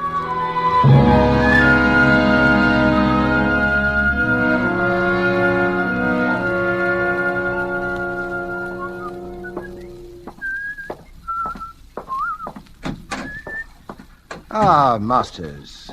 Where is everybody? Mr. Ronald left 5 or 10 minutes ago, sir. Miss Elizabeth has retired. Ah, well. Is Mr. Gooch still in the garden? I couldn't say, sir. Shall I go and see? No, never mind. You can cut along to bed now. I'll lock up. Very good, sir. Oh, by the way, is the fountain turned off? Yes, sir. I turned it off myself at 10:30, seeing that you were engaged, sir. That's fine. Well, good night, masters. Good night, sir.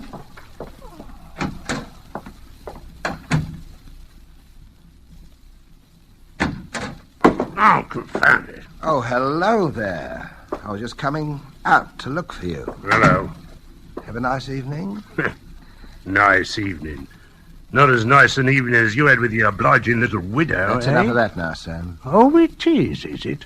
That's enough, is it? That's a good one. Who do you think I am, talking to me like that? One of your ruddy servants? Well, I'm not.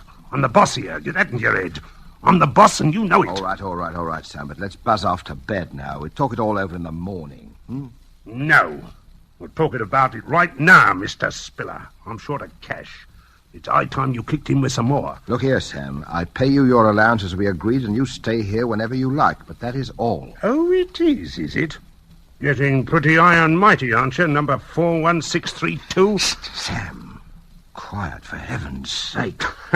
You're in a fine spot to tell me what you're going to do, aren't you? Quiet. The servant's mightier. Quiet, Betty mightier. Oh, Mr. Ronald Flapdoodle, whatever his name is. Really, Sam, you're quite impossible this evening. Impossible, eh? Impossible. But I'm not an escaped jailbird, am I? I'm not liable to be hauled back to work out 10 years hard labour for forgery, am I? Quiet. Look here, Sam. I'll give you a little extra. This once. And when I think a man like me was only in for a short stretch anyway and worked it out all good and proper, depended on the charity, mind you, of a pal was rolling in wealth. I am not rolling in wealth, and you know it. But if you'll promise me faithfully that this is the last time... Oh, sure, I'll promise. For an old pal, I'll promise anything. And just give me 5,000 down. 5,000? That's right.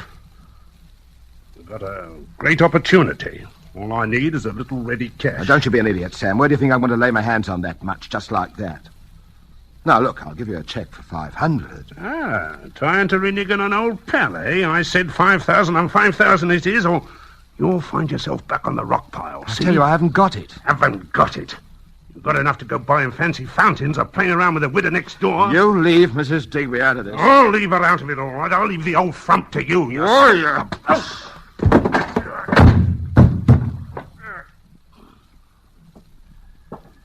Sorry I had to do that.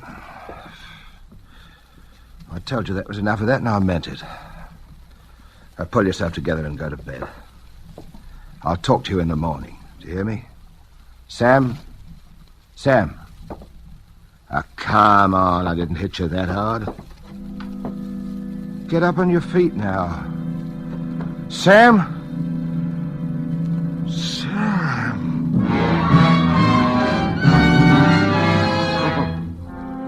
Oh, I've killed him. What was that? Oh, it's just the old clock. Eh? 11 o'clock. 7 hours. 8 hours, perhaps, until they find him. Of course, he hit his head when he fell, but the police won't care about that, and they'll take fingerprints, and they'll find out I was number 41632. No. What you need is an alibi. If I could confuse him. An alibi. An alibi, that's it. Make it seem he was alive when he was already dead. First you have to fix the time, haven't you? The time. Well, you've got to make it earlier. Say 10:30 while everybody was playing bridge. If he could have died sometime before that, but how do I prove it? What happened at 10:30? What happened at 10:30? What happened at 10:30? Oh, yes. The fountain. Masters and the fountain. That's right, the fountain, yeah. The fountain. Now I know what to do. Go out into the garden. Turn on the fountain. Then go down the garden path and call him. Call him by his name. Sam! Sam! Gooch! Gooch! I think that'll do for that. I'll go back to the house. Say I looked for him and I didn't find him, that it was dark, the moon had gone down. Yes, but now How do I move him? How do I... That's right, the wheelchair. The wheelchair. It used to be Mrs. Spiller's. I remember how she... It's not time to think of her now. Better try and lift him into it. Would ever have thought that old Sam was as heavy as this?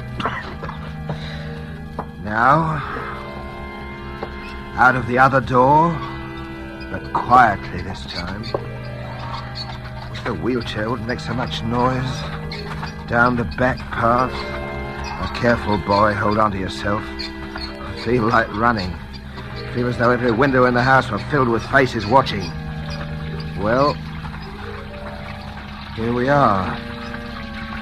I've got to lift him up again.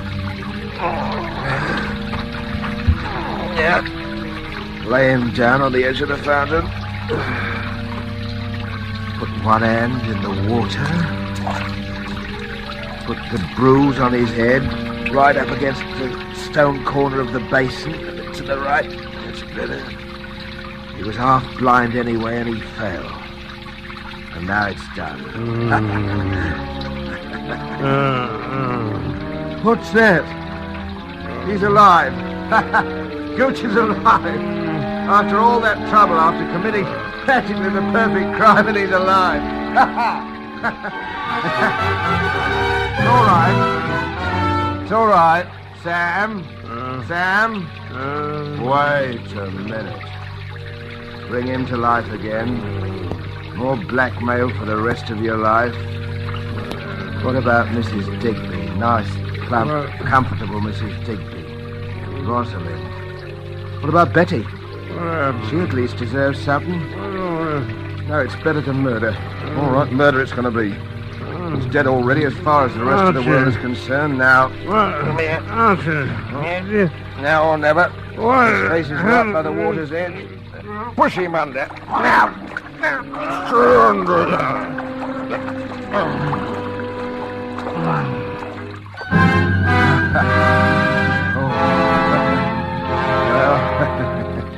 Now it's done.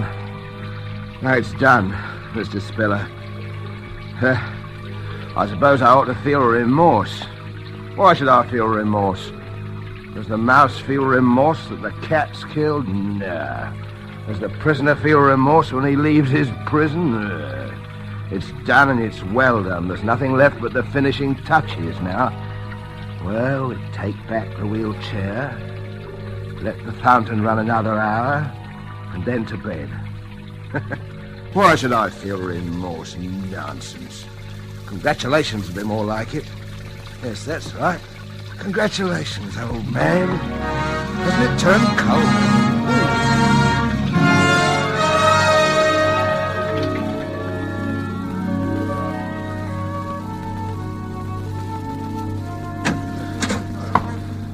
Inspector Frampton, sir. Oh, yes, sir. Come in, Inspector. Come in. I hate to trouble you, Mr. Spiller, but regulations, you know. Oh, of course, yes. Everyone here who was present the night of, last night? Yes, Inspector, there's Mrs. Digby. She's my neighbour, my daughter Elizabeth, and her fiancé, Mr. Ronald Proudfoot, and the servants, of course. Excellent.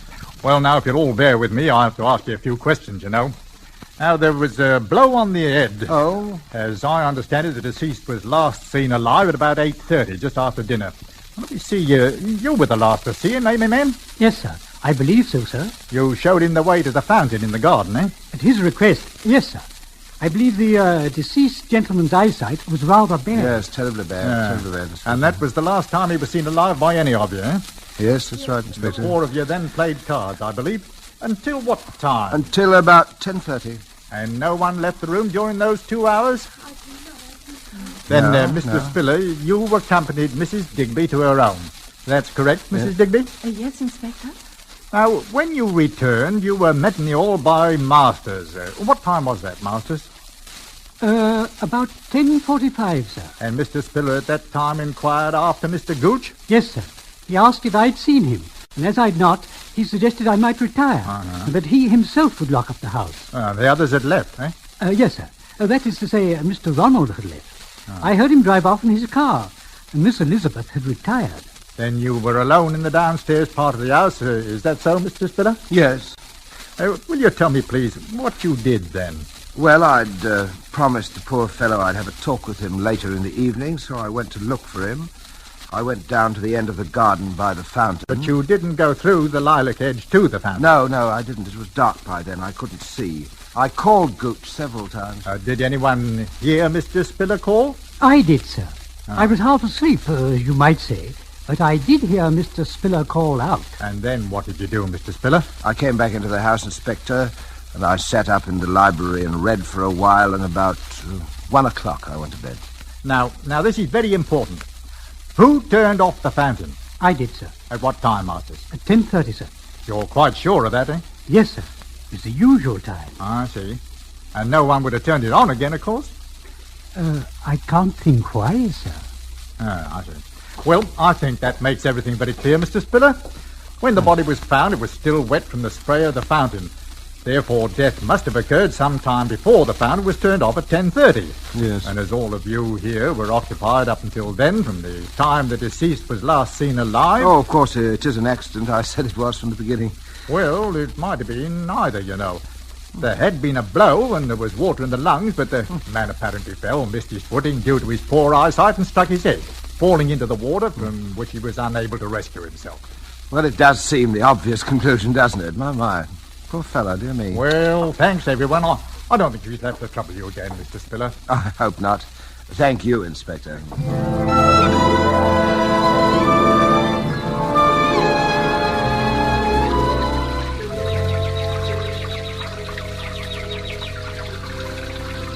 Oh, Daddy, I'm so glad. I was afraid for a while. Nothing to be afraid of, dear, you know. Poor old Gooch just lost his footing and fell, that's all. I know. I was afraid of him. Afraid of him? I know it was silly, but he was so strange. I thought he had some sort of hold over you. Nonsense, darling. He's just an old friend, and I'm a sentimental old fool, and... You're an old dear. But I got to run now. Off with Ronald? Yes. Daddy, are you going to be awfully lonely when I've gone? You know I'll miss you. Maybe Mrs. Digby? Now, my girl. She's such a darling, Daddy. She is rather nice, isn't she? In fact, I thought I might pop over to see her this afternoon, as long as you're going to be out. Daddy, I knew it. I won't keep you another second. Ask her over to dinner. Perhaps I shall. You be on time, though. I will. Goodbye, Daddy. Beg pardon, sir. Oh, Masters, yes? If it's convenient to you, sir, I should like to have my bedroom changed. I should like to sleep indoors, in the main house. Oh, why is that, Masters? I'm a very light sleeper, sir, and noises keep me awake. Noises, Masters? The weather vane, sir, above the garage. Oh. When the wind changes, it creaks. Well, a little oil, perhaps. I hardly think that would do, sir, because when the wind changes, there are other noises. Oh. They can be most disturbing, sir. What other noises, Masters? The fountain, sir. The fountain? Yes, sir. Ordinarily, I'm quite unable to hear it, any more than you can in the main house, sir. But when the wind is from the east, the plaster backstop acts quite like a sounding board in the direction of my room, sir. In fact, I can not only hear the fountain itself, but I can hear even the faintest noises in the grove around it. Quite clear. Oh, I see, yes. Quite I so. see. Yes. For instance, on the middle night, Mr. Gooch sustained his unfortunate accident. I noticed the wind changed a little after 11, because it got very cold. The weather vane wakened me, and then I heard the fountain.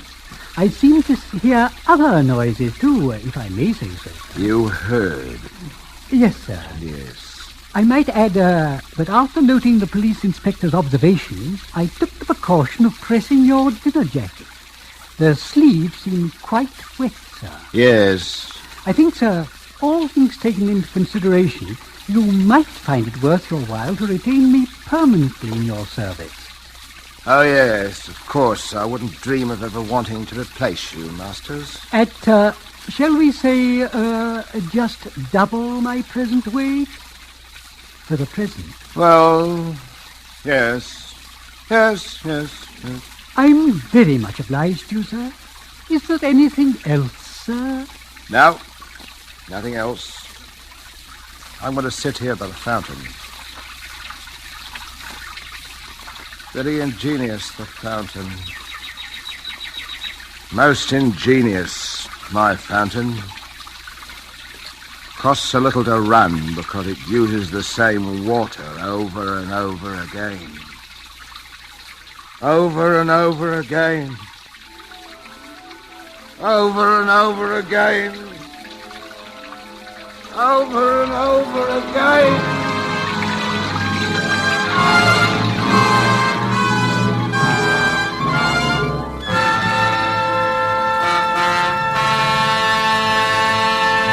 And so closes The Fountain Plays, starring Charles Lawton, tonight's study in Suspense. Suspense is produced and directed by William Spear. The other day, Elsa Maxwell told us about a friend who had lived many years in wine-loving countries around the world. I gave him some of our delicious Roma, California Burgundy at dinner, and he confessed to me that he thought it every bit as enjoyable as any he had ever had. So I say, you people who do not regularly serve Roma wine are missing one of the most delightful treats daily living can offer. It's so good, so smart, yet so very simple. Take Miss Maxwell's advice. Enjoy Roma wine regularly. It's always good, unvaryingly fine in flavor and quality, and only pennies a glass. Remember, more Americans enjoy Roma than any other wines. Roma. R-O-M-A. Roma wines. Next Thursday, same time, we will have the pleasure of bringing to you Mr. Cary Grant. Make a note now for next Thursday so you won't miss Cary Grant's performance in Suspense. Presented by Roma Wines, R-O-M-A, made in California for enjoyment throughout the world. Our government has asked us to say emphatically to the women of our audience that 10,000 more registered nurses are needed in the United States Army Nurse Corps immediately. Registered nurses, those about to graduate and who qualify as senior members of the United States Cadet Nurse Corps up to 45 years of age, are vitally needed. Write to the Surgeon General, United States Army, Washington, D.C., or call at your nearest Red Cross chapter. This is CBS, the Columbia Broadcasting System.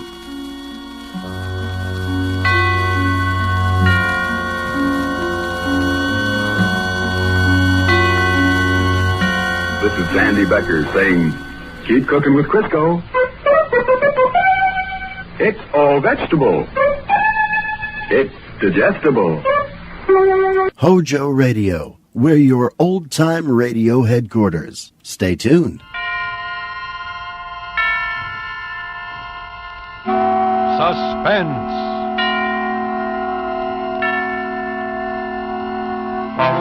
Tonight, The Lodger. And our distinguished star appearing as the storyteller and as the lodger, Robert Montgomery. Suspense is presented for your enjoyment by Roma Wines. That's R-O-M-A, Roma Wines. Those excellent California wines that can add so much pleasantness to the way you live. Finding ways to make living more enjoyable is an art in which Miss Elsa Maxwell is an expert. This famous hostess and authority on hospitality gives you a good thought. Entertaining friends is one of life's finest pleasures. And I suggest to you, next time you have friends in to dinner, serve them either ruby red Roma Burgundy, so tartly rich and piquant, or pale golden Roma Sauterne, with its delicate, delicious flavor. If you choose Burgundy, serve it cool. Or if Sauterne, serve it well chilled. Use any glasses you have and serve whichever one you like best with any food. I happen to like Burgundy with the richer meat dishes, Sauterne with fowl, fish, or the like. But you follow your own tastes, and you'll be perfectly correct.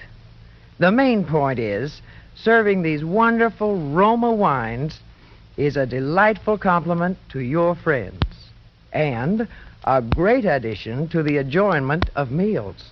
Well, the only possible thought I can add is that Roma Burgundy and Sauterne, like all Roma wines, are the best that California's magnificent sun-ripened grapes can provide in fine flavor, color, and fragrance, are always unvaryingly good and delicious, protected by all the ancient skill of Roma's noted wineries.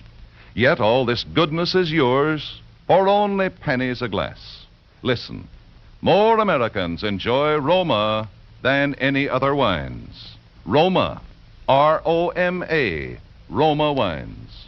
Yes, right now a glassful would be very pleasant, as Roma wines bring you Suspense. This is the Man in Black, with a few words concerning London in the year 1888. A London terrorized by the fifth in a succession of recent murders. Murders of young, attractive women. The unknown killer at large and little else absorbed the horrified imagination of the great city, of all those in fine quarters and all those in small, grimy houses. As, for example, Ellen Bunting. Ellen was no different from all the other middle-aged housewives dwelling in squalid Whitechapel. She knew all the known facts of the case. As that artful storyteller, Mr. Robert Montgomery, will tell you, Ellen knew it was quite proper to refer to this wielder of the knife as the Avenger.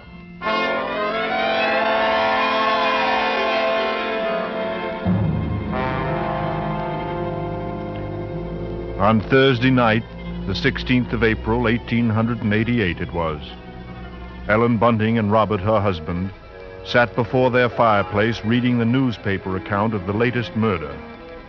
The Avenger had struck again.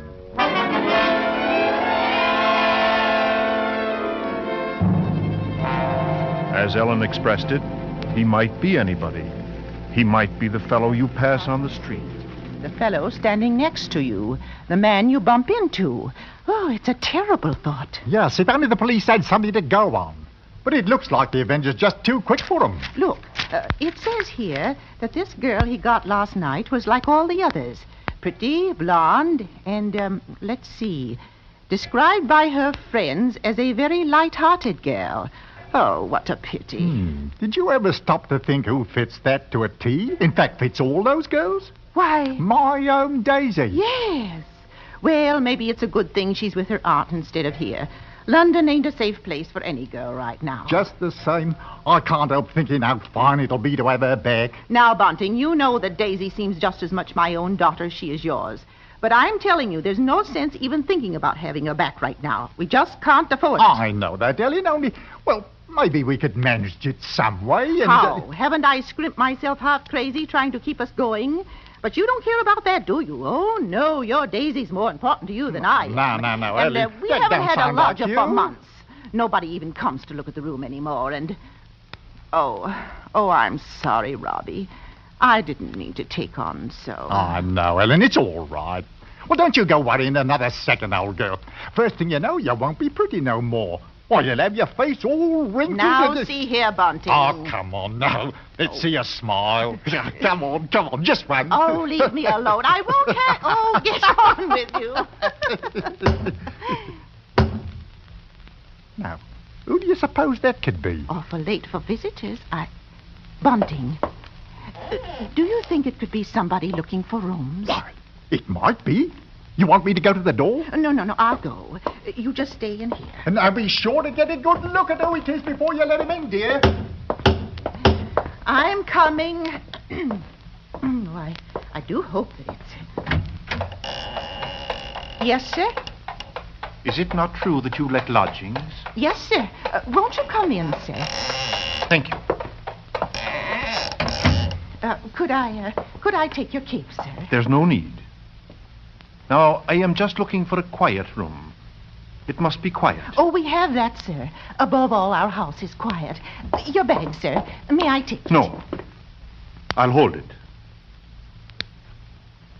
If you'll be so good as to show me the room, please. Oh, yes. Yes, sir. It's right up these stairs, sir. This way. Thank you. You see, sir, there's just my husband and me here, and we're ever so quiet, and I'm sure you'll find this room to your liking, sir. Here we are. Now, I'll just light the gas. There. Very good. It is pleasant, isn't it, sir? And there's not many rooms with such pretty pictures, are there now? We have had them in the family for years, sir, and we're... Pictures interest me very little. You see, what really impresses me about the room is the very simplicity of it. The bareness. Yes, sir. It's not at all crowded, is it? It will be quite suitable, Mrs. Bunting, sir. Mrs. Bunting. You see, I do a great deal of reading in my book here. The Holy Bible. Yes, sir. And please, sir, let me help you with your luggage. No. Don't touch it. But I only wish... You only wish to help, of course. You must forgive me, Mrs. Bunting. It's just that I'm so very weary. Of course, sir. He bringeth them to their desired haven. Beautiful words, Mrs. Bunting. Indeed they are, sir. And now at last, I have found my haven of rest. Yes, sir. Then you'll be taking the room? Yes. I shall pay you 30 shillings a week. This is satisfactory? 30? Why, yes, sir. Yes, sir, that will be quite all right. Good. My name is Sleuth, Mrs. Bunting. Mr. Sleuth. Sleuth. Think of a hound, Mrs. Bunting, and you'll never forget my name. 23. 4. 30. 30 shillings. Thank you, sir. And would you be wishing anything now? Supper, tea? Nothing, thank you. Good night, sir. Good night, Mrs. Bunting. You have... Stop it! Oh, yes, sir. What did I do? That song you were humming. That music. But Music, Mrs. Bunting, save that expressing the majesty of God, is an accompaniment for irreverent gaiety and an instrument of sin. Yes, sir. And you assured me your dwelling was quiet. But it is, sir. Believe me, sir, I didn't mean any harm. Of course. I'm sorry, Mrs. Bunting. I fear I spoke sharply. I don't wish you to think me rude. After all, you have been so kind, so considerate. I hope I know a gentleman when I see one. Thank you. Thank you very much. And on second thought, perhaps a bit of bread and butter would be pleasant. Bread and butter? Certainly, sir. I'll have it in an instant.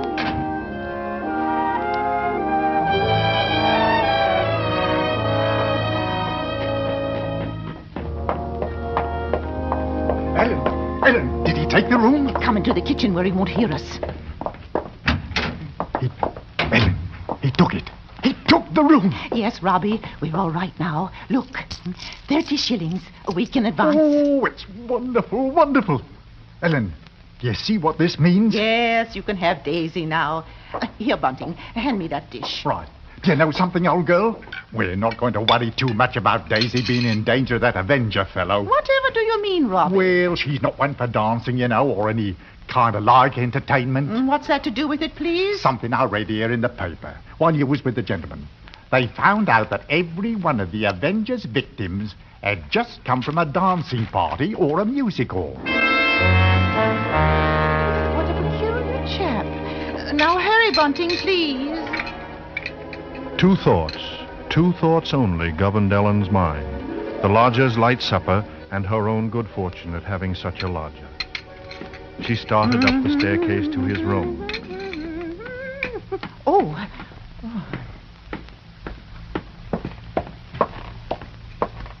She hath cast down many wounded from her. Yea, many strong men have been slain by her. Come in, and to know the wickedness of folly. Why, mister, Yes, what is it? those pictures, those pretty girls. You've turned all their faces to the wall.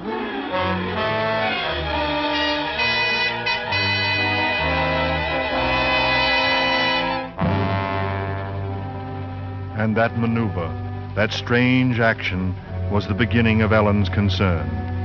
The day following, the lodger did not leave the upstairs room once, nor did he leave the next day. And the oddness of this occurred to her, and the approaching arrival of Daisy, her stepdaughter, added to her concern. On the second night, her sleep was restless with vague, disturbing images.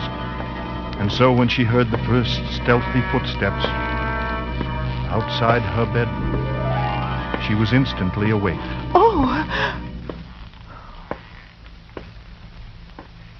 Tensely, she followed those steps down the stairs, down the hallway. She heard the front door open and then click shut. Utter stillness fell upon the house, and outside the streets were so silent she could hear distinctly the clock from a church tower a mile away toll the hour.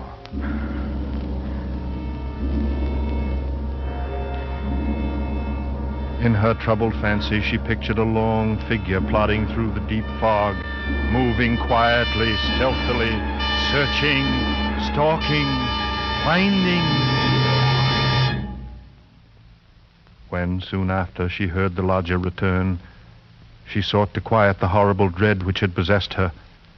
But for Ellen there was no more sleep, merely a tormented state of half-consciousness which suddenly dropped from her soon after dawn. Horrible murder! Horrible murder. That was the piercing scream of a newsboy far down the street. The Avenger strikes during the night! Ellen Bunting heard the boy cry out the Avenger's latest stroke, made during the night. No.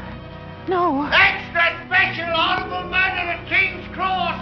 Avenger takes 6 victims special! Avenger has recognized! Another blood victim of night!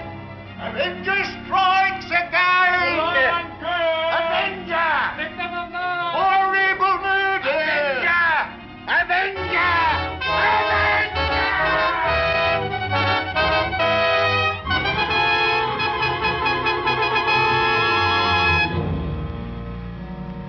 Ellen's first glimpse that morning of the gray-faced lodger brought the sleepless night's terror full to the surface. But on the next instant, she saw the pitiable, helpless weariness in his eyes, and curiously, the terror began to pass. She found that she was hoping desperately that her fears were unfounded. To lose 30 shillings a week, perhaps because of a mistake? No. She must be certain, before she spoke to a soul. She knew that there was one thing she must examine, the lodger's single piece of luggage. What could it hold? Not much in the way of clothing, surely. It was too small, too narrow. It was more like a case. A case for a knife.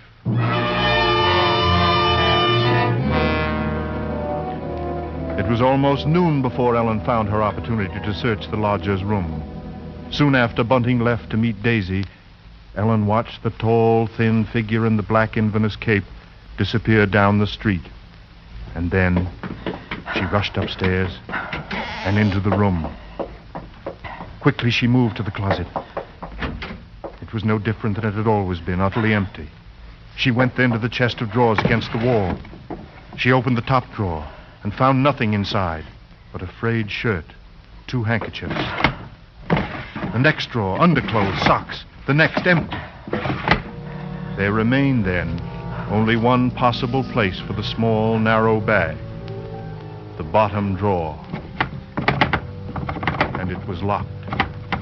Tugging at the drawer, she heard suddenly the opening of the front door downstairs. Panic-stricken, she rushed out of the room and down the hall to the head of the stairs. You're upstairs, Ellen? Look, Ellen! Daisy's here! It's so good to see you, and... Whatever's the matter? Yes, you've gone quite white. Oh, well, I'm all right. I wasn't expecting you so soon. Oh, you don't know how fine it is to be back again, Mother Ellen. The country's all right in its way, but there's nothing like London now, is there? No, there isn't. Well, as long as that Avenger's about, I can see we're going to have to do something to keep this young lady indoors, London or no London. Don't you worry. Mother Ellen will see to that. Well, Daisy, I might as well get you settled. Oh, you see, Father, what I tell you. She'll have a dust cloth in my hand before I got time to take my coat off.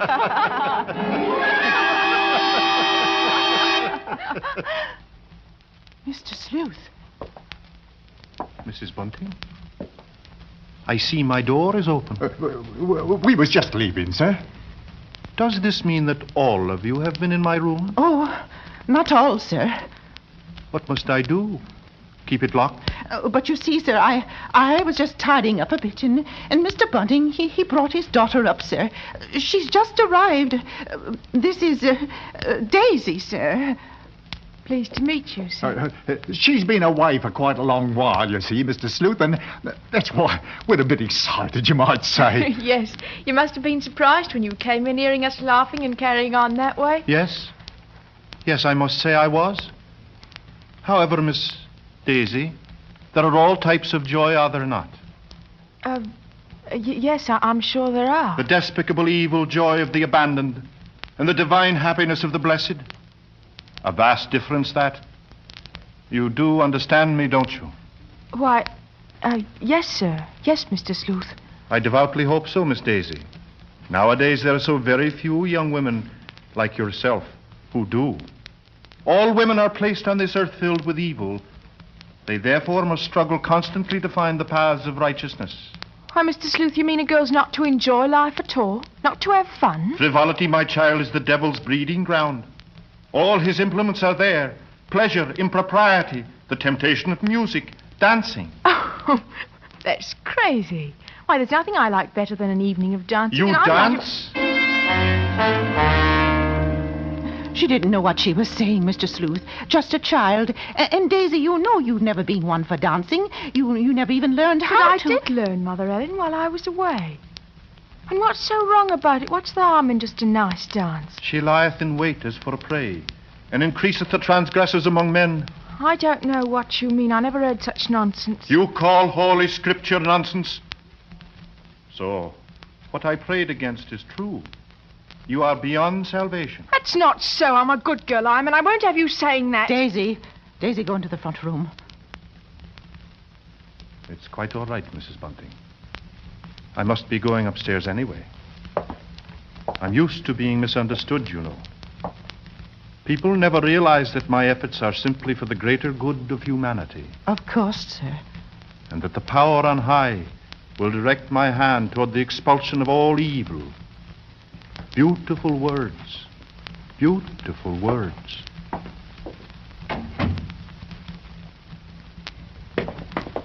Daisy, listen to me.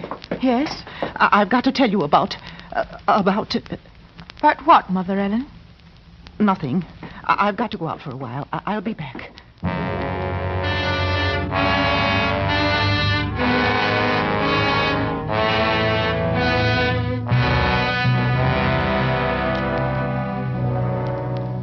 At that moment, Ellen had been determined to pour out her terrible suspicions. But she paused on the very brink. After all, they were still only suspicions. A sudden inspiration had come to her. That very day, a coroner's inquest was being held into the last Avenger murder. She would go there now, this very instant, and perhaps she would hear evidence to disprove all her fears about the lodger. She must give him this last chance. If that chance should fail, then she would tell Bunting or the police. So with the knowledge that Bunting was left in the house to look after Daisy, she boarded the underground train bound for the coroner's court.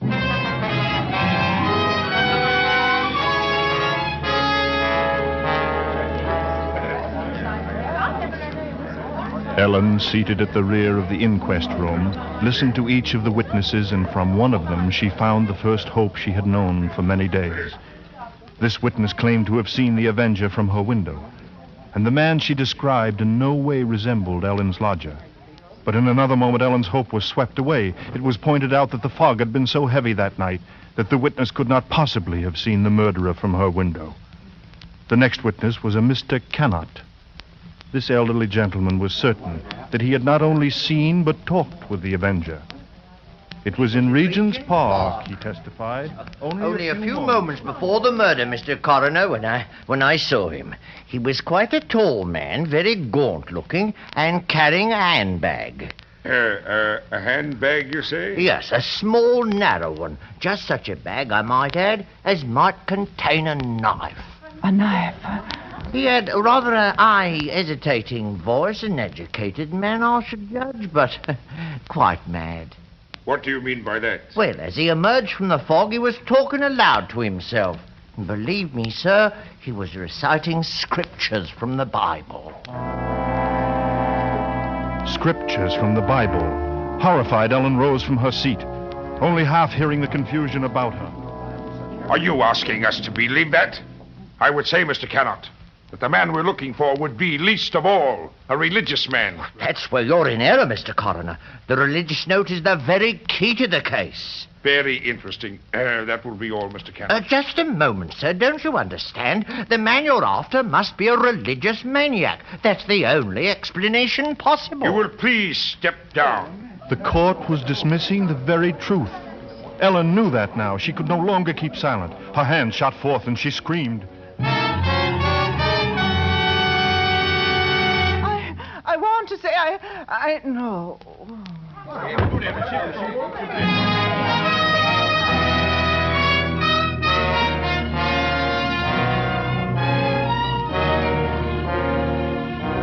On the verge of speaking, she had fainted. And then when Ellen was revived a few minutes later, she said nothing. Her brain was in too great a turmoil, her nerves too shocked. Like one in a dream, she allowed herself to be led from the courtroom. And then she made her way toward the underground. A faint, distant rumble of thunder never even reached her consciousness.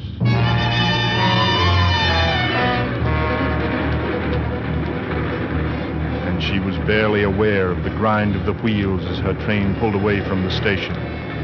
Then, with the force of a mighty blow, the full realization struck her. No doubt any longer. Mr. Sleuth, her own lodger, was the murderer. He was the avenger. The avenger. The avenger. The avenger.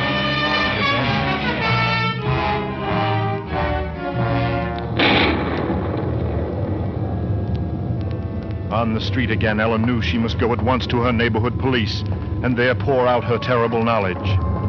But with each moving footstep, with each heavier boom of thunder from the rainstorm that was almost there, the grip of terror grew tighter and tighter about her. She moved faster, faster. If only she were in time. The first light drops of rain sprinkled her brow as she came within 2 streets of home. Then she was 1 street away. Then she saw Bunting. Sharply, like the thrust of a knife, the one fact pierced her mind. Daisy was now alone with the lodger. Bunting! Bunting! Why, Ellen, what is it? Tell me, Bunting, where's Daisy? Where is she, I say? What, Daisy? Where's Why, Daisy? why, she's at home. Why? Listen to me. Try to understand. Sleuth is the avenger. What? What are you saying? Our lodger. He's the avenger, Bunting. Daisy's in danger. Oh, Hurry! Yes, Daisy! Daisy!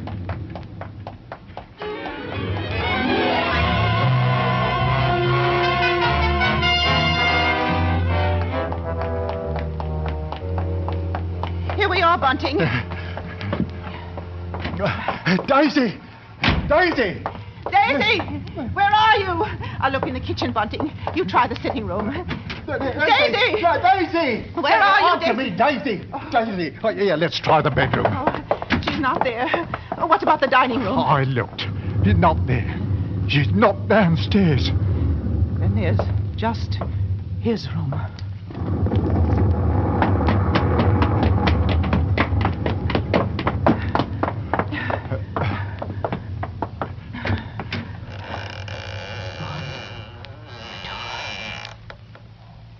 Oh!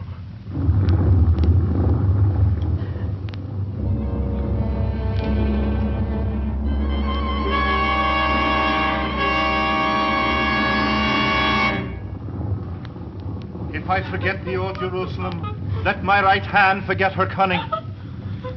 And now hear me, O Lord. Daisy! I have not forgotten. I am ready. The knife. He's got the knife. Ready to smite thine enemy. For man born of woman is born unto trouble, and I shall cleanse thy kingdom on earth. Yea, I shall show her thy wrath from heaven. No! Stop! Speak, O Lord. Daisy. I am ready. The power on high will direct the expulsion of evil. Yes, yes, O Lord. Thy servant heareth. And now...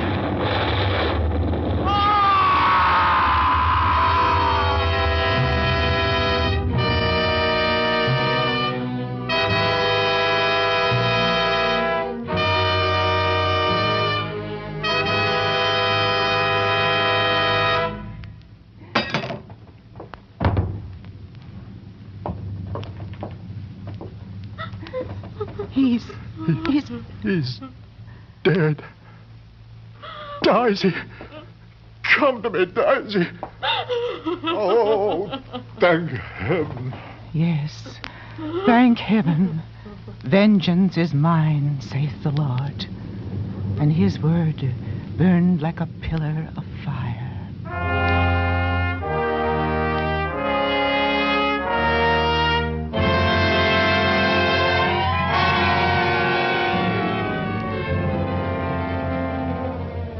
Death by act of God. Thus the final entry in Scotland Yard's record of the famous Avenger case. Yet, curiously enough, there were those at the Yard who were never quite sure, never entirely convinced that Mr. Sleuth was indeed the Avenger, any more than Mrs. Belloc Lowndes, who novelized the case, was convinced. There are those who will tell you that the real Avenger, a tall man clad in black, a man almost exactly like Mr. Sleuth, left England and came to America to live in a town near yours. He would be quite old now, but it may be true. Yes, perhaps, as it is written in Holy Scripture, he did fly upon the wings of the wind to walk as a stranger in many lands. Hast thou found me, O mine enemy? Beautiful words, those. Beautiful words. Don't you think?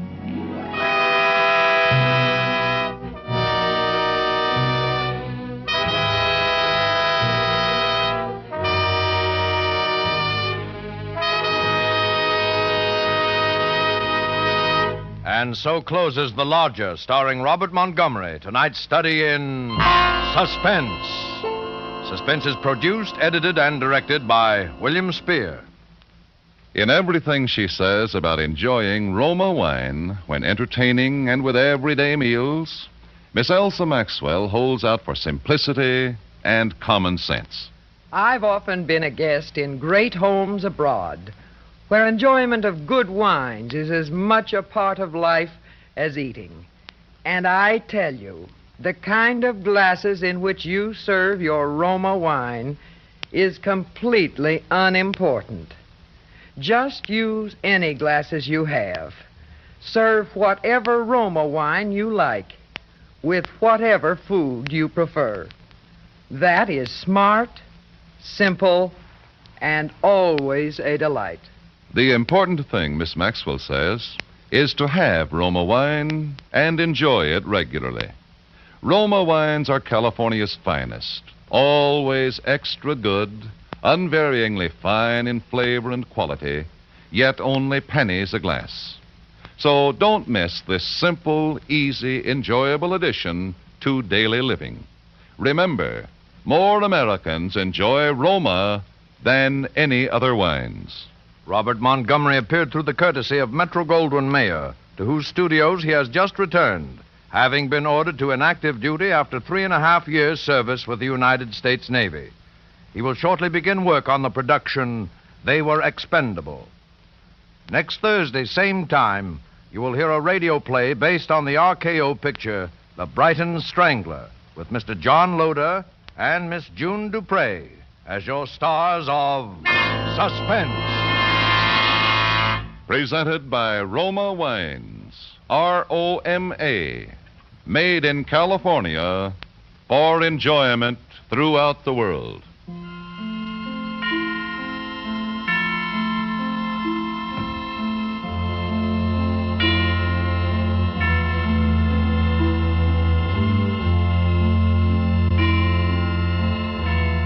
This is CBS, the Columbia Broadcasting System.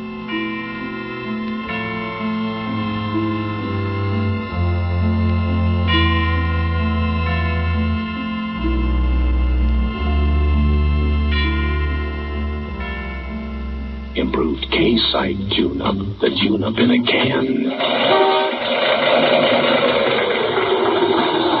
Morning, sir. Help you? I hope so. Engine, huh? Hasn't got the pickup of a kitty car. Well, it's misfiring some. Some? Mister, half my plugs are on strike. Improved Improved K-Site tune-up. The tune-up in a can. Yeah, probably your rings are sticking, maybe your valves. When was that carburetor cleaned? Not too recently. Improved K-Site tune-up. The tune-up in a can. Your car's not in such bad shape. All you need's a tune-up. A tune-up? A $50 tune-up? Now, relax. We'll add a can of K-Site tune-up to your gasoline, another can to your oil. That'll clean your whole firing zone. Valves, rings, plugs, carburetor, everything. Mister, you're pouring it on. No, you pour it in. $1.25 a can at most any service station. Results guaranteed or double your money back. Improved K-Site tune-up. The tune-up in a can. Stay tuned to HOJO Radio. Suspense.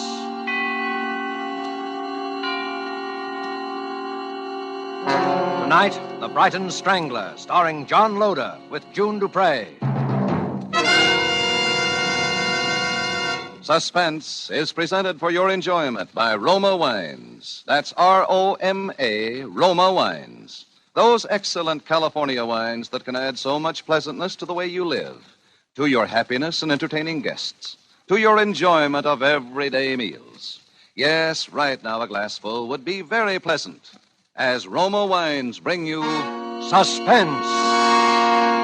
This is the Man in Black, here for the Roma Wine Company of Fresno, California, who tonight from Hollywood bring you a radio play by Robert L. Richards, based on the RKO picture, The Brighton Strangler. The stars of the production are appearing with us this evening in this drama of an actor who specialized in murder and of a girl who became the unwilling heroine in a real-life play.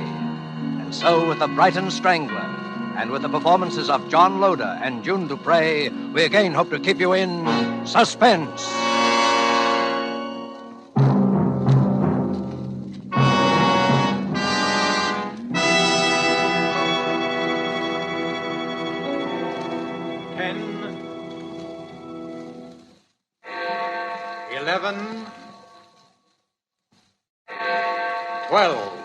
Midnight and the New Year. Oh, Edward, it's been such a lovely holiday. April, my dear, I wouldn't stand too near the edge. The rail is very low and it's quite a drop to the street. I was only looking over the city. It's even a lovely night to have a holiday end, as long as it must end. All lovely things must end, my dear. Shall we join the others? It's a bit chilly out here on the terrace, don't you think? No. We can't go in just yet because... Because what? Because something has to happen first. What has to happen? You know what happened to the Lord Mayor of Brighton, don't you? He was strangled. On Christmas Day. And the Chief Inspector, 3 days later, he was strangled too, wasn't he? Edward. Don't try to pretend you haven't guessed who I am. No, Edward. You couldn't be... Go on, say it. The Brighton Strangler. You couldn't. But I did. My alibi for the Lord Mayor was very simple. I merely turned his watch back. And for the Chief Inspector, you yourself supplied me with an alibi. Remember? But why? Why? Because 10 years ago they conspired to send an innocent man to prison. And that innocent man was me. And now you, my dear, are the only person alive who knows. Edward, listen to me. We're in London. It's New Year's Eve. Don't you remember how... The silk cord. Edward, you're not going to... Yes. Help! Help! That's him! Stop! Stop or I'll shoot! You've got him! Dead. At last. The Brighton Strangler.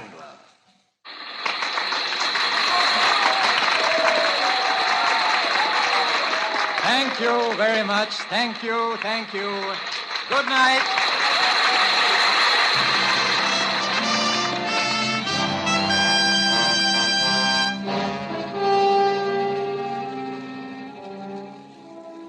Reggie, it's so good, I can't bear to close it, and it's making so much money. Well, you're the producer. Don't close it. Put someone else in the part. You know I can't do that. People don't come to see the Brighton Strangler. They came to see you, Reggie. To the public, you are the Brighton Strangler. Not after tonight, I'm not. I can't understand you, Reggie. Walking out on a play that gave you fame and fortune. I'm fed up. Fed to the teeth with it, that's all. Reggie, look. I won't speak for the play itself. It's only mediocre. I'll grant you that. But you've given it something. Just by sheer force of personality, you've made it authentic, terrifying, a tremendous psychological drama. Well, that's just it. Now, look here, Sheldon. Has it ever occurred to you that a man might feel if he strangled one more person, he'd go stark raving mad? But it's only a play, Reggie. Just make believe. Oh, you ought to know by this time that you're an actor, a good actor. It's never entirely make-believe. Yes. Now, look here, Reggie, look here. I'll tell you what I'll do. I don't want to talk about it. Leave me alone, can't you? But, Reggie, Leave me alone. Can't you understand? Leave me alone. All right. There's no need to get edgy. Oh, I'm sorry. Got any plans? Some service canteen shows. Well, if I don't see you, Merry Christmas. Yes. Merry Christmas. Good night. Good night.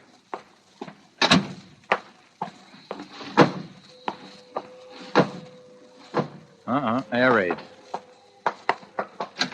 Shelton! Gone. Everyone's gone. No time to make the shelter now. Best stay here, I suppose. Getting close. Too close. This is it!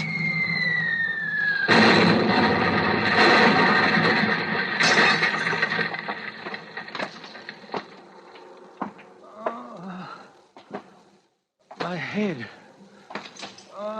It hurts. Got to get out of here. Somehow.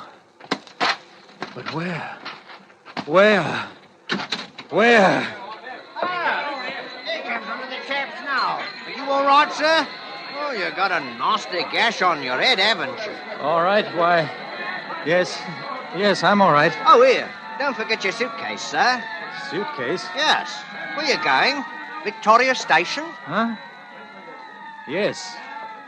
Victoria Station.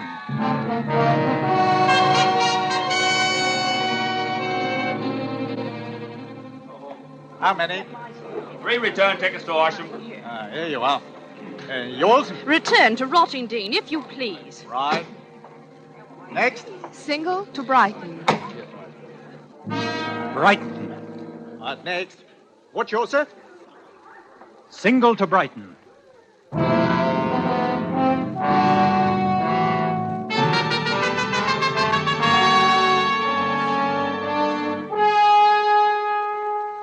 Tonight for Suspense, Roma Wines are bringing you as stars Mr. John Loder and Miss June Dupre in The Brighton Strangler, tonight's tale of suspense.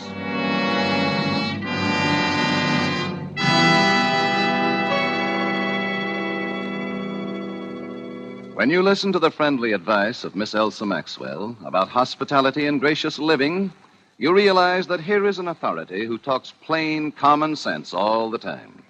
I'm talking to men as well as women when I say that the finest hospitality is always simple, sincere, moderate, and natural, never the opposite. And so I'm always emphasizing that the nicest, simplest, most sincerely flattering hospitality is to serve your guests some Roma sherry with its golden amber color, its deliciously tangy nut-like flavor. It's not only supremely enjoyable before dinner or in the afternoon, it's smartly correct, a genuine compliment to your friends and to yourself. And please don't worry about special glasses. It's perfectly correct to use any nice glasses that are handy. Well, Miss Maxwell speaks more authoritatively than I can, but I will add this. Roma sherry, like all famous Roma wines, made from California's magnificent sun-ripened grapes, brings you all their fine flavor, aroma, and color, is unvaryingly good, always enjoyable, thanks to the age-old wine skill of Roma's noted wineries, located in the choicest vineyard areas of California. Yet all this goodness and pleasure is yours for only pennies a glass. Remember, more Americans enjoy Roma than any other wines. Roma, R-O-M-A, Roma wines. And now it is with pleasure that we bring back to our soundstage Mr. John Loder as Reginald Parker and June Dupre as April Manby, who now takes up the narrative concerning The Brighton Strangler, a tale well calculated to keep you in suspense.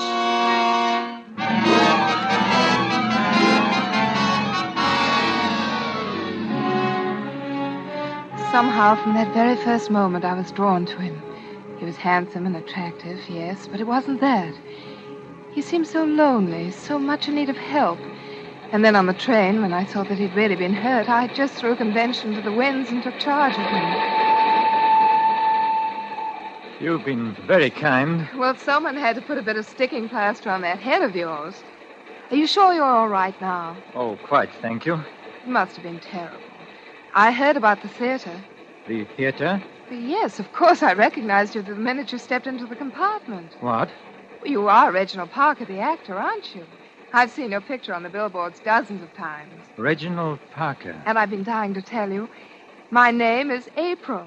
April? That's the name of the girl in your play, isn't it? And I'm from Brighton. April from Brighton. Only, of course, my last name is Manby. That's where I'm going to. Brighton. Why, isn't that nice? We do have a lot in common, don't we? Yes. A great deal, I think. Oh, we're going to have such wonderful times in Brighton over the holidays. You know, I was wondering if you wouldn't think it forward of me. What? Well, my family is having a party at our house on Christmas Day. The Lord Mayor and a lot of people are going to be there, and... The Lord Mayor? Yes, and if you'd like to come... I mean, well, I'm really not a celebrity, Hound, you know. But if you'd really like to come... Why, I'd be delighted. Oh, Mr. Parker, that would be wonderful. April, why don't you call me Edward? Edward? Oh, you mean Reginald Parker's only your stage name? Yes, yes, a stage name. Isn't that odd? I always knew actors had stage names, but I always thought yours was real. But I think I'd rather call you Reginald. Or at least introduce you to my family that way. It's so sort of confusing, two names. Well, what's in a name? Yes, after all, what is? Reginald, what's that little silk cord you keep twisting in your hands? Oh, this? Yes. I use this to strangle people. What? Oh, you mean in the play? Yes, in the play. Do you always carry it about with you? Always. Why? Oh, I don't know. For luck, I suppose. I've heard of actors having superstitions like that. Do you have many friends in Brighton? Friends? Acquaintances. I haven't been back for 10 years. They'll scarcely remember you, will they? The ones who are important will remember me. They will remember me very well.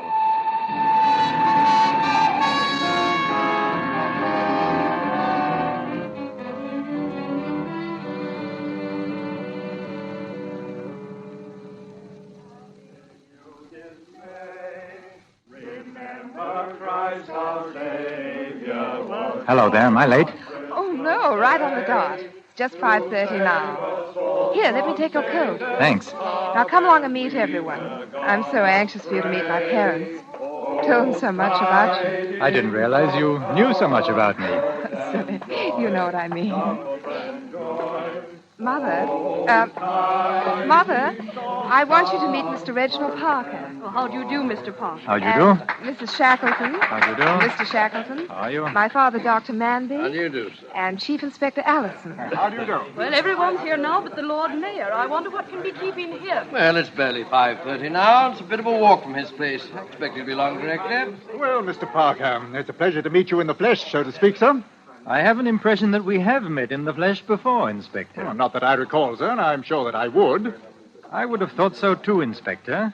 If only because of our mutual adventures in villainy. Eh? Oh, I see what you mean. Well, sir, I'm a practical criminologist, or more supposed to be. And I must confess that I find most of these plays and films and so on about crime rather preposterous. Why? Why, in this day and age, a man can't go about killing people without being caught. Once in a while, perhaps, but when you get these stories of chaps with 2 or 3 and a whole string of victims, oh, no, never. But, Inspector, they always are caught in the end, if only to prove to the kiddies that crime doesn't pay. But supposing it were the perfect crime. Oh, bosh, there's no such thing. Really? Oh, you interested in criminology, Mr. Parker? We ought to get together some evening while you're here. Perhaps I could give you a few experiences of my own that would amuse you. I should be delighted, Inspector.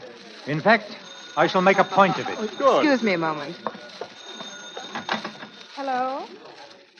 Yes? Yes, I'll call him. It's for you, Daddy. Oh, thank you, my dear. Yes? Yes, this is Dr. Manby speaking. What? Good Lord. Yes. Very well, I'll tell him, and I'll come over at once. What is it? What's wrong? Terrible thing has just happened. We'll need you on this, I'm afraid, Inspector. What's happened? The Lord Mayor has been murdered. Murdered? Can't understand it. Why, he didn't have an enemy in the world. When did it happen? He left his house at 5:15 to come over here. He was apparently attacked by someone who'd been lurking in the shrubbery of his own grounds. He was killed at 5:30. His watch had been smashed during the struggle, and that's when it stopped. And how was he killed, Doctor? He was strangled.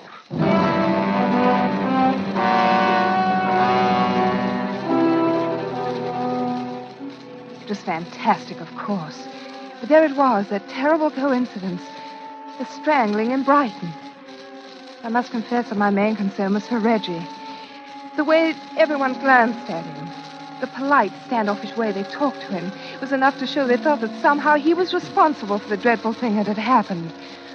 As for myself, I felt almost as badly as he did, and thought I'd never known anyone quite so brave. For it was clear he wanted to get away, and he was quite free to go, and yet he stayed on in Brighton, as though compelled to, perhaps by a strange feeling that he mustn't run off until the mystery had been solved. He even made a little joke about it that night that I drove him to the concert. Well, this is one way of facing the music. Reggie, you mustn't say that. Oh, I'm sorry. I hope you didn't mind too much driving me down. Of course I didn't. I know you must think I'm a low dog for picking the one night when you wouldn't come along, but it's their only program of Rimsky-Korsakov, and I couldn't bear to miss it. I'll come another time, if you want me to. I want you to very much.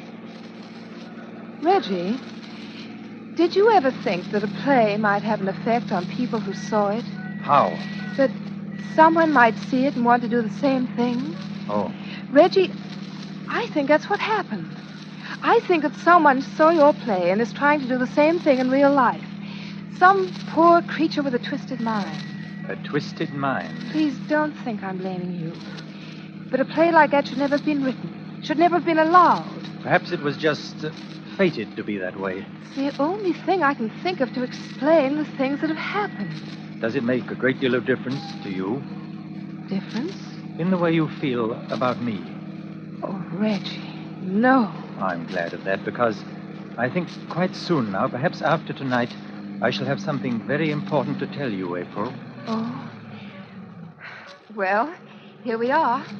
Well, thanks for bringing me, and you will pick me up. At 11:30 sharp.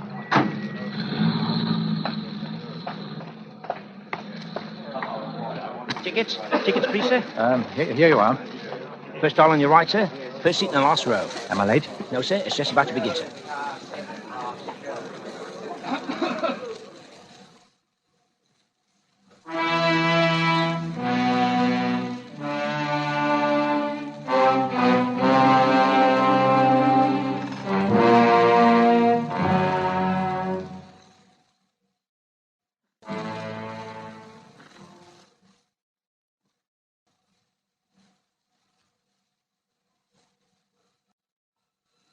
Inspector. There, Parker. Come in. Thank you. I was just listening to a little music on my gramophone. Do you know it? Scheherazade? Yes, it's just 42 minutes long. Oh, is it? I've never timed it. Yeah, make yourself comfortable by the fire. I was rather hoping you'd pick this evening to drop in. I'm all alone. I remember you said you'd be. You have quite a music library, Inspector. Yes. And I see you collect other things as well. Oh, my private chamber of horrors. Interested? Very much. Of course, you did want to talk about crime, didn't you? Well, each of these things, rather gruesome, most of them to you, I expect, is like a trophy to me. I take this butcher knife. You can imagine what that was used for, I suppose. His wife? That's it. Carved her up and put her in a trunk and checked her at Brighton Station. We didn't find her for 3 months. Never did find her head. We got the chap, though. Now, here's something you don't see very often. A hangman's noose. Yes, the fellow who wore that collar last got me my biggest promotion. It must be a great moment of satisfaction when the bolt is pulled, the rope tightens, and you know your murder is done for. Yes, it is, for a fact. But there's one trophy I intend to have here that'll make me prouder than all the rest. Just a little thing it is, too. Just a bit of cord. You mean the cord that was used to strangle the Lord Mayor? Right you are, and I'll get it. Many years ago, 10 years to be exact, Before the Lord Mayor was the Lord Mayor, he was a barrister defending a client in a court of law. And let us suppose that instead of defending his client, he betrayed him to the prosecution, and the man went to prison. And let us suppose that the man returned one day, after all those years in prison, to take revenge. And he took it. Very imaginative theory, Mr. Parker. Why don't you drop into my office tomorrow and we'll discuss it further? Ah, but you've only heard half of my theory, Inspector. Let us also suppose that the representative of the prosecution to whom this innocent man was betrayed was someone more interested in collecting trophies than in seeing justice. An ambitious man. A chief inspector of police, shall we say. Someone like you, Inspector. Really, Mr. Parker. Then it would also follow that our man would strangle you. Wouldn't it, Inspector? I'm afraid play acting has influenced your judgment, sir. This is no play, Inspector. Oh, you couldn't get away with a thing like this. You've said that before. People know where you are. Exactly. You see, I am at a concert. No!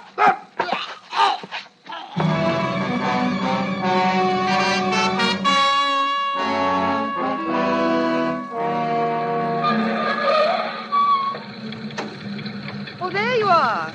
Been waiting long? No, it's just over. Did you enjoy it? I don't think I've ever enjoyed a concert quite so much in all my life. Really? Do you have a wireless in your car? Yes, there it is, right in front of you. Oh, yes, of course. I thought we might hear a bit of news. Mm-hmm. Under intense anti-aircraft fire, the raiders were driven off. However, with only a minimum of damage to non-military objectives. I have just been handed a dispatch from Brighton. The Brighton Strangler has struck again.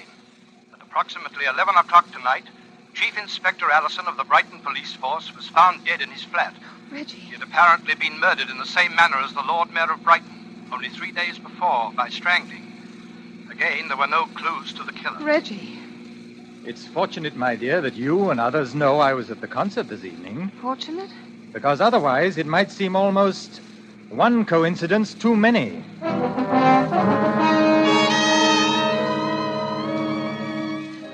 Coincidence? Suddenly, all this coincidence that had seemed only the trickery of an impossible nightmare became the evidence of terrible reality. How I managed to maintain a semblance of calm as I drove him back to his hotel, I shall never know. The next day he had left, and that afternoon he called me from London. He said it was most urgent that I see him. I knew that I must go. But first, I went to the police.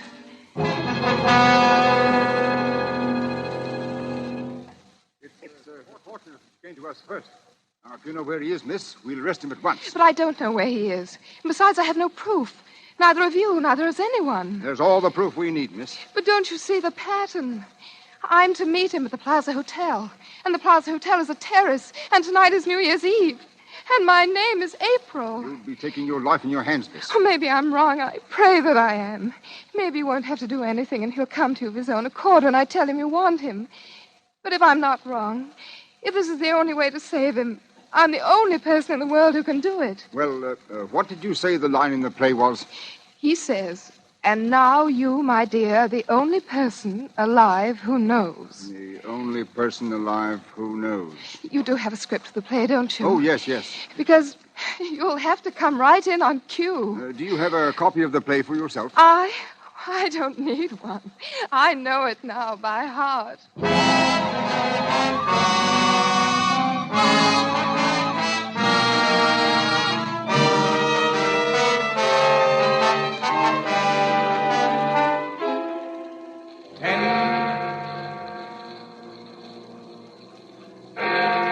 11, 12, midnight, and the new year. Shall we go in? It's a bit chilly out here, don't you think? No, we can't go in just yet because... Because what? Because something has to happen first. What has to happen? You know what happened to the Lord Mayor of Brighton, don't you? And the chief inspector, he was strangled too, wasn't he? Reggie. Don't try to pretend you haven't guessed who I am. Reggie, this is where the lines are different from the play. I've known who you are. Go on, say it. The Brighton Strangler. And now you have a silk cord in your hands and you want to strangle me. But you mustn't. Oh, listen to me, Reggie. You've been sick. Don't you understand? You've been sick and you've got to get well. And now you, my dear, are the only person alive who knows. Reggie, no. Yes. Applaud, all of you. Applaud. Applaud. Let go of her, all right. keep him covered all the same. Thank you. Thank you very much. Thank you. He's backing up to the railing. He'll fall. Stop him, someone. Thank you. Thank you very much. Thank you, everybody. Good night.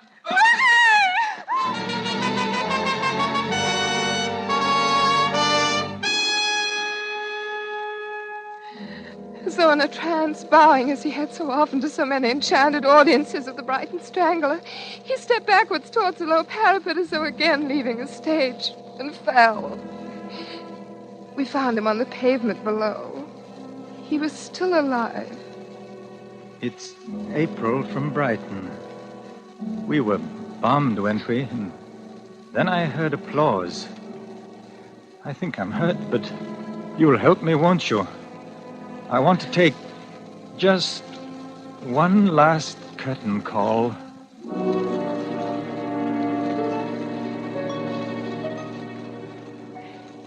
He died there, in my arms.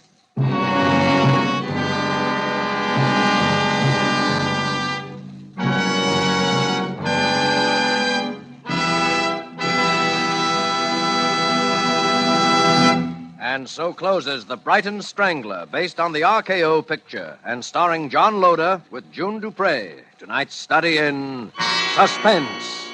Suspense is produced, edited, and directed by William Spear. There is no reason at all, Elsa Maxwell says, why everyone should not have the enjoyment of Roma wines with everyday meals and when entertaining friends. These superb wines of California are so delightful to the taste, so very delicious with food, so smartly complimentary to friends who are your guests.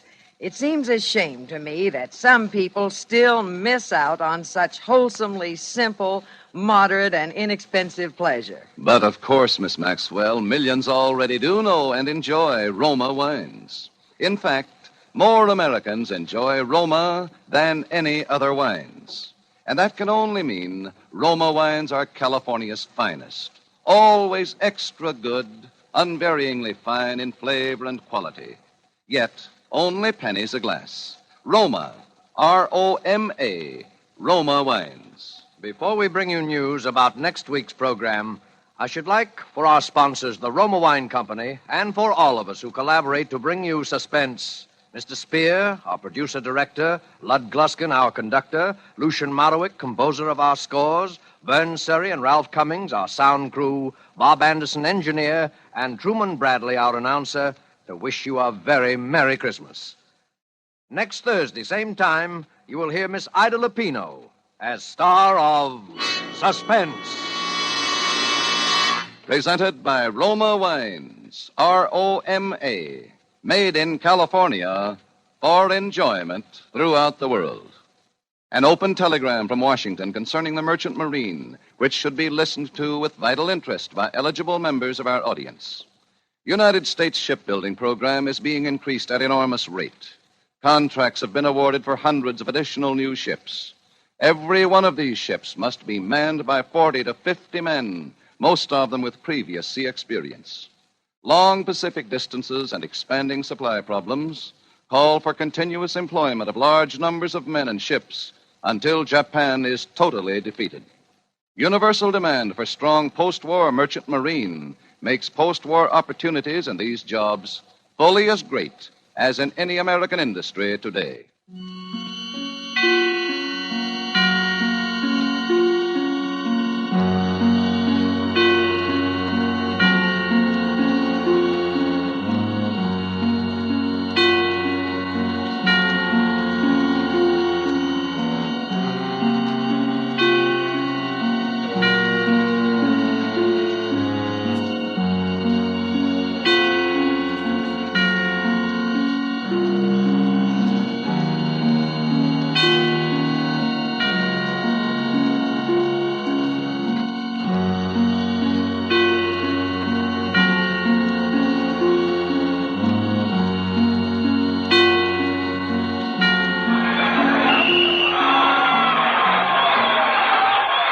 If that's the game you're missing because of a mean cold, here's something you should know. Every second someone takes it for the miseries of a cold. Millions more take bromo quinine. Every Every second someone takes it for the miseries of a cold. Bromoquinine. More people have taken more bromoquinine cold tablets for more complete relief than any other cold tablet ever sold. You could take aspirin or other single-action cold remedies all day and not get bromoquinine's more complete relief, even for virus colds. Bromoquinine works to relieve stuffy nose, body aches, fever, irregularity, the blues, and headache. More complete relief, because bromoquinine is the only cold tablet sold with wonder-working quinine and 5 other medicines, health fortified with vitamin C. Remember, every second someone takes it for the miseries of a cold. Millions more take bromoquinine. Get bromoquinine brand cold tablets. HOJO Radio, where the classics come alive.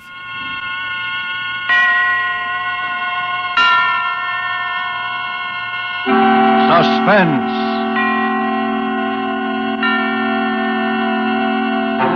Tonight, A Thing of Beauty, starring June Dupre.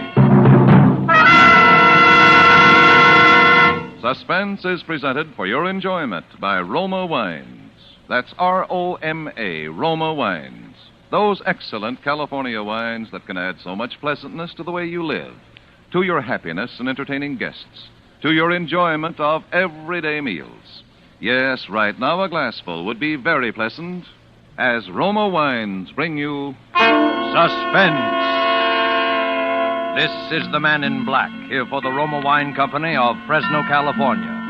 Tonight, in the absence of Ida Lupino, who was prevented from being with us because of illness, we are fortunate in being able to bring to you as star the actress whose performance in the RKO production, None But the Lonely Heart, has recently won her an award for one of the 10 best of the year, Miss June Dupre. Miss Dupre appears tonight in a drama of crime and passion and punishment, as unfolded in a narrative of a celebrated actress of yesteryear. And so with A Thing of Beauty, and with the performance of June Dupre as Madeline Tremaine, we again hope to keep you in suspense.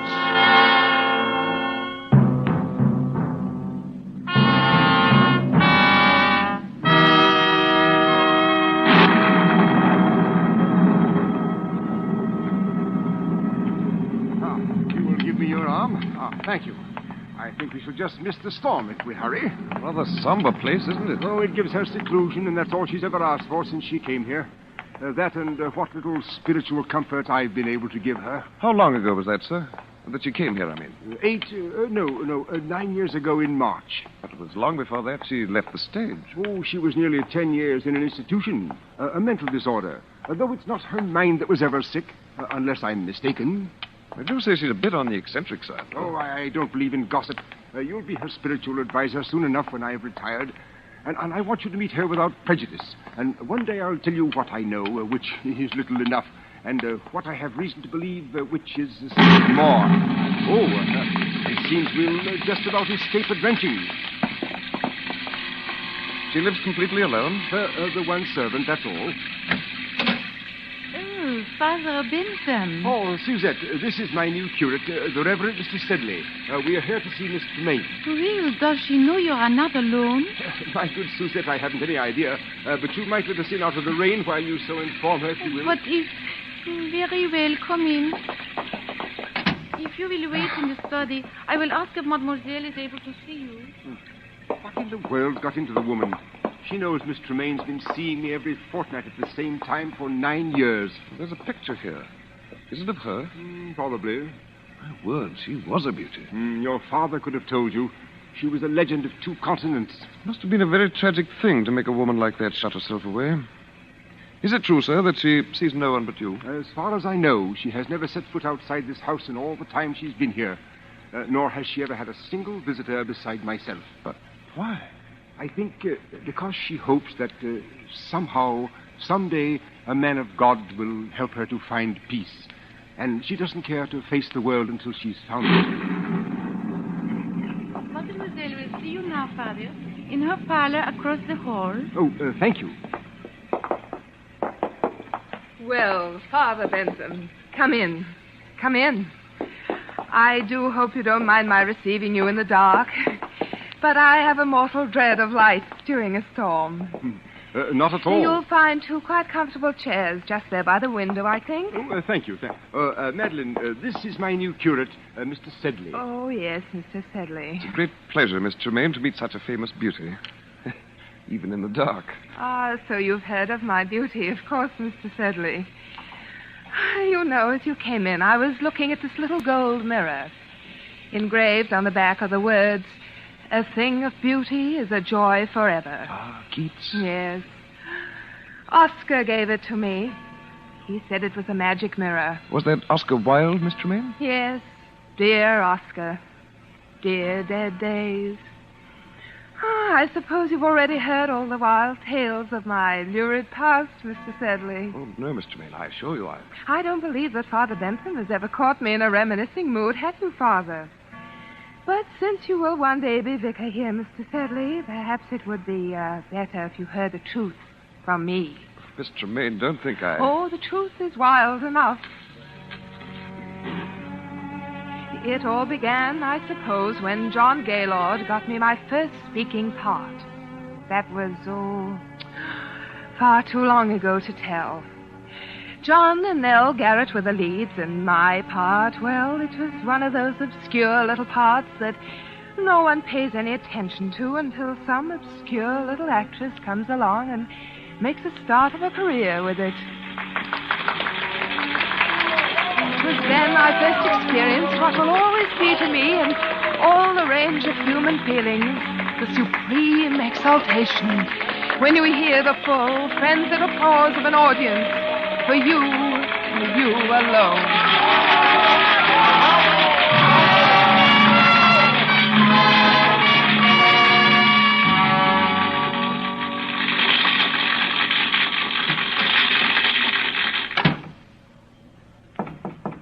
Yes? It's me. Oh, come in, John. Madam, you are marvelous. Simply marvelous. Oh, thank you, John. And such a little fool. The fool? I've told you to play the part down, but it's getting worse and worse. Tonight she's absolutely furious. She's going to make trouble for you, Madeline. Oh, trouble? What kind of trouble? You don't know Nellie Garrett. But I know my audience, don't I? Oh, Madeline, you're so young and foolish and so beautiful. Why, thank you, John. So terribly beautiful. Oh, John, now you're leading up to it again, aren't you? Madeline, this play isn't going to last forever. Even you can't keep it alive much longer. Why don't we make plans together now? We could have our own company. As the great John Gaylord and Mrs. Gaylord. Of course not. Why, in a couple of years, you'd be as famous in your own right as Nell Garrett herself.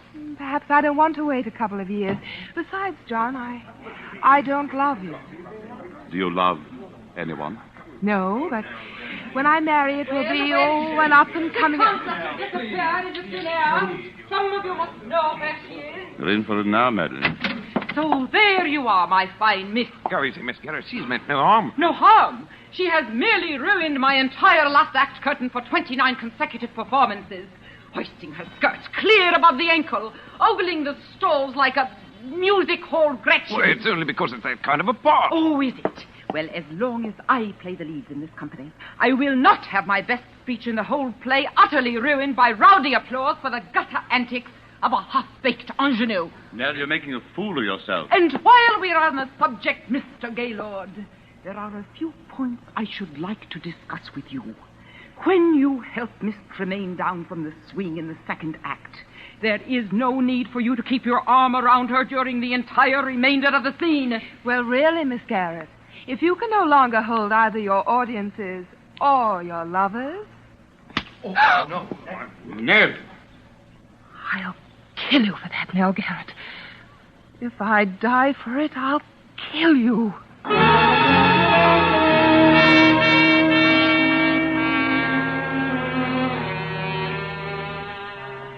I left the theater and walked aimlessly out into the night, my eyes blinded with the tears.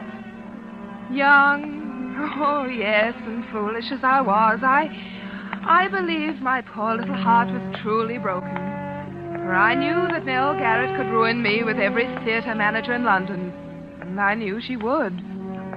How long I wandered through those misty streets, or where, or even what I did, I shall never know. But just as dawn was breaking, I found myself, by some odd twist of fate, passing by the lodgings of John Gaylord. On a sudden impulse, I climbed the steps to his door. Madeline, Hello, John. did anyone see you? See me? Come in. Where have you been? Just walking. Oh, good Lord, alone? Yes. Why? Don't you know? Yes, John, I'm afraid I do. My career? Your career? Oh, my poor child. John, what's the matter? Don't you know that Nell Garrett's been found dead with a knife in her back? Dead? Murdered. John! The police have been looking all over London for you. I've been expecting you here, expecting them here any moment. For me? Of course for you. Me? Madeline, last night you threatened to kill her in front of a dozen witnesses. Why wouldn't they be looking for you? Oh, no. Madeline, listen to me. Listen to me. Where did you go? What did you do? Didn't anyone see you? Did you talk to anyone? No. You've got to tell them something. What can I tell them? Because if you don't, John! they'll hang you, Madeline. Please, Madeline, you've got to think. Try to remember something. I'm so alone. If I only had a friend. You have got a friend, Someone Madeline. I who know. loved me enough to at least say that they were with me. Who is it? Inspector Phillips, Scotland Yard. Madeline, in there, quick. The bedroom. John. Don't worry, I'll tell them something. Hurry. Coming. I'm sorry to rouse you at this early hour, sir. Quite all right. Come in. You are Mr. John Gaylord? Yes? Of the Queen's Players Company, Drury Lane? Yes? Can you tell me, Mr. Gaylord, anything of the whereabouts of Miss Madeline Tremaine? Madeline Tremaine? Yes. Why, Did you call me, darling? Oh, excuse me. Who is this lady, Mr. Gaylord? Well, who are you? I am from the police, madam. Police? There has been a murder. Miss Nell Garrett of the Queen's Company was found stabbed in her home last night. Nell Garrett? Yes. Do you know her? Why, of course. I'm afraid, madam, that I shall have to ask you for your name. I'm Madeline Tremaine. I'm so sorry that you find me somewhat in disarray. Miss Tremaine. I'm afraid that I shall also have to ask you to account for your whereabouts after you left the theater last night. Very well. Mr. Gaylord can account for my whereabouts. Well, Mr. Gaylord? why... You see, Inspector, it's a rather delicate matter, because since I left the theater last night, I have been here. Is that true, Mr. Gaylord? Yes. Oh, I see. Is that satisfactory, Inspector? Well, yes. Well, I don't think I need trouble you any further for the moment. I quite understand your position, Inspector. It's a terrible, terrible thing. Yes. Well, good day. Good day. Madeline. Yes, John? Madeline, you shouldn't have done it. They'll have the scandal all over every newspaper in the city. A scandal is better than a hanging, isn't it? But there must have been some other way. Now they'll tear you to shreds. They wouldn't have you in anything better than a music hall for the rest of your life. John, there won't be any scandal If what? John, it wasn't just my tip with Nell Garrett that sent me wandering through the fog last night. I was thinking about something much more serious. What do you mean? I was thinking about what you had said. What I had said? John, perhaps I don't really love you yet, but there's no one else. And you're the kindest, finest man I've ever known. Madeline. And now, perhaps you've saved my life. Madeline, I love you more than anything else in the world. But I wouldn't have you marry me for gratitude. I wouldn't marry any man for gratitude. Madeline, if I were to tell you that I wasn't here last night either, that I couldn't explain my whereabouts, Oh, I see. would you still marry me? Yes, John. I will marry you.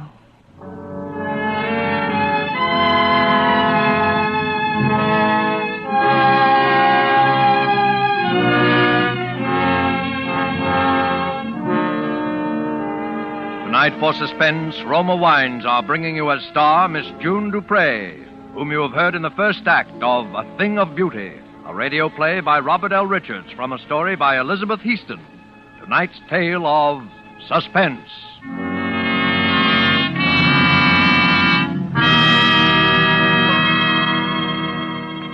This is Truman Bradley for Roma Wines, and I should like to tell you about a most interesting woman who extracts all the simple pleasure and happiness possible from living. She is Elsa Maxwell, international authority on hospitality. She offers you some friendly counsel. I'm always telling people to take it easy, as they say, to be moderate and natural and at ease. And so, obviously, I suggest the enjoyment of a glass of Roma California port after dinner or during the evening. It's also very smart to serve when friends drop in, because this is one of the most glorious of all wines, richly fruity in flavor, with wonderful deep red color, utterly delicious. This is simple enjoyment, easy and restful enjoyment, moderate pleasure that helps you feel calmly at ease and so happier.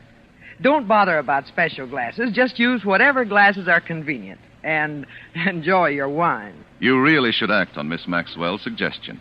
Roma Port, as all Roma wines, is the best that California's magnificent sun-ripened grapes can provide.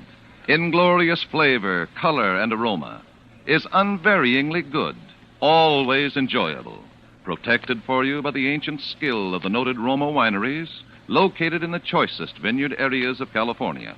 Yet, all this delight costs you only pennies a glass.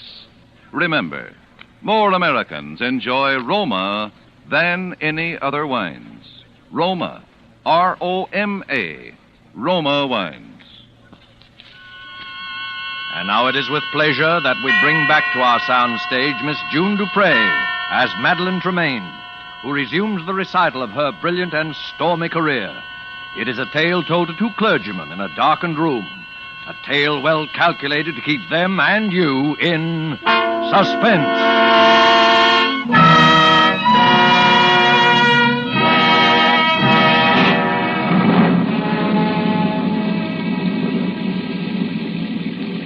Shall I continue, gentlemen? Oh, yes, please do, Miss Tremaine. It's completely absorbing. Indeed it is. Really? I hope you don't mind the lights turned off. It's the storm. I suppose perhaps I'm a sort of elemental creature, but I always love to sit here and have it dark when it's stormy outside. Not at all. Well, then, our marriage was a very happy one. Perhaps not entirely in the high tradition of grand passion, but a thoroughly comfortable, civilized relationship until something happened which is so often a tragic feature of wedded life between two stage personalities. For the first 2 seasons, John and I always played together. And then managers began to ask for me, alone. What could I do? I was young and just reaching the peak of my career. John was past his prime in popularity. And so at last he no longer even tried to have a career, but lived along on false hopes and idle dreams and tiresome reminiscences, and took up little hobbies to pass the time away, and grew a little stout. It was very difficult for both of us. And then, for me, came the time and opportunity that every actress dreams of.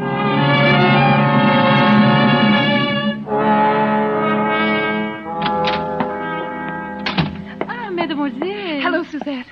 I've got the most wonderful news. The most wonderful, wonderful news. That you, Madeline? I'll tell you about it later. Oh, yes, Yes, John? Come in here a moment. I want to show you something. Where are you? In here. At the end. Oh, good heavens. Now what? I thought I'd keep it a secret until I had my first exhibit, but I couldn't wait. I've taken up etching. Etching? Yes. Look, What's that? you. What? It's only the copper plate, of course. You see, the whole principle of etching is... Madeline, look out! Oh, what's the matter? Almost knocked over that vat of nitric acid. One drop of that on your beautiful white skin, and it'll burn a hole right through you. Well, must you have that sort of thing around? Of course, that's the whole thing. You see, your sketch simply scrapes the wax off the copper plate.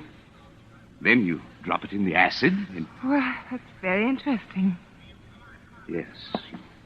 Well, what happened in town?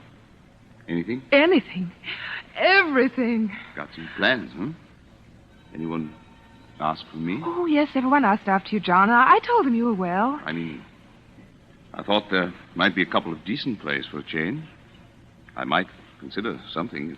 John, how are you on Romeo? Romeo? Yes. You see, Maxwell has finally asked me to do a Shakespeare repertory, and high time, by the way. And I'm starting in Romeo and Juliet. And I Madeline, why didn't you tell me Romeo? Oh, it'll be a sensation, and it's just the thing I need. Now, John. Oh, I can do it all right. Take off a little weight, brush up on the lines. I've done it before, you know. John. Oh, Madeline, you're the dearest wife and the best friend a man ever had. You know, lately I've actually wondered sometimes if you might not think I wasn't.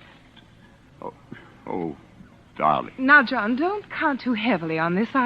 I'm not quite sure yet how things are going to work out. Work out? How else can they work out? But perfectly. Very well. I'd like to begin reading here at home, first thing tomorrow evening.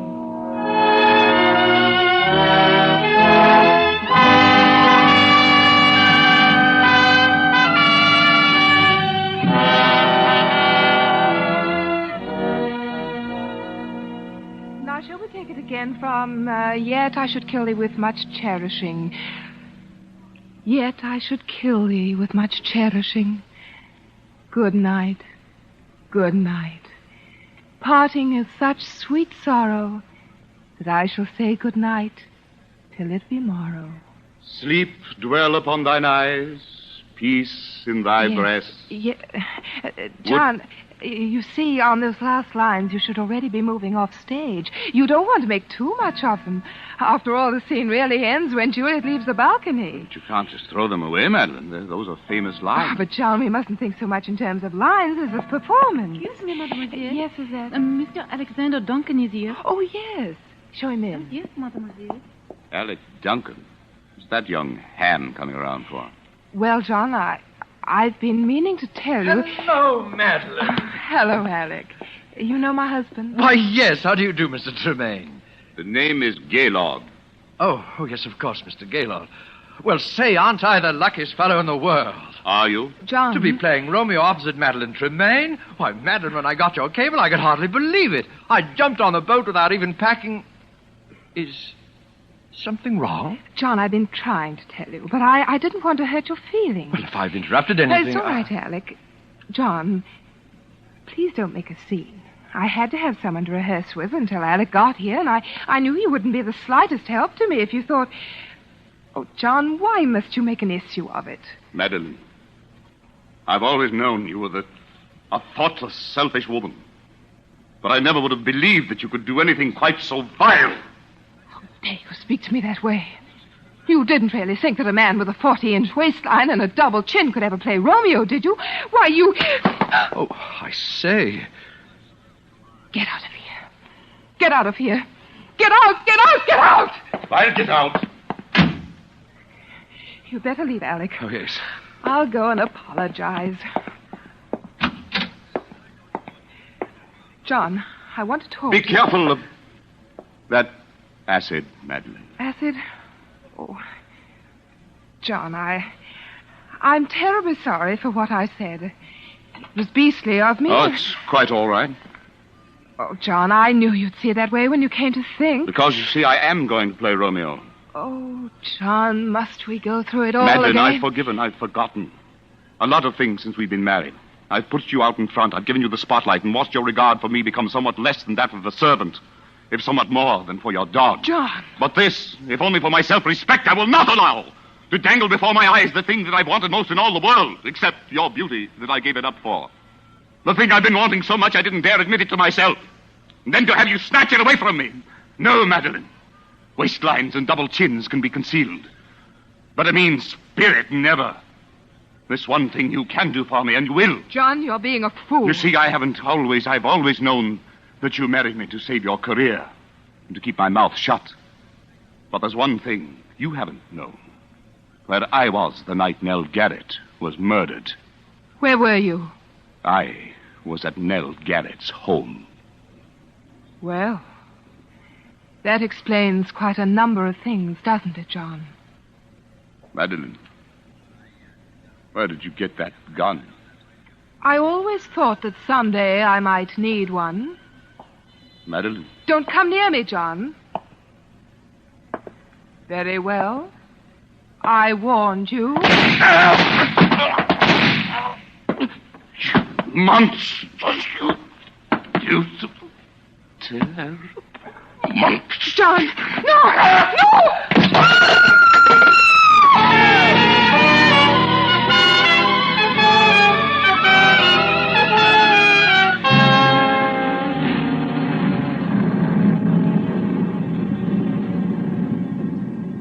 You see, as he sank to the floor, he hurled a bowl of acid at my face.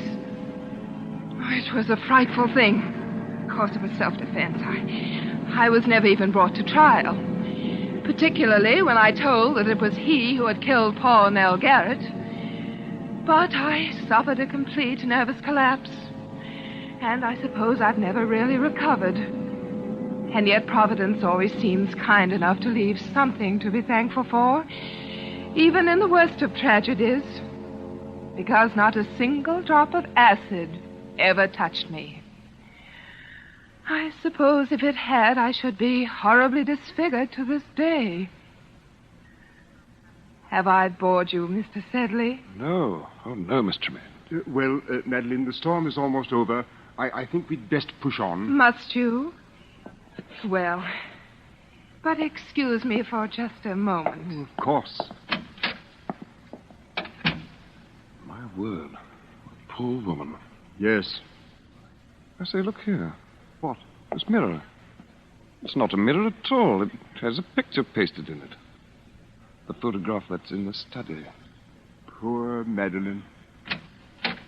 Father Benson, Mademoiselle would like to speak with you a moment before you go. Oh, very well. I'll only be a moment, Sedley. This way, Father. Thank you. Ah, Father. Well, Madeline? You may turn the lights on, Suzette, as you go. Yes, Mademoiselle. So, that is your young curate, Father Bentham. Yes. Do you like him? Oh, he seems a dear boy. But what, Madeline? I am afraid I can't see him again. Madeline, why? Because I don't want to hurt his feelings, and it would not be the same. You have been my only true friend in all these years. And when you are gone, I would rather be alone again than... I'm sorry, sir, but Mrs. Stokes is outside. Her little girl is dying, and when she heard you were here, she... Oh, go away. Madeline. Go away, both of you. Go away, go away, go away. Come, sir. Go away. Good Lord. Poor Madeline. It was too much for her. Yes. Oh, she killed them both, of course, the woman and her husband. I think I always must have known it. All these years, she's lived a lie. Yes, but that's not the lie that's hurt her. It was the acid. Acid? Didn't you see her face, sir? You forget, my boy, that I am blind. She has no face.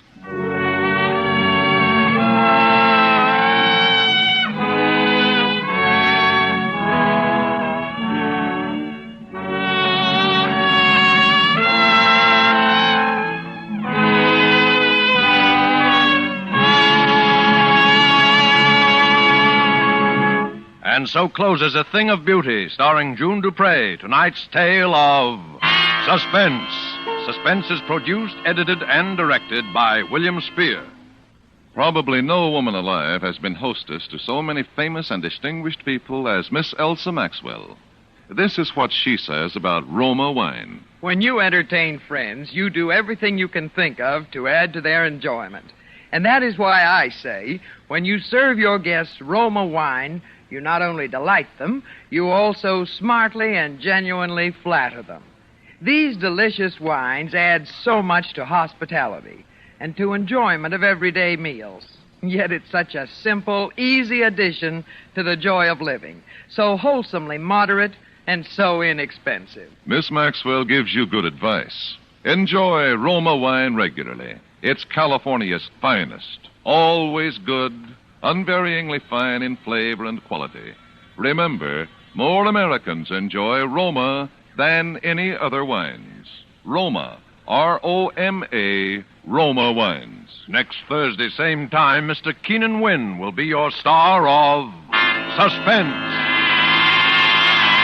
Presented by Roma Wines, R-O-M-A, made in California for enjoyment throughout the world. This is CBS, the Columbia Broadcasting System.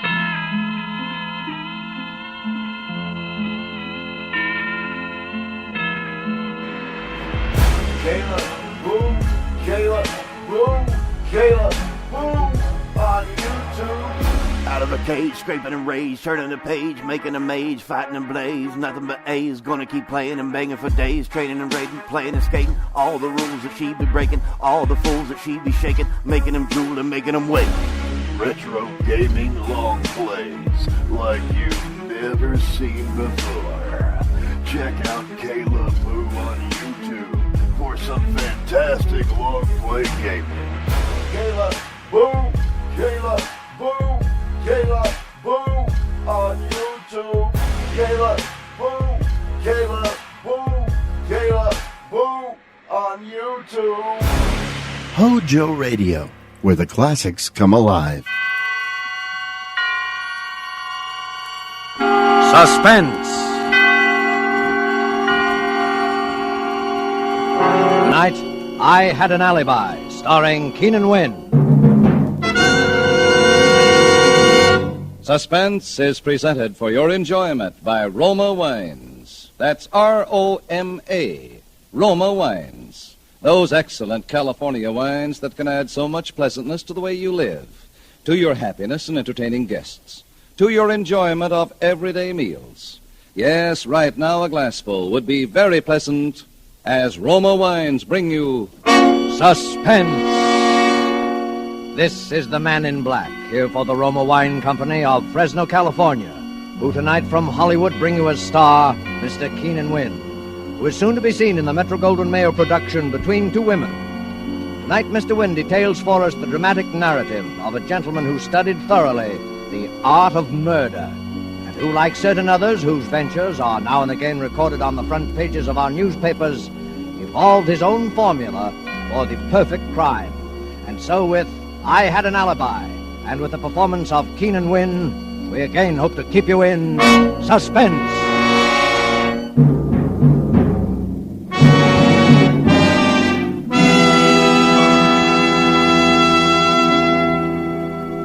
Miss Lamson? Yes? Come in, come in. Sit down. Ever take dictation for a writer before? No. Well, that's okay. I've never written a novel before that I finished. I hope you don't mind working in a place like this. I don't mind working anywhere that I'm paid to work. Oh, don't let that worry you. I came into quite a piece of change not long ago. Maybe you heard about it. Yes? Well, you're not exactly the talkative type, are you? I didn't think you'd have much time for talking, Mr. Eichner. Yeah, I checked. 11 days to make my deadline. Ready to start? Yes? Title: I Had an Alibi by Joseph Eichner. Oh, by the way, this will all be in the first person. Yes? Chapter 1.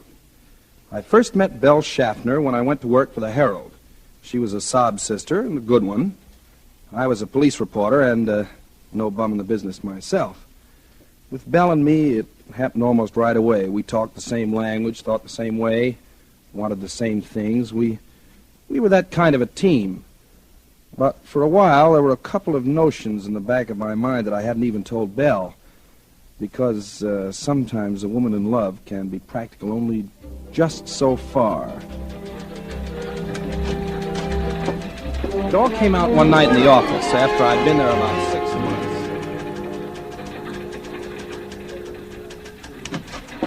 Hello, handsome. Hi, Sugarpuss. Busy? Uh-uh. Can I see? Why not? Dimly through the gray curtain of fog, Alice saw the phantom figure. It was closer now. She tried to scream, but her throat... Is Alice still having trouble with her throat? She's been trying to scream for 2 weeks now. Look, I know. There's the reason right there. City desk, Eichner. Yeah. Uh-huh. Yeah. What's the address again? Okay, I'll go right down. Well, what did I tell you? President want to see you? Some guy carved up his wife. If I have to cover one more family brawl ends fatally for this sheet... Well, what's the matter? You like to write about murders, and here they pay you for it. Well, not the kind of money I want, they don't. Have you any idea what they pay a guy like James M. Cain? A James M. Cain girl never has any trouble screaming when she wants to. Hey, listen, Joe. You'll never write a decent book until you get down to something you know about. Well, this stuff sells, doesn't it? Agatha Christie sells. Leslie Charteris sells. Yeah, but that's not your racket, Joe. You've seen plenty of the real thing. Write about that. Stick to your trade. Oh, yeah? Well, look what it's got me. You just can't be a writer and a newspaper reporter at the same time, Belle. That's all. All right. Quit. On what, relief? Well, darling, it isn't leap year, but I'll always support you. Oh, I can't even live on my own salary. How are we going to both live on yours? Oh, listen, Belle, you know how I am about you. Oh, a girl always thinks she has ways of knowing. Oh, I've given you plenty of ways of knowing. But before we do anything like that, we've got to have money. Lots of money. We're that kind of people. And there are ways. Like what? Well, like marriage, for instance. Oh, you're going to marry the boss's daughter, huh? Well, why not? If the boss has left her $1 million and she has a bad cough... Well, I don't have $1 million, but... All right, you think I'm kidding. But they exist. You read about them in the papers all the time. That's right, you do. Well, what's that? Just a picture of a girl. Mm-hmm. And what about her? I'm supposed to go out and interview her tonight. It's a very, very sad story. Yeah? Uh-huh. She's got not $1 million, but 5. And she's an orphan. And she's got something the matter with her heart. So they only give her 6 months to live. And she's just come out here to spend her last days in the glorious sunshine of California. It's a very sad story. Yeah. You want the assignment, Romeo? It's yours. Oh, say, loan me a couple of dollars, will you, Belle? What? Poker? Oh, no. Flowers.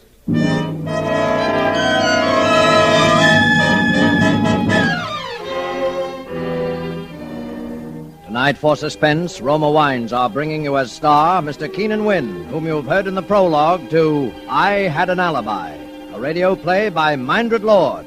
Tonight's tale of Suspense.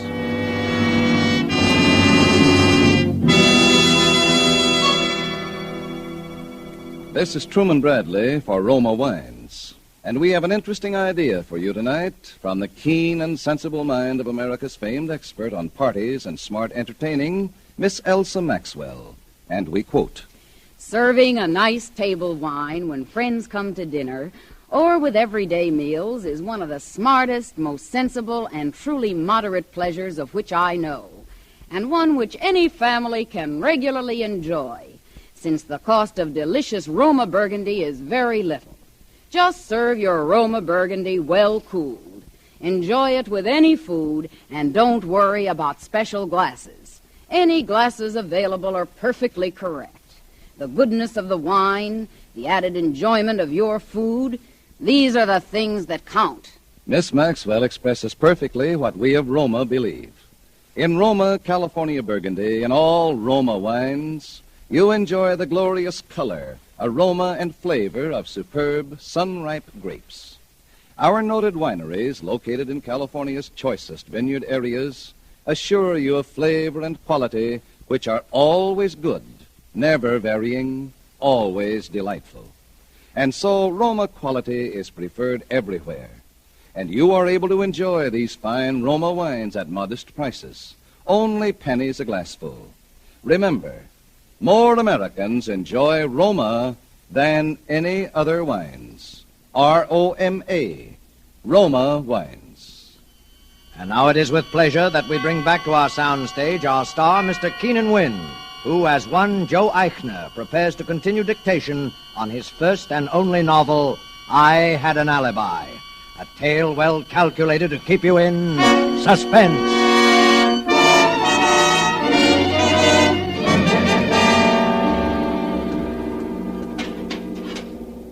You're, sure you don't mind coming here, Miss Lamson? No.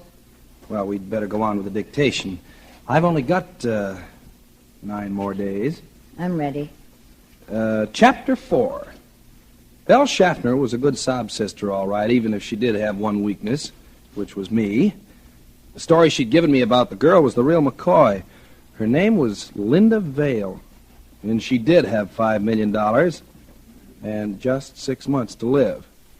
I went out to her house that night. She was living in a big place in Beverly Hills that she'd taken over from some broken-down movie star. You know, swimming pool, tennis course, riding stables, the works. And not a soul around. I'd been worried about that. I thought maybe she might be having a last fling and working at it 24 hours a day, you know, with a lot of nosy spongers hanging on to her all the time. There was just one light on in a room upstairs and a hall light. I went up to the door and knocked and waited.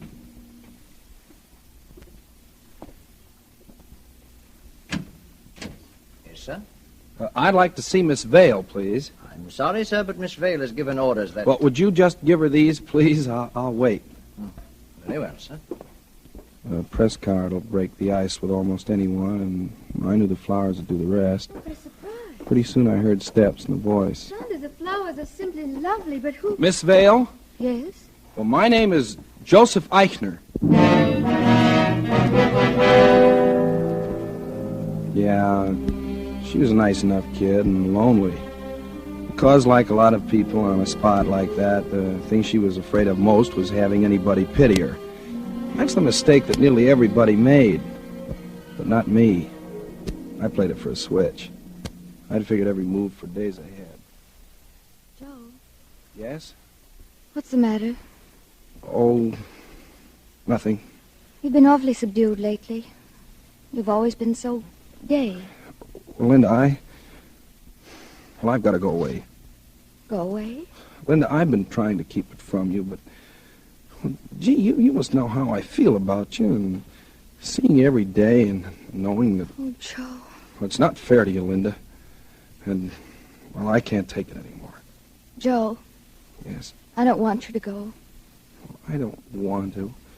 I don't want to, Linda, but... Then promise me. Promise me you won't leave me. Just for the little time that's left. Oh, Linda. For my sake. All right, Linda. For your sake. After that, it was quick and easy. 3 days later, we went to see her doctor, the best heart specialist in California. Dr. Lawson, you must be frank with us. Doctor, we're in love. I see. And we want to be married. Look, Doctor, if I could make Linda happier, if I could give her all the love and tenderness, well, isn't it just possible? My boy, all that medical science can do is go on the basis of experience. We can't make certain prophecies. But on the basis of experience, the prognosis for Linda remains unchanged. But, Doctor, once you told me that anything is possible. And I say it again, my dear. Anything is possible. That's enough for me, Joe. Yeah, me too. Do you, Joseph, take this woman to be your lawful wedded wife, to have and to hold in sickness and health, for better, for worse, for richer, for poorer, forsaking all others, until death do you part? I do. Do you, Linda, take this man to be your lawful wedded wife?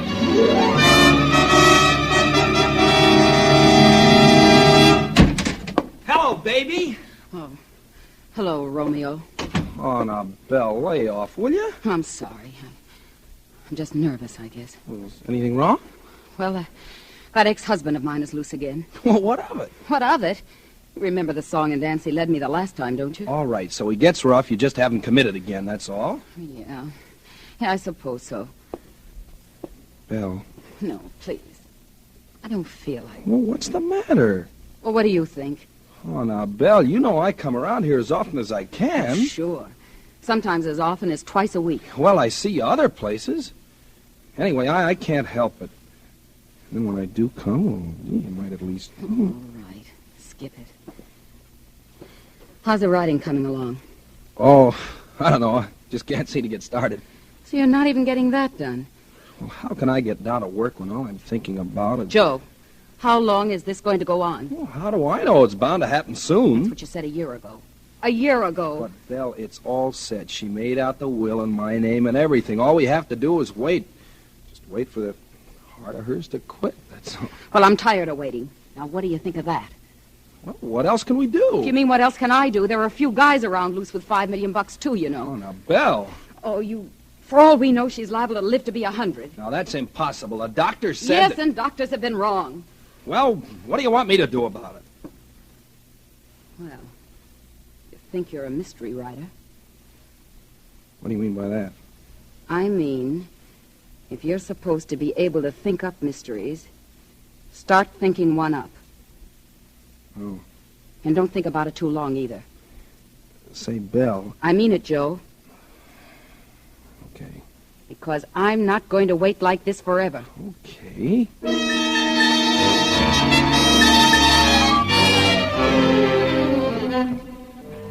Well, that was when I first began to think about it. Then all of a sudden I began writing again. Linda was a little surprised, but I kept right at it, and every so often I'd show her what I'd done. It was pretty terrible, but it didn't matter because nobody but her was ever going to see it anyway. After about 2 weeks of this, I was ready. That night I came out of the study and went into the drawing. Working hard? Yeah. Say, Linda, you want to do me a favor? Well, of course I do. Well, you know the place in my story where Lillian pretends to commit suicide and leaves the note? Uh-huh. Look, I suddenly thought, why not have the note reproduced right in the book as though we're in her own handwriting? You know, Exhibit A, you know, along with the map of the grounds and so on. Well, that would be good. Yeah. Only, of course, it's got to be in a woman's handwriting. Do you want to write it for me? You mean my handwriting's going to come out in a book? Oh, how exciting. Well, it sure is if I can get a publisher, and I think I've got a nibble.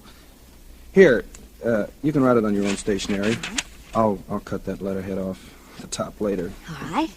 What does it say? Darling. Darling? You know I can't go on like this. Huh? It's got to end sometime. It's got to end some time. It will be easier for both of us if I end it now. If I end it now. Please try to forgive me and sign it L. L? Wouldn't you sign it? Oh, no, you see, all Lillian's letters to Dick are signed L, remember? Oh, yes, Yeah. I remember now. There. Oh, thanks, darling. Is it all right? Oh, sure. It's perfect.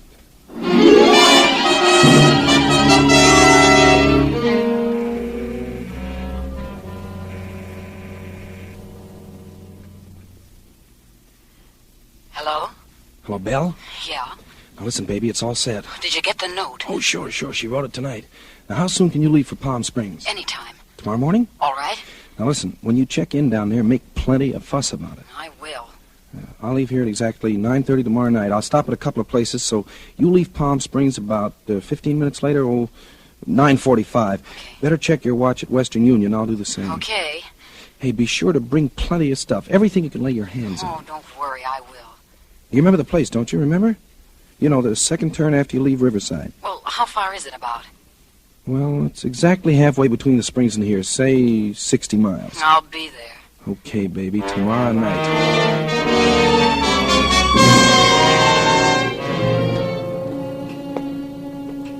What time is it, Linda? Oh, it's just about 9:30. Well, I guess I'd better be going.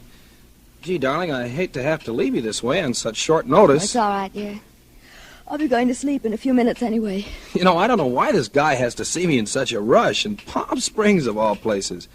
But if he wants to publish my book... Well, of course, you have to go. Well, I'll be back tomorrow afternoon, maybe even earlier.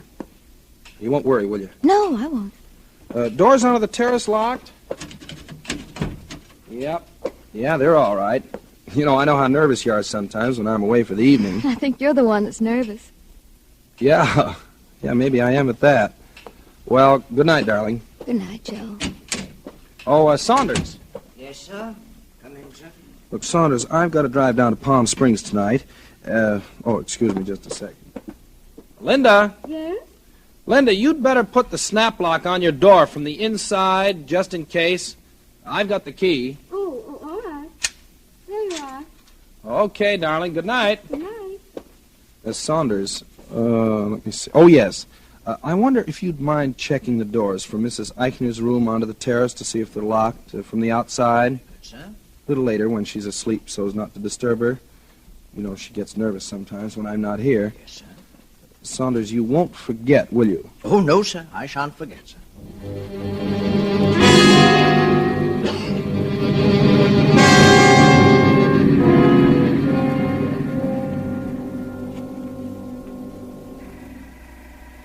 5 gallons? Yes, sir.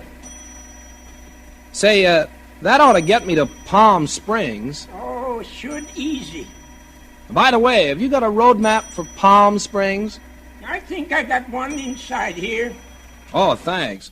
Say, I don't suppose you'd cash a small check, would you? I missed the bank today. Well, the boss might, but he ain't here. Well, I got identification, plenty of it. See, Joseph Eichner, license, Social Security card, Joseph Eichner. Yes, I see, son, I see. But unless the boss was here, I wouldn't cash a check for Henry Morgenthau.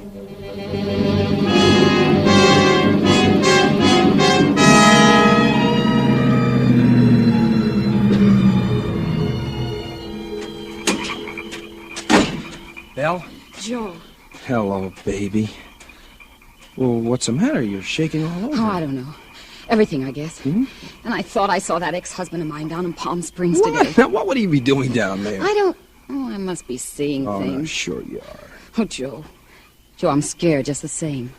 Are you sure nobody's going to get nosy about this? Let him. It's a setup. The room's locked from the inside, and the butler knows it. Nobody could have done what's going to happen in that room tonight except Linda or me. I couldn't have done it because I couldn't be there and at Palm Springs with you at the same time, right? Oh, yeah, I guess so. I've already left a trail to Palm Springs a mile wide. Did you get away all right? Yeah, out the back of the hotel. Nobody saw me. Everything else go okay? Oh, yeah. I got the maid in this afternoon and raised a fuss. Then I gave her $5 and made her polish everything till she was blue in the face. She'll never forget it. Swell. You got the stuff? Yeah, my big suitcase in the trunk rack.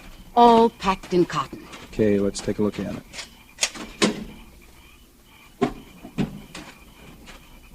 Here you are. Look at this. Glasses, water pitcher, ashtrays, and look at this. I even got doorknobs. I unscrewed them with a nail file. Hey, what do you know? Here's the one to the bathroom. And this little one's from the medicine cabinet. And this one's the inside of the front door. Okay, I'll just put my fingerprints on them and you pack them back in cotton. Say, you're sure you can get this stuff back into your room all right? Oh, sure. You better hurry then. Yeah, I know. There. With my fingerprints on that doorknob, just let anybody try to prove I wasn't with you in Palm Springs tonight. Oh, I told you that when you got down to something real, you'd hit the jackpot. Remember? Yeah, and you know what this pot is worth, don't you? $5 million.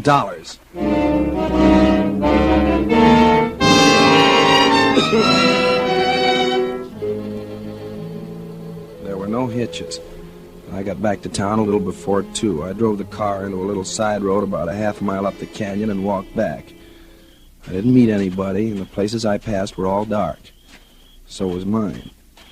I slipped through a hole of the hedge and crossed the lawn and went up onto the terrace.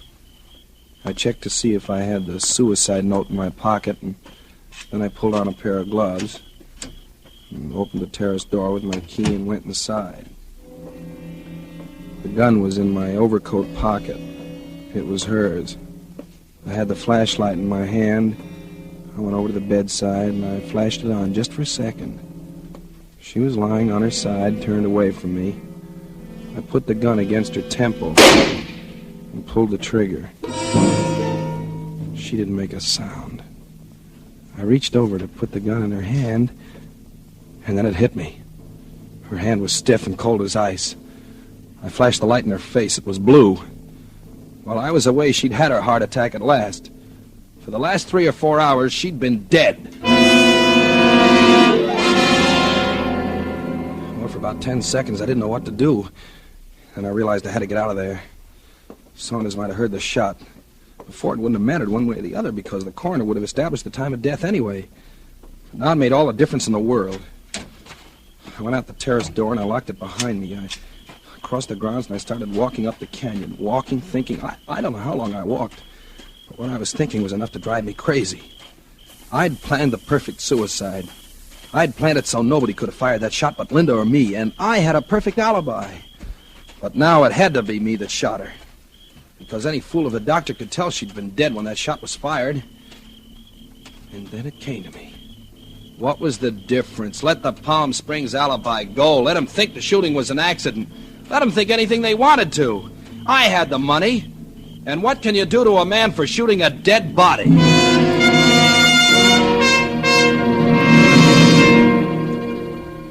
It was almost daylight when I got back to the room.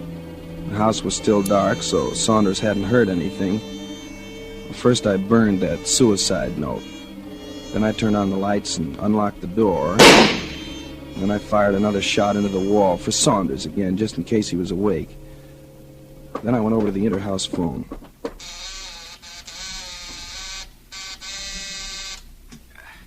Hello? Saunders? Oh, yes, sir. Saunders, there's been an accident. You better call the police.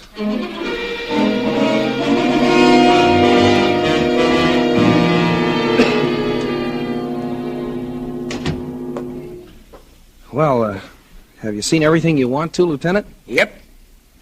Well, you're living kind of different than you used to when you were a police reporter downtown, huh, Joe? Yeah. I suppose you want to ask me some questions. Oh, a couple. I hear you were going to Palm Springs last night. Yeah, I was. I changed my mind. Who were you going to see down there? Anybody in particular? Oh, just a friend. It wouldn't have been your old friend, Belle Schaffner, would it? Oh, whatever, I didn't go. You'd have had time to go, though. Oh, all right, but I didn't. Anyway, what's all that got to do with nothing, just routine. So you came back here? Yeah, that's right. And what happened? Well, I came in the house and I went up to our bedroom, and I thought I heard a noise. I thought I saw a man moving around. Well, I was pretty jumpy, and I fired. How many shots? 2. And one of them hit your wife? One of them hit what was my wife. All an accident, huh? Yeah, that's right. You come into quite a lot of money with her out of the way, don't you, Joe? Yeah, sure. What of it? Nothing. Only it's too bad you're not going to be able to spend it. Oh, nuts. What do you think you're going to do, charge me with a murder for firing a shot into a corpse? No, but it could be a pretty spectacular little alibi for just on the spur of the moment, couldn't it? Alibi for what? For Belle Schaffner. What? Her throat was cut in Palm Springs last night, and your fingerprints are all over the place.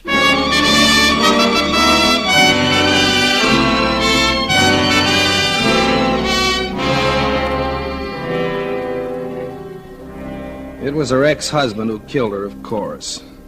But what's the difference now? Bella was right about one thing, though. You can't write a decent story unless it's something real. I know. The end. Well, Miss Lamson, we made it. Just. Yes. Do you believe it? Yes. Gee, that's funny. Nobody else did. The judge, the jury, not even my own lawyer. Maybe they believed what I believe. You ought to die for it anyway. Yeah, check. I got a date for that right now. Right, Warden? You ready, Eichner? Yeah, let's go.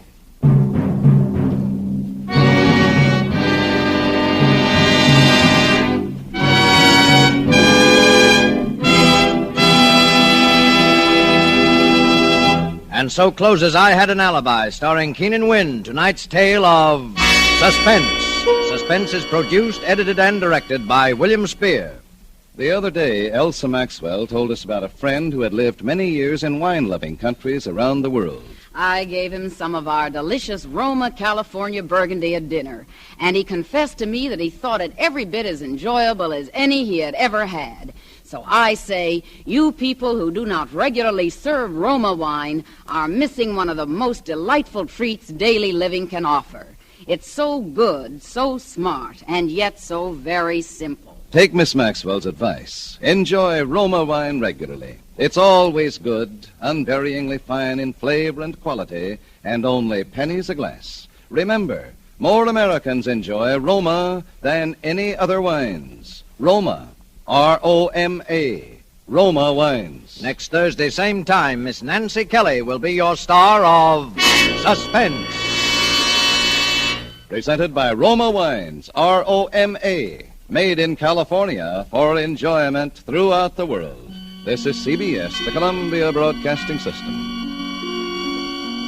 The doctors we heard from had this to say. A laxative should be effective, gentle, close to natural acting. A medicine that can be used with complete confidence. Now, X-Lax has been popular with many doctors and millions of people over the years because chocolated X-Lax is effective. Overnight, it helps you toward your normal regularity. X-Lax is so gentle, so close to natural acting, there's no upset. That's why many doctors and millions of people use X-Lax with complete confidence. X-Lax, the laxative that helps you toward your normal regularity, gently, overnight.